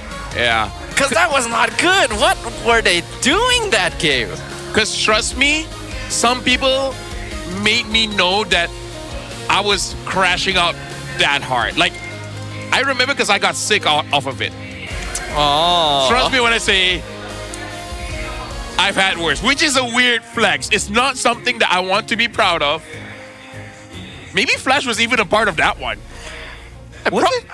Maybe I wasn't there that day. That's possible. You should be happy. Because I know that Husky was there, and I think it was just the two of us. Okay, yeah, then probably. Yeah, it was just the two of us. I don't know what I just watched. It was a Sunday as well. Something about Sundays. Everyone's chill on Sundays. Everyone's chill on Sundays, you know? I'm sorry, ladies and gentlemen. I don't think we really enjoyed what we saw there. No, I think it's long past time where we don't hide the details. That was not an MPL level game. We're gonna have an MVP soon anyways, you know? So let's check out the MVP. Probably Hazel.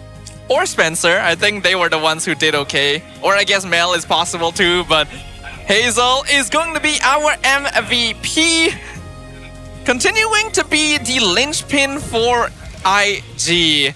Honestly, even if someone else performs well, you need to keep the branding alive. True. You know? Like, marketing needs to be good. So Hazel being the MVP 7, 2, and 5 probably got 60 or 50-ish stacks on that Sky Piercer.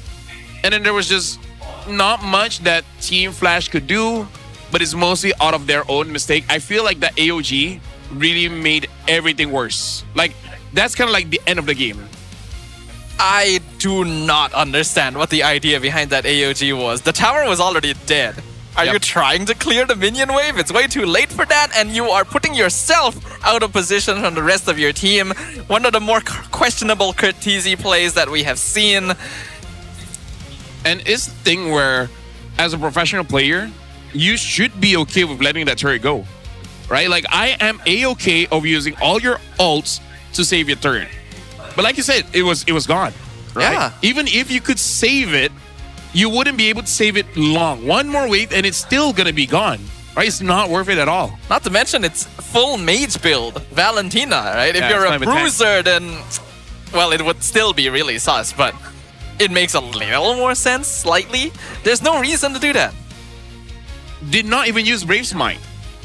Yeah. Which is okay. Everyone has their preference, Valentina, Brave Smite, or, you know, more damage. But if you're gonna be like frontlining bruisers, like you said, I would have thought Brave Smite would have worked better.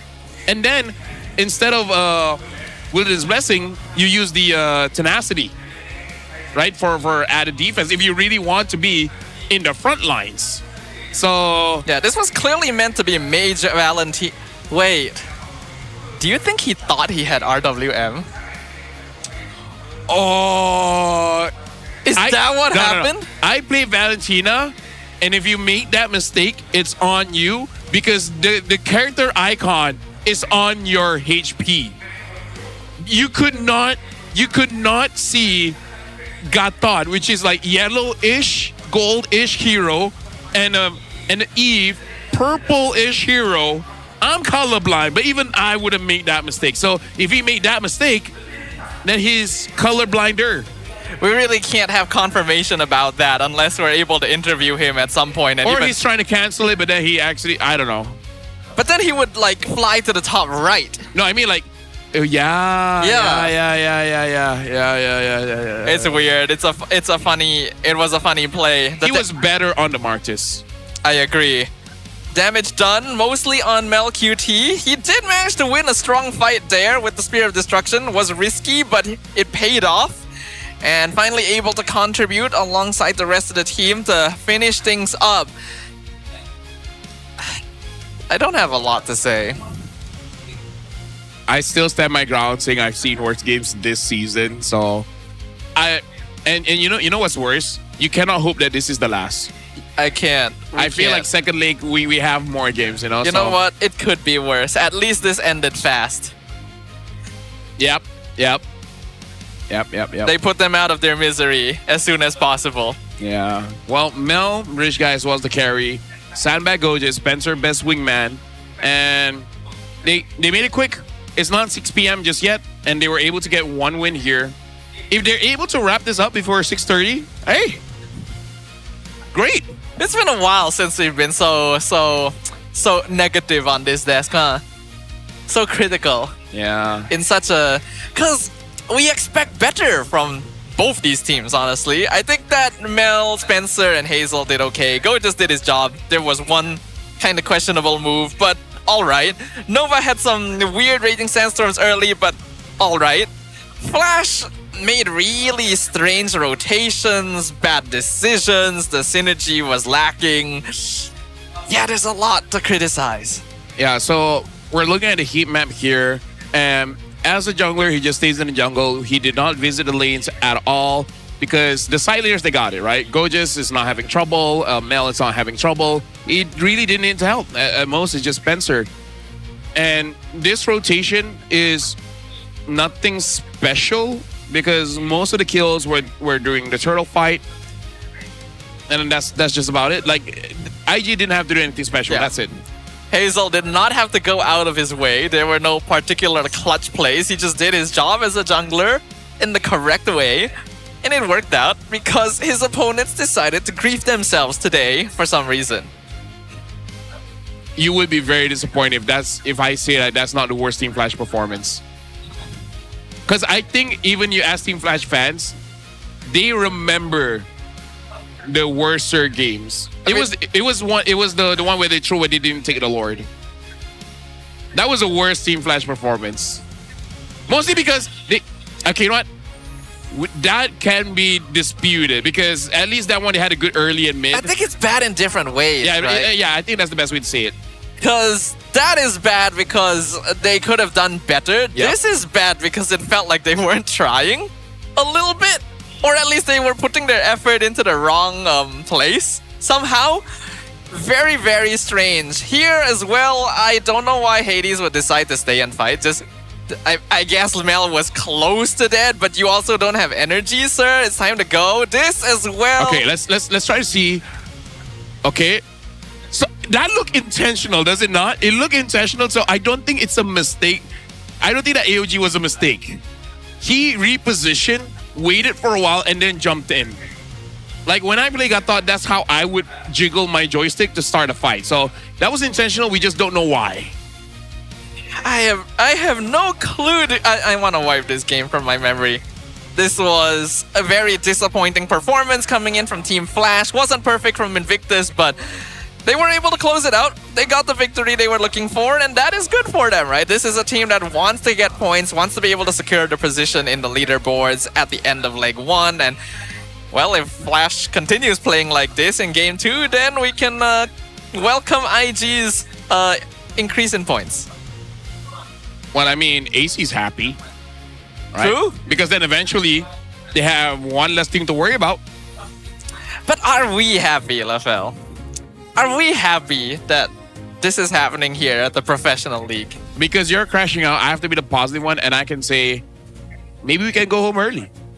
Right? We can look for positivity. Like yes, you're not wrong. Like professionally, we're not happy. But our personal life, like, you know, the things waiting at home, like Wi-Fi. Yeah. The bed, shower, they're waiting for us. Work-life balance is exactly very happy about this situation.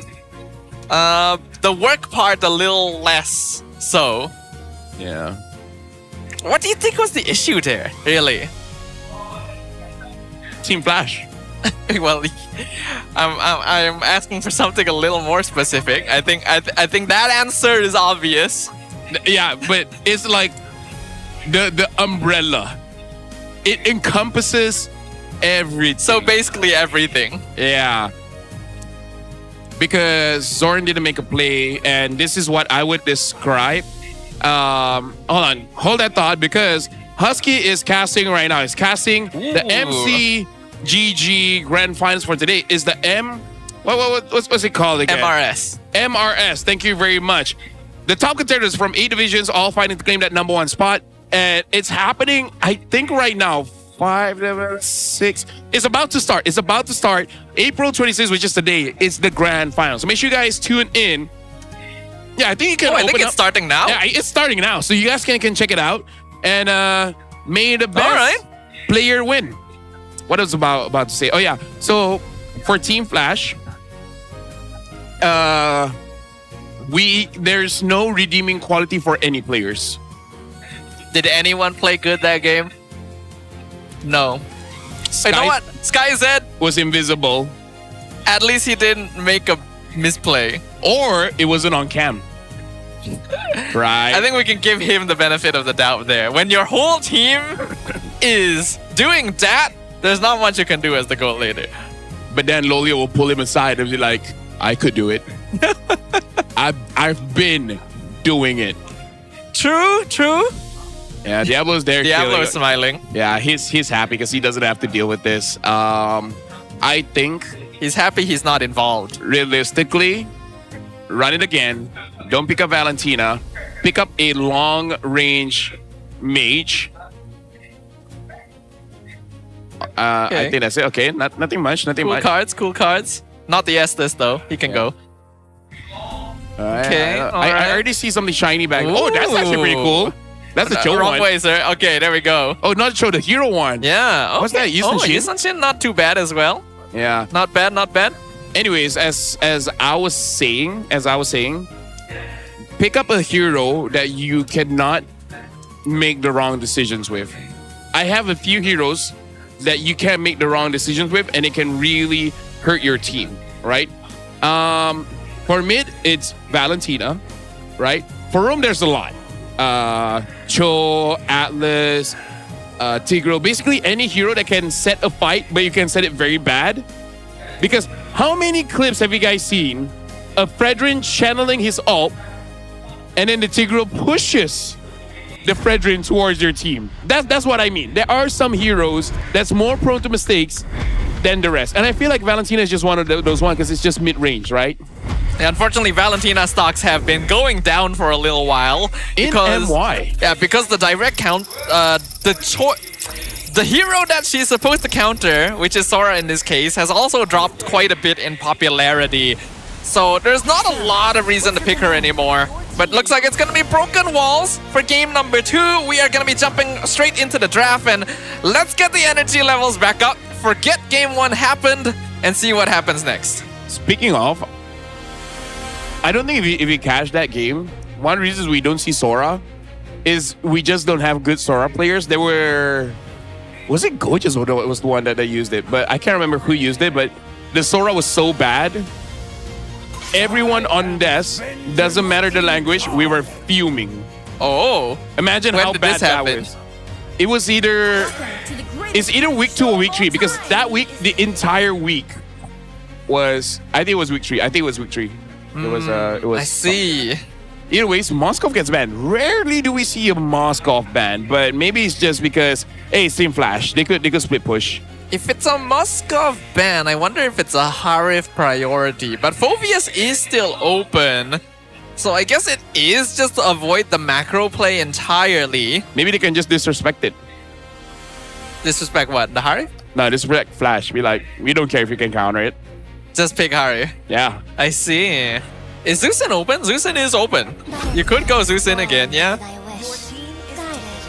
Game number 1, no Harif at all. I wonder if Skyzette just can't use it. Or just not comfortable. But at this point, does it really matter whether you're comfortable or not? Because even if you are, like, comfortably losing, right? By the way, looking at Jushin's hair, her hair kinda is in the shape of a love. The bangs. It's clear there. Yeah. Look up there. Yeah, right? I can see it. Yeah. I can see it. Like as if she's not attractive enough. She you just keep seeing more details. Like no wonder she's the most pick hero here. 100% pick and ban. It's the same hairstyle as many of the Team Flash players. But she's cuter. Yes, for sure. Well, Uranus as well as Eve pick. Eve is also a hero that it's hard for you to make a mistake on Eve. So I think that's a solid pick by the coach. Yeah, it really comes down to whether the opposing team can punish this hero, which is what we saw earlier in match number 1. So this is a much safer opening from Team Flash. These are both strong picks who will usually be able to get prio in their respective lanes and start opening up the map. Right, so for IG here, usually you would go for a Hazel pick because you just don't want him to get banned out. Yusin is still open. And it's flex. You could pick him in the jungle. You could put him in the gold. Although there is a Uranus, so you could get countered. Either way, the Khalid is a good pick. Pair up with the Jushin. And it looks like they still go for the Yi Sun Shin. And they have done this quite a few times. Meaning like pick up a Yi Sun Shin against the Uranus. And the Uranus has punished Hazel quite a few times. Based on game number 1, I don't think Flash can do that though. It is still the Hazel pick of all time here. So if it's open, IG is gonna snatch it up. And right now there isn't anything that could be overly disruptive to him in the jungle either. Pick a roamer here. I want to see something like a Cho. I think Hilda is also good. Yeah, Hilda is not bad. Hilda is actually not bad. You're like, just rush on Hazel. You need to disrupt him. You cannot allow Hazel to farm safely until like level 6. Look at Zorn. Zorn's already having his hand in his face like, get me out of here. Mission completed. Your team is Oh, forgot about Freya. Oh, yeah. How did this hero has been gone for so long that we've forgotten she existed. Okay, Freya gold lane. Not the first time SkyZ has pulled it out, and it at least guarantees he can be quite oppressive in the laning phase. So now do you just ban EXP? But it kind of feels bad if you ban EXP or gold, because the real problem is the heroes that's already been picked up, right? I feel like they already done enough damage with the first 3 picks that any supplement that they can get on the side is good enough. And honestly, like, what do you ban? Got thought? Just so that Gorgeous has to use a real hero? You could ban Esme. She actually deals with all 3 of these heroes right now. Which we have been saying and has never been picked. I'm hoping we see it. Eventually, yeah. Show a little bit of creativity here, you know? A lot of our teams play a bit too safe in the draft, which is understandable because of how crucial it is nowadays, but yeah, it's a bit more fun if the heroes are unique. So Lapu does get banned out. So they do see that Team Flash, they're going for a dive comp, and they're really thinking that Team Flash 100% wants to counter Hazel. So this Uranus more than likely is going into the jungle, which honestly I feel like is the right call against a Yi Sun Shin jungle. And honestly, Team Flash, they have red 5. So if they see the draft complete and this Yi Sun Shin is going gold, then just put Uranus in the EXP and then have something else in the jungle. Like, they can play with this. It's probably best to maintain that flexibility for now. So their red 4 pick is probably going to be the roamer. They do decide to ban out the Gatot, so they are trying to do what you said, make Gorgeous actually play the game. If they want to ban another hero here in terms of EXP, or just in case jungle, I think banning out a Fredrin maybe. Because I don't know, legit Flash only plays real when they have a tank jungle. Every time they play damage jungle, I really don't know what Hades do. Like, he does not calculate the damage well. For some reason. Yeah, we did see that earlier when he tried to stay to dual Mel QT too. And it's the early game. It's not even like Mel had 3 items. Yeah.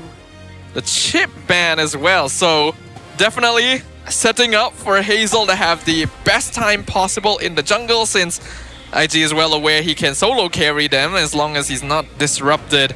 Flash needs a roamer here that can be annoying. Again, the Cho, because if you pick up anything else, like, I love Minotaur. Minotaur might even be good here, but the Jushi will just keep on picking you up. And now you just early pick the Suyo, so well, why? Like, they've revealed. Now you can just... IG is like, well, okay, I guess it's in jungle then. Yeah, Yi Sun Shin jungle. What Why EXP laners are there? Goodness. They can pick up Alice. Esme is still good. Alice is the more obvious choice, I imagine.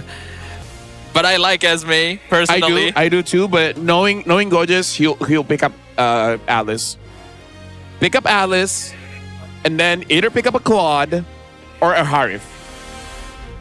Agreed. I think Claude is... Well, Harif can fight Freya better in lane, and then Claude is safer once you get to the late game. So either one is pretty good.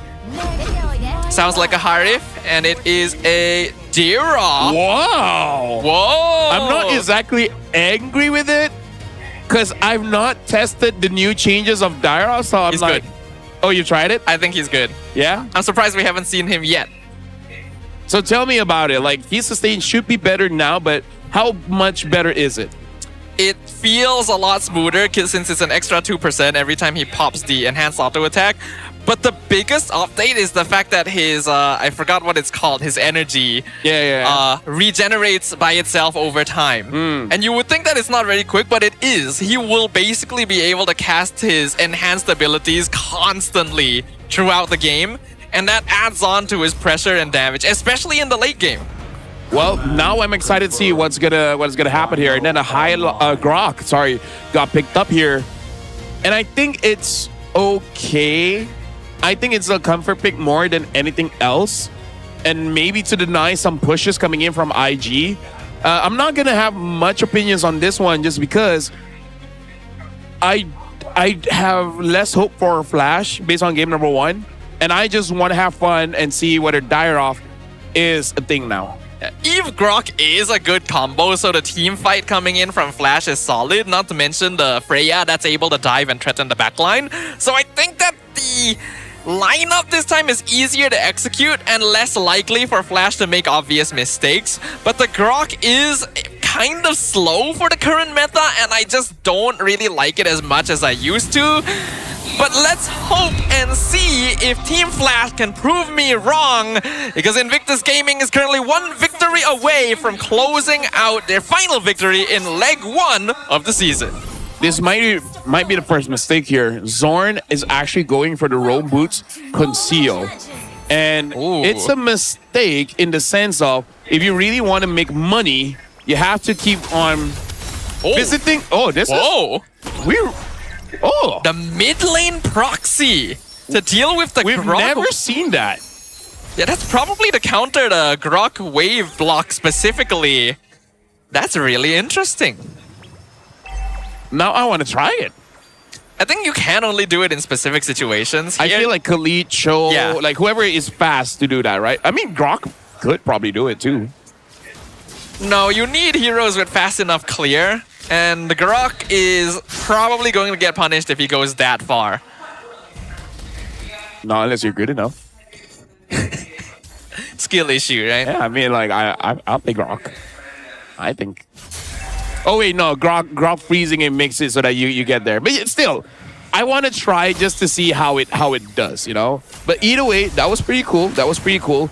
And for Team Flash, what I really want to see with them having this Freya gold is to dominate one lane. It doesn't even have to be the gold lane, as long as they pick one and you just roll with it.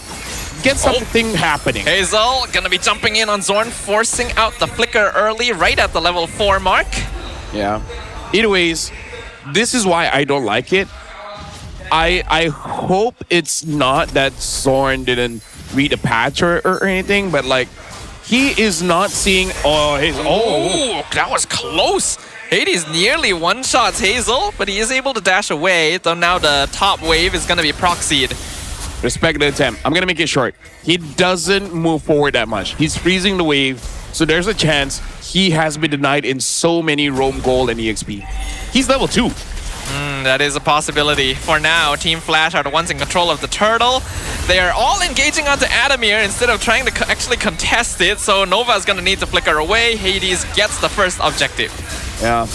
And right now, Team Flash, they're already trying to control the jungle, which is very good. Because the thing that Hazel does is that he takes his camps and your camp. So maybe that's why they went for the CEO, because they can match and maybe even, you know, make it faster when it comes to the clears.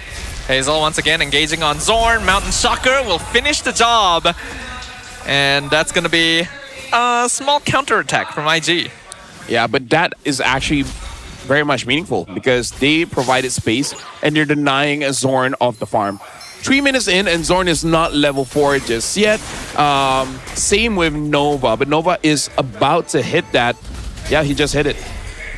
That was first blood as well. I didn't realize because an exchange happened earlier, but Hazel getting that gold bounty is going to be pretty big since we know how fast you can snowball on this signature.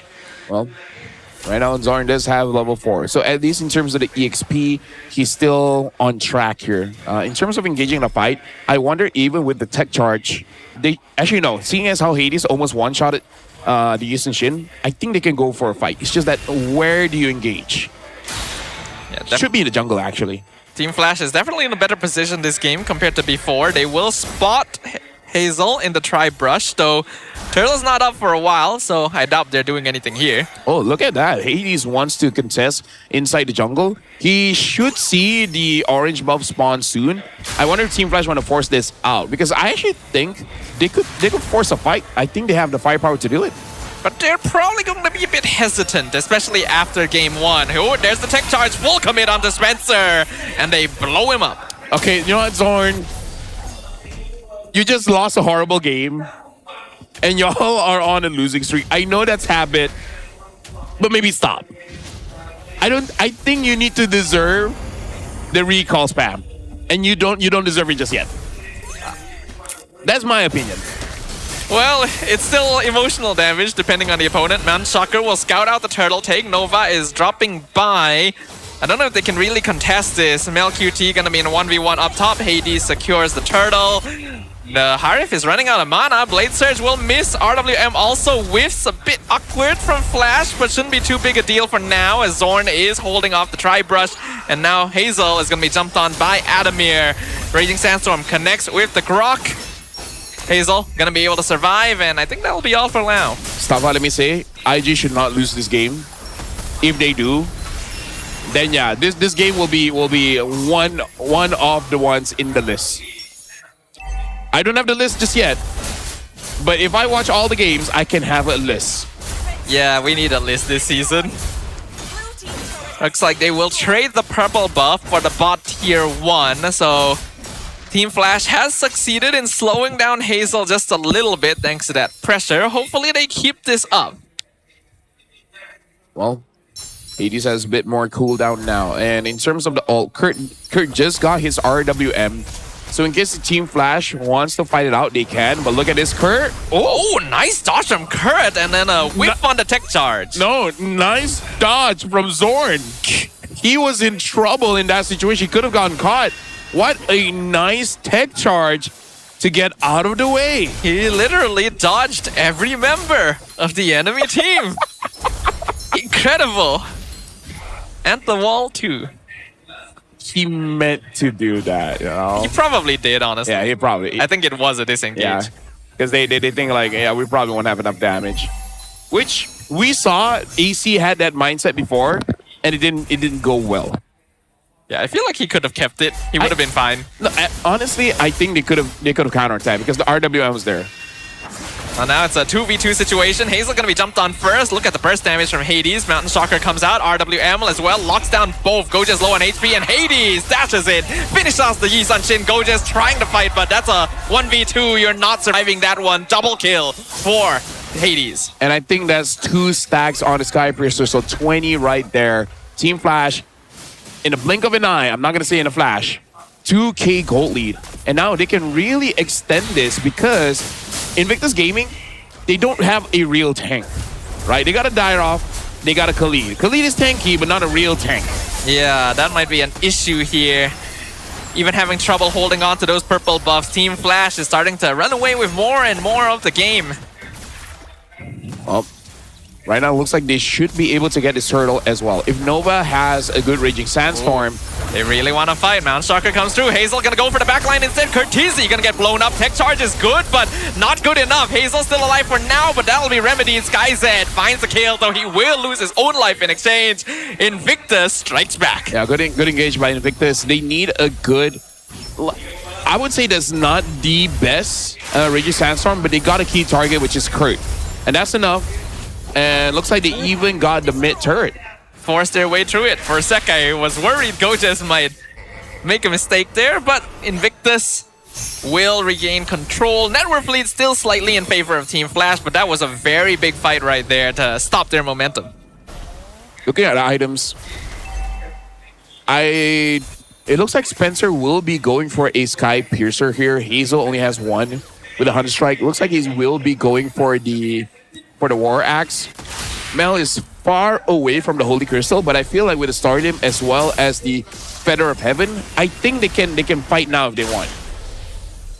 For IG, I mean. Well, IG isn't really in position yet. They're gonna poke Adamir a bit from the flank, but Team Flash are definitely in better positions to secure this Lord. MelQT in the tri-brush waiting for a chance too. Right now, he's still holding on to the Lord. Adamir, I think he should be scouting out. He needs to find where Hazel is. Gojes engages onto Hades, forces him back. He's low on HP. RWM going to be used to disengage, and Gojes is going to be punished as a result. But Hazel gets free reign of the Lord in exchange for 2 of his teammates' lives. IG will back off. Spencer going to have to flicker over the wall. I think that's good, but I feel like Adamir didn't play Uranus the way that he was supposed to play in this game. He really should be getting 20 stacks. Once he has 20 stacks, try to look for Hazel. Once Hazel has been, you have vision of him, then you know whether you want to go for an engage, do you want to secure the Lord, and whatnot. I feel like Team Flash, they reacted well, but they didn't have to be. MelQT looking for 80s, one hit. Nice dash away from the Synchro Fission. Not able to finish it off. Mountain Shocker misses as well, but they find Curtizi instead, and they even pick up Adamir, throw him back 10% HP. The Uranus will barely survive, but the mid-tier 2 will not. This is sad to see, but Kurt is not having a good time, even with the Eve. And it's really just because Invictus Gaming, they keep on getting into a situation where they cannot fight back. Spencer though. Locked behind the wall. Tech charge, tries to Crimson Beacon it out, not able to survive. Unstoppable streak for Hades, and the Raging Sandstorm is just ignored by Team Flash. And now Kurt is okay because you're able to get Spencer. It's a good thing Spencer, I think even if he did have the Sky Piercer then, it doesn't matter much. Like, you didn't get that much stack, so it doesn't feel bad. And yes, he does have the Sky Piercer. Adamir not able to stop MelQT from taking the tower down bot. The conceal play is spotted by Novak's Kopar as well. So they're not going to be able to find the cheeky gank down here. I'm looking at Adamir because he is the real counter for Hazel. And if he doesn't do his job well, if I was the coach, I'll be flaming him. Looking at itemization, he only has the Oracle.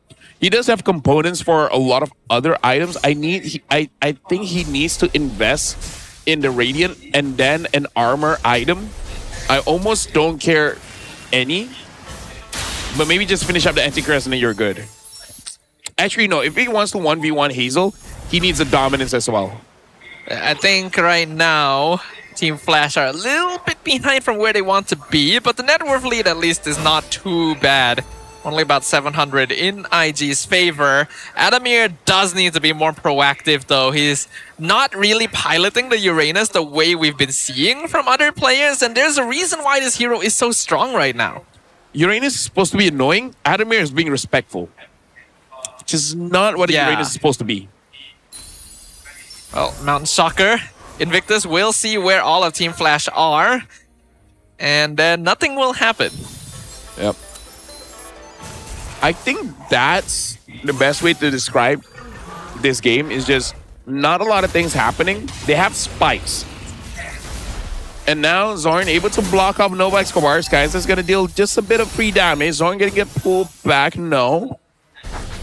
I think Invictus is because Hazel wants to farm. For Team Flash, I'm not entirely sure why the game is slowing down for them. It's kind of a similar issue to what was happening with AC, right? It feels a little uncertain, and they're just kind of defaulting to the usual habits. There's a lot of things that Invictus could be getting punished for, but it's not happening, and now they pick up Adamir. Nice jump from Zorn, but there's no follow-up, and Skyzek gets blasted by Hazel. He steals the Lord away from right under their noses. MelQT picks up the shutdown. He's in the back line, and now Team Flash is falling apart. Adamir trying to run away, but he will get slowly melted away, and Zorn is the last one left. Nova's just gonna stay on his tail, make sure he can't go home as they break down the mid inhibitor. I hope this game ends now because, that was a bit painful to watch. Invictus Gaming gets 2-0. Congrats to them. There's really not much more to say about that. Good job, Invictus Gaming. Deserved victory. Not much more to be said about the other team.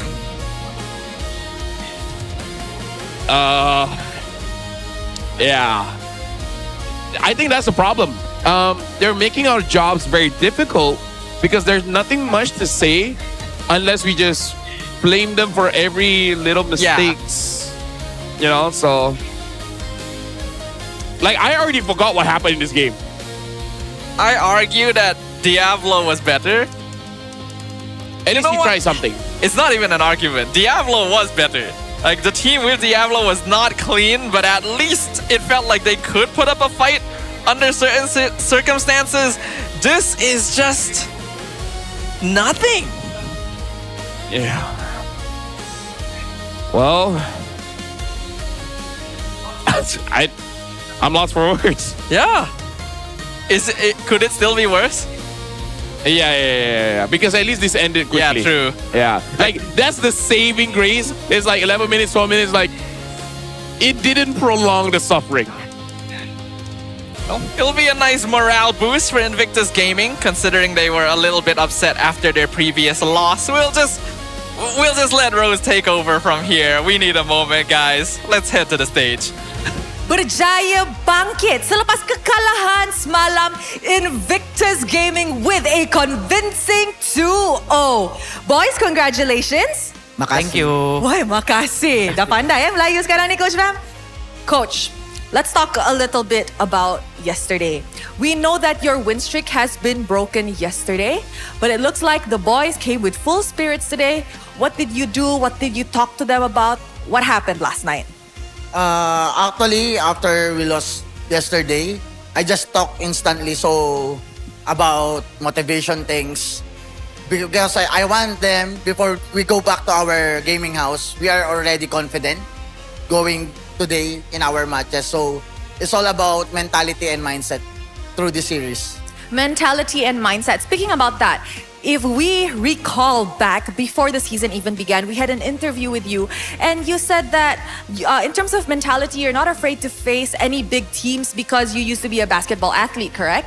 Have you instilled such mentality onto your players, and is that why they were able to face SRG with such courage and confidence yesterday? Yes, I used being a basketball player before because my coaches said to me, like, in training, you must be the pressure. So anyone that they face on the court, you can face them even they are so good in terms of their skill. So the pressures is from the training, not on the court or in the stage. Okay. And I think we can actually see the impact and the result of the training from the side of Coach Bam. And Coach, let's talk a little bit about Dairoth now. We know that Dairoth has got a buff lately, but I don't think we've seen him on MPL yet. So can you tell us why you decided today was the day to bring out Dairoth? Actually, yesterday, TNC picked it, the Dairoth. But actually, TNC and us screamed that time. And we use it against them. And I'm confident like Gojas is capable to use that hero. He's like 100% confident. Actually, we predict that they will use the even Uranus. That's why we shouting earlier. I see. But do you think the Dairoth is actually a very viable pick, or is it still considered a high risk pick for this patch? I think because they pick a lot of melee heroes, it fits on our draft. More towards just the hero composition. Thank you very much, Coach. Of course, kita pun nak borak sedikit dengan Spencer. Hi, Spencer. Halo, Kak Ros. Okay hari ni? Okay banget. Okay banget. So semalam, lepas mereka kalah, dorang semua masing-masing nampak down. I wanna ask, selain daripada apa yang Coach bantu, macam mana you guys dapat bounce back secepat mungkin? Sebab tadi, nampak daripada soundcheck, semua dah jadi macam Justin Bieber dah. Lepas tu masuk pun semua dah ada dance dan style sendiri. So macam mana you guys dapat bounce back macam tu? Kata mereka habis dari e-sport, mereka mau jadi boy band. Ada career path yang seterusnya. Ya. So apa yang you guys buat untuk mendapatkan mentality tu strong untuk perlawanan ini? Kau nggak usah pikirin lawan sih, pikirin tim sendiri aja. So more towards fikir pasal apa yang kita sepatutnya buat esok untuk dapatkan kemenangan, bukan macam be sad sebab kalah lah kan? Ya.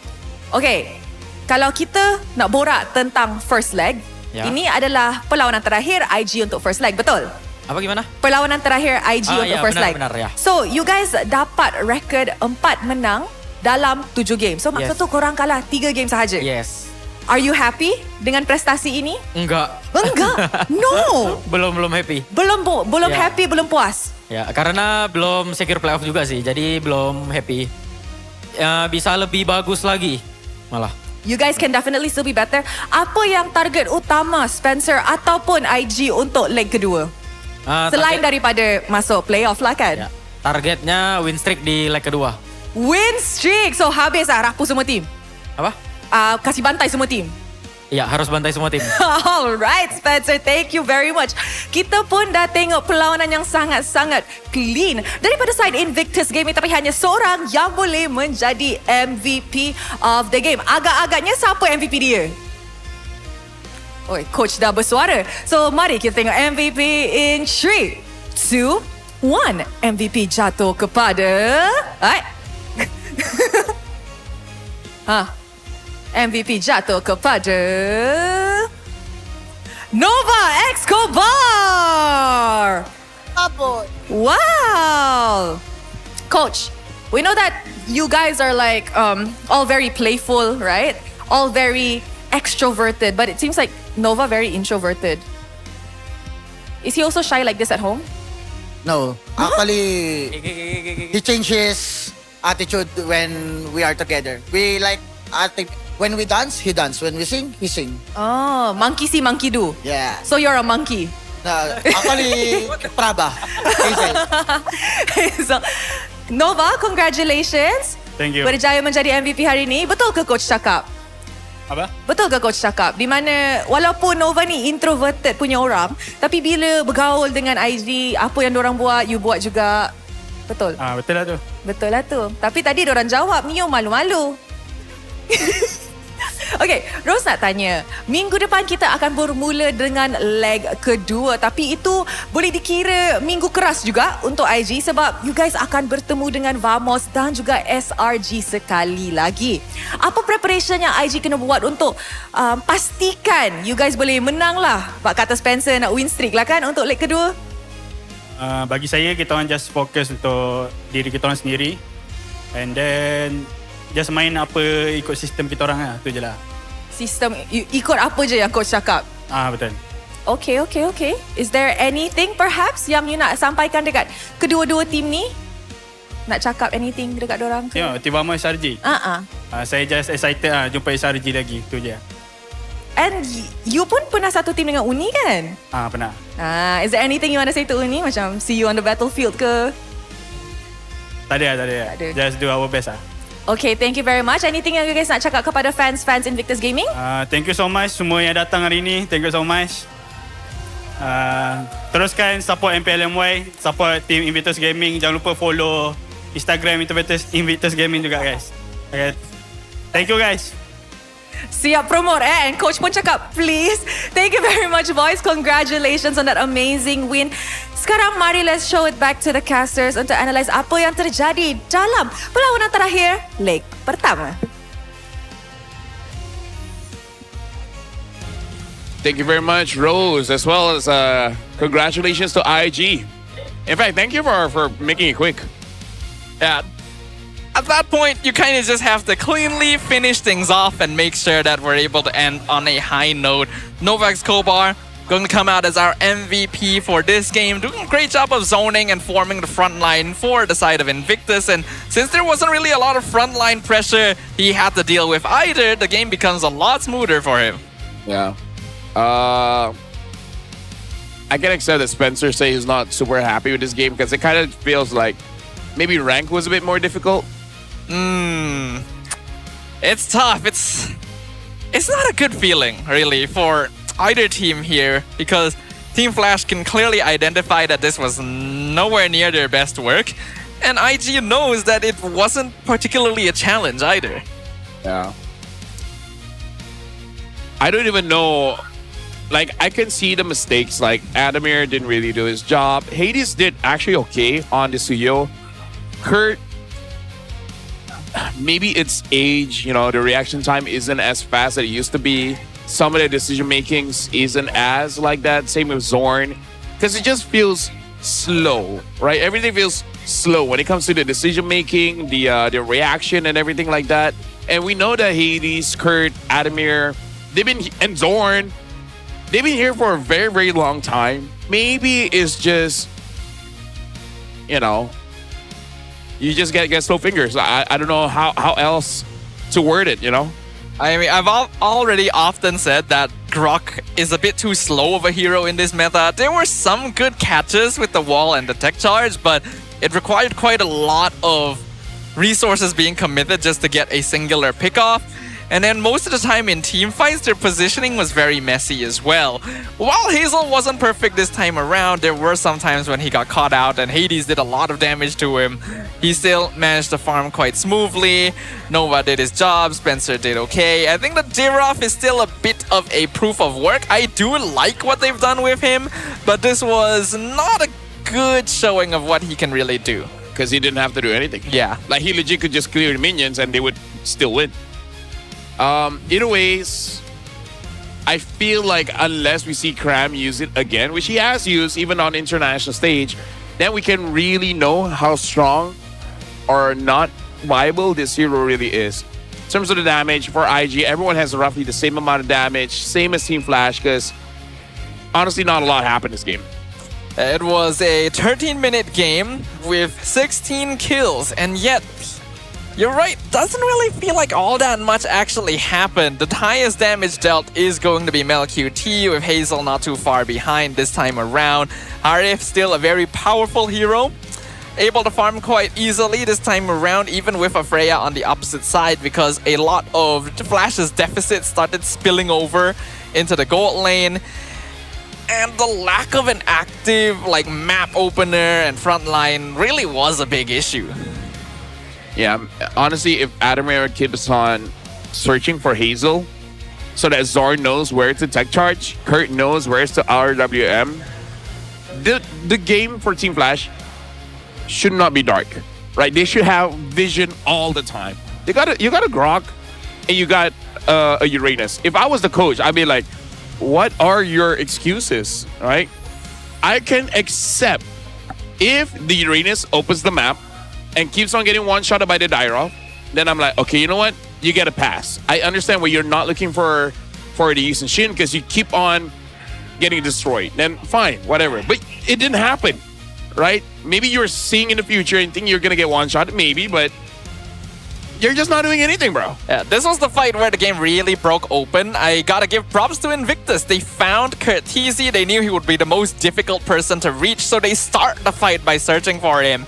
And without that magic damage, everyone else is melee. And then Diraf and Yisun Shin can take advantage of that to wail on their targets, to push them out of the situation. And while Hades did have good damage, he alone is not going to be enough to deal with what IG is throwing at them.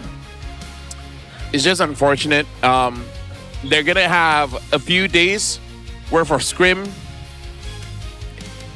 Don't know whether it's enough time, and I think they need to focus on one problem at a time, because at this point, the problem is there's just too much, and you don't know where to start.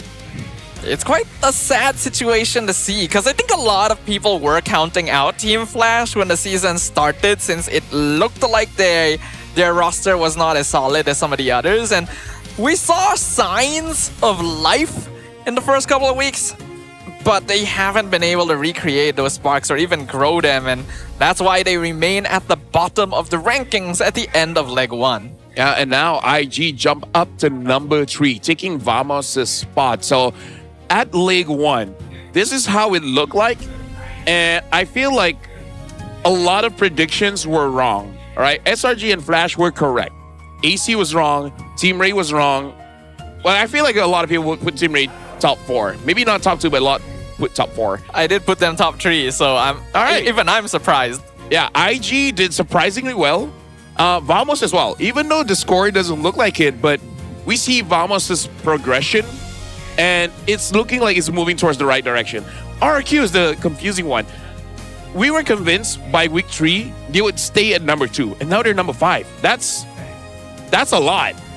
Yeah, it feels like other teams have figured out exactly how they tick, and now the more glaring issues are showing themselves when they're not able to recreate the same flashy gameplay that they initially became feared for.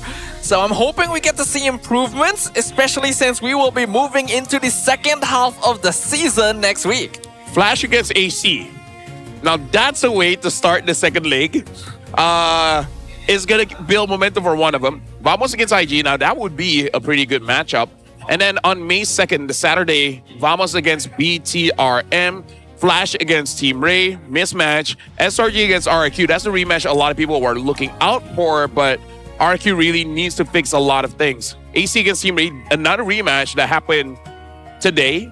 And an SRG IG, which is a rematch from yesterday. So a lot of rematches happening very, very quickly from week 4. Hell, every single match from now on is going to be a rematch. Yeah, but meaning like it just happened. I get what you mean. The concentration of close rematches is fairly high. 1 week is a good amount of time, and it'll finally give teams enough of duration to actually get used to the patch, since it just dropped a couple days before this weekend started. So we should see slightly more stable drafting, slightly more stable gameplay, hopefully once we come into the 1st of May. And I guess we'll just wait and see. For me, the teams that I'm looking out for is BTRM and RRQ, because they only had one match, right? You only have one match of the week. You know you're going up against Vamos. You know you're going up against SRG. RRQ, you were close, right? So I really hope, because RRQ was disappointing because they lost quite bad against, like in their game yesterday, and it was the only game of the week, right? They don't have any other game. So they should have been way prepared against BTR. So they cannot make the same mistake against SRG. But at the same time, BTRM was playing a little differently than usual, so perhaps they weren't expecting that to a certain extent. Excuses aside, we did have higher expectations of RQ, so hopefully they can continue to live up to them, make the adjustments that are necessary now that teams have figured out your strats a little bit.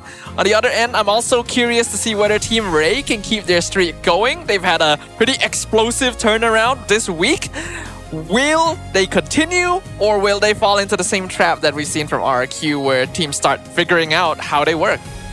I think they're trying to avoid that by forcing Jesgar on the damage dealers. True. I think that's the transition, right? Because I think it's hard for you to prepare against Siska. I think it's hard for you to prepare against Lolil. And mid as well as Rome is starting to show that Martizi is a key figure of Team Rey's success as well. So maybe that's the thing that they gotta watch out for, right? Like, how do you make sure that Martizi doesn't get focused on?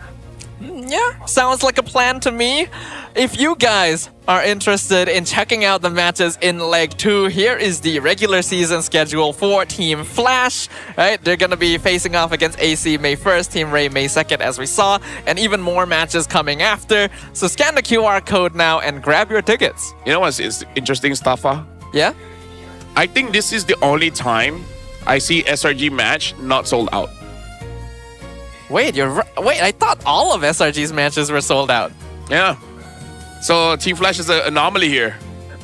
Interesting. So, hey, if you really want SRG tickets, you know, there. Like, here, look, IG's already sold out. Vamos one is selling fast, and understand why, right? That's going to be a very high matchup. And then they're going up against Team Flash again. So, very quick that they get to meet them.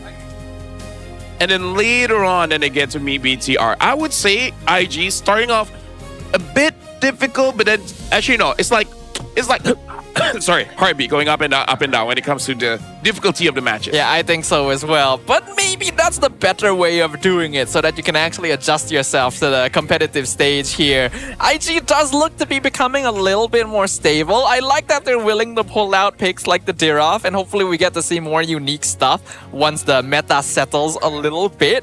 And I imagine they're gaining their fan base as well, so scan that QR code. Yeah, I'm just wondering if the coach is still not super happy with the performances. So maybe the tryouts will still go on. But for you guys, this is somewhere that maybe they can try out members, because MPL is happening tomorrow at 4 p.m. It's going to be JP9ers going up against Stark Origin. Daily matches from Monday all the way to Wednesday. And now they even have a blessing system where the teams that are having a difficult time, let's say Team Flash for this situation, they have an opportunity to choose what do they want in terms of advantages. They can force pick whether they want first pick or second pick, basically denying the coin toss, or they can prevent a ban. Meaning you can say Fanny cannot be banned this game, and then no one can ban the Fanny. And of course choosing the map, but I feel like for MPL that might be the choice that's not picked often. I think it is pretty interesting though to have this sort of system, right? Test it out in MAL. Maybe if it's popular enough, it could be used in other places as well. Adds a little bit of spice to the competitive stage. But on top of that, you guys should go and check out Todak Gaming, right? They got their MPL talk happening every Tuesday at 10 p.m. So you guys should go check them out on YouTube. Yeah, I don't know whether this week, whether they can get both Sunfrost as well as Mars. Mars might be doing MEL, so I don't know if they can get them for that. But I think the topic of Toda for this one, they're going to touch on every single team, but the bottom teams here, like AC, BTR, as well as Team Flash, not really looking good. And also knowing Abang Lord, I think he wants to talk about RQ as well, because what was that game for this week? Well, it's a lot of topics to discuss, right? So I think it's going to be an interesting episode this time around. And for all of you guys who are stuck around with us this week, we got another QR code, another code you guys can redeem in-game for some rewards. Yeah, this one I'm not even going to try to pronounce. It sounds like an alien from Ben 10, so I'm not even going to try. The original name, not the one that Ben created, because Ben's names is actually quite clever. Yeah, you know? they are quite clever. Quite clever. Always been a fan of them. I don't remember the original. Accelerate. Yeah, I love Accelerate. Speaking of, that's the end of the show for this week. So we'll be seeing you guys next week for the start of Leg 2 of MPLMY. Dia nak gamble. Hati tengah-tengah je. Hati je. Tengah-tengah. Jom goal 3 guys. Dapat boy. Nice. Jangan main. Gua mati sih. Kaja tarik. Ratain. Jangan main. Target. Sepek. Mati. Nice. Baik. Nice one. Wait. Lord low. Let's go here. Go. Suyu ah. Suyu here. Dia nonton. Orang. Suyu. Go on in. Moskow. Moskow ke atas balik. Dapat gerak Ozat. Dah dapat. Tak boleh ya. Satu hit. Aku gitu. Kalau lah. 5,000 It's okay. First blood. Aman. Guys. Ni mau ngapain ni? Bye.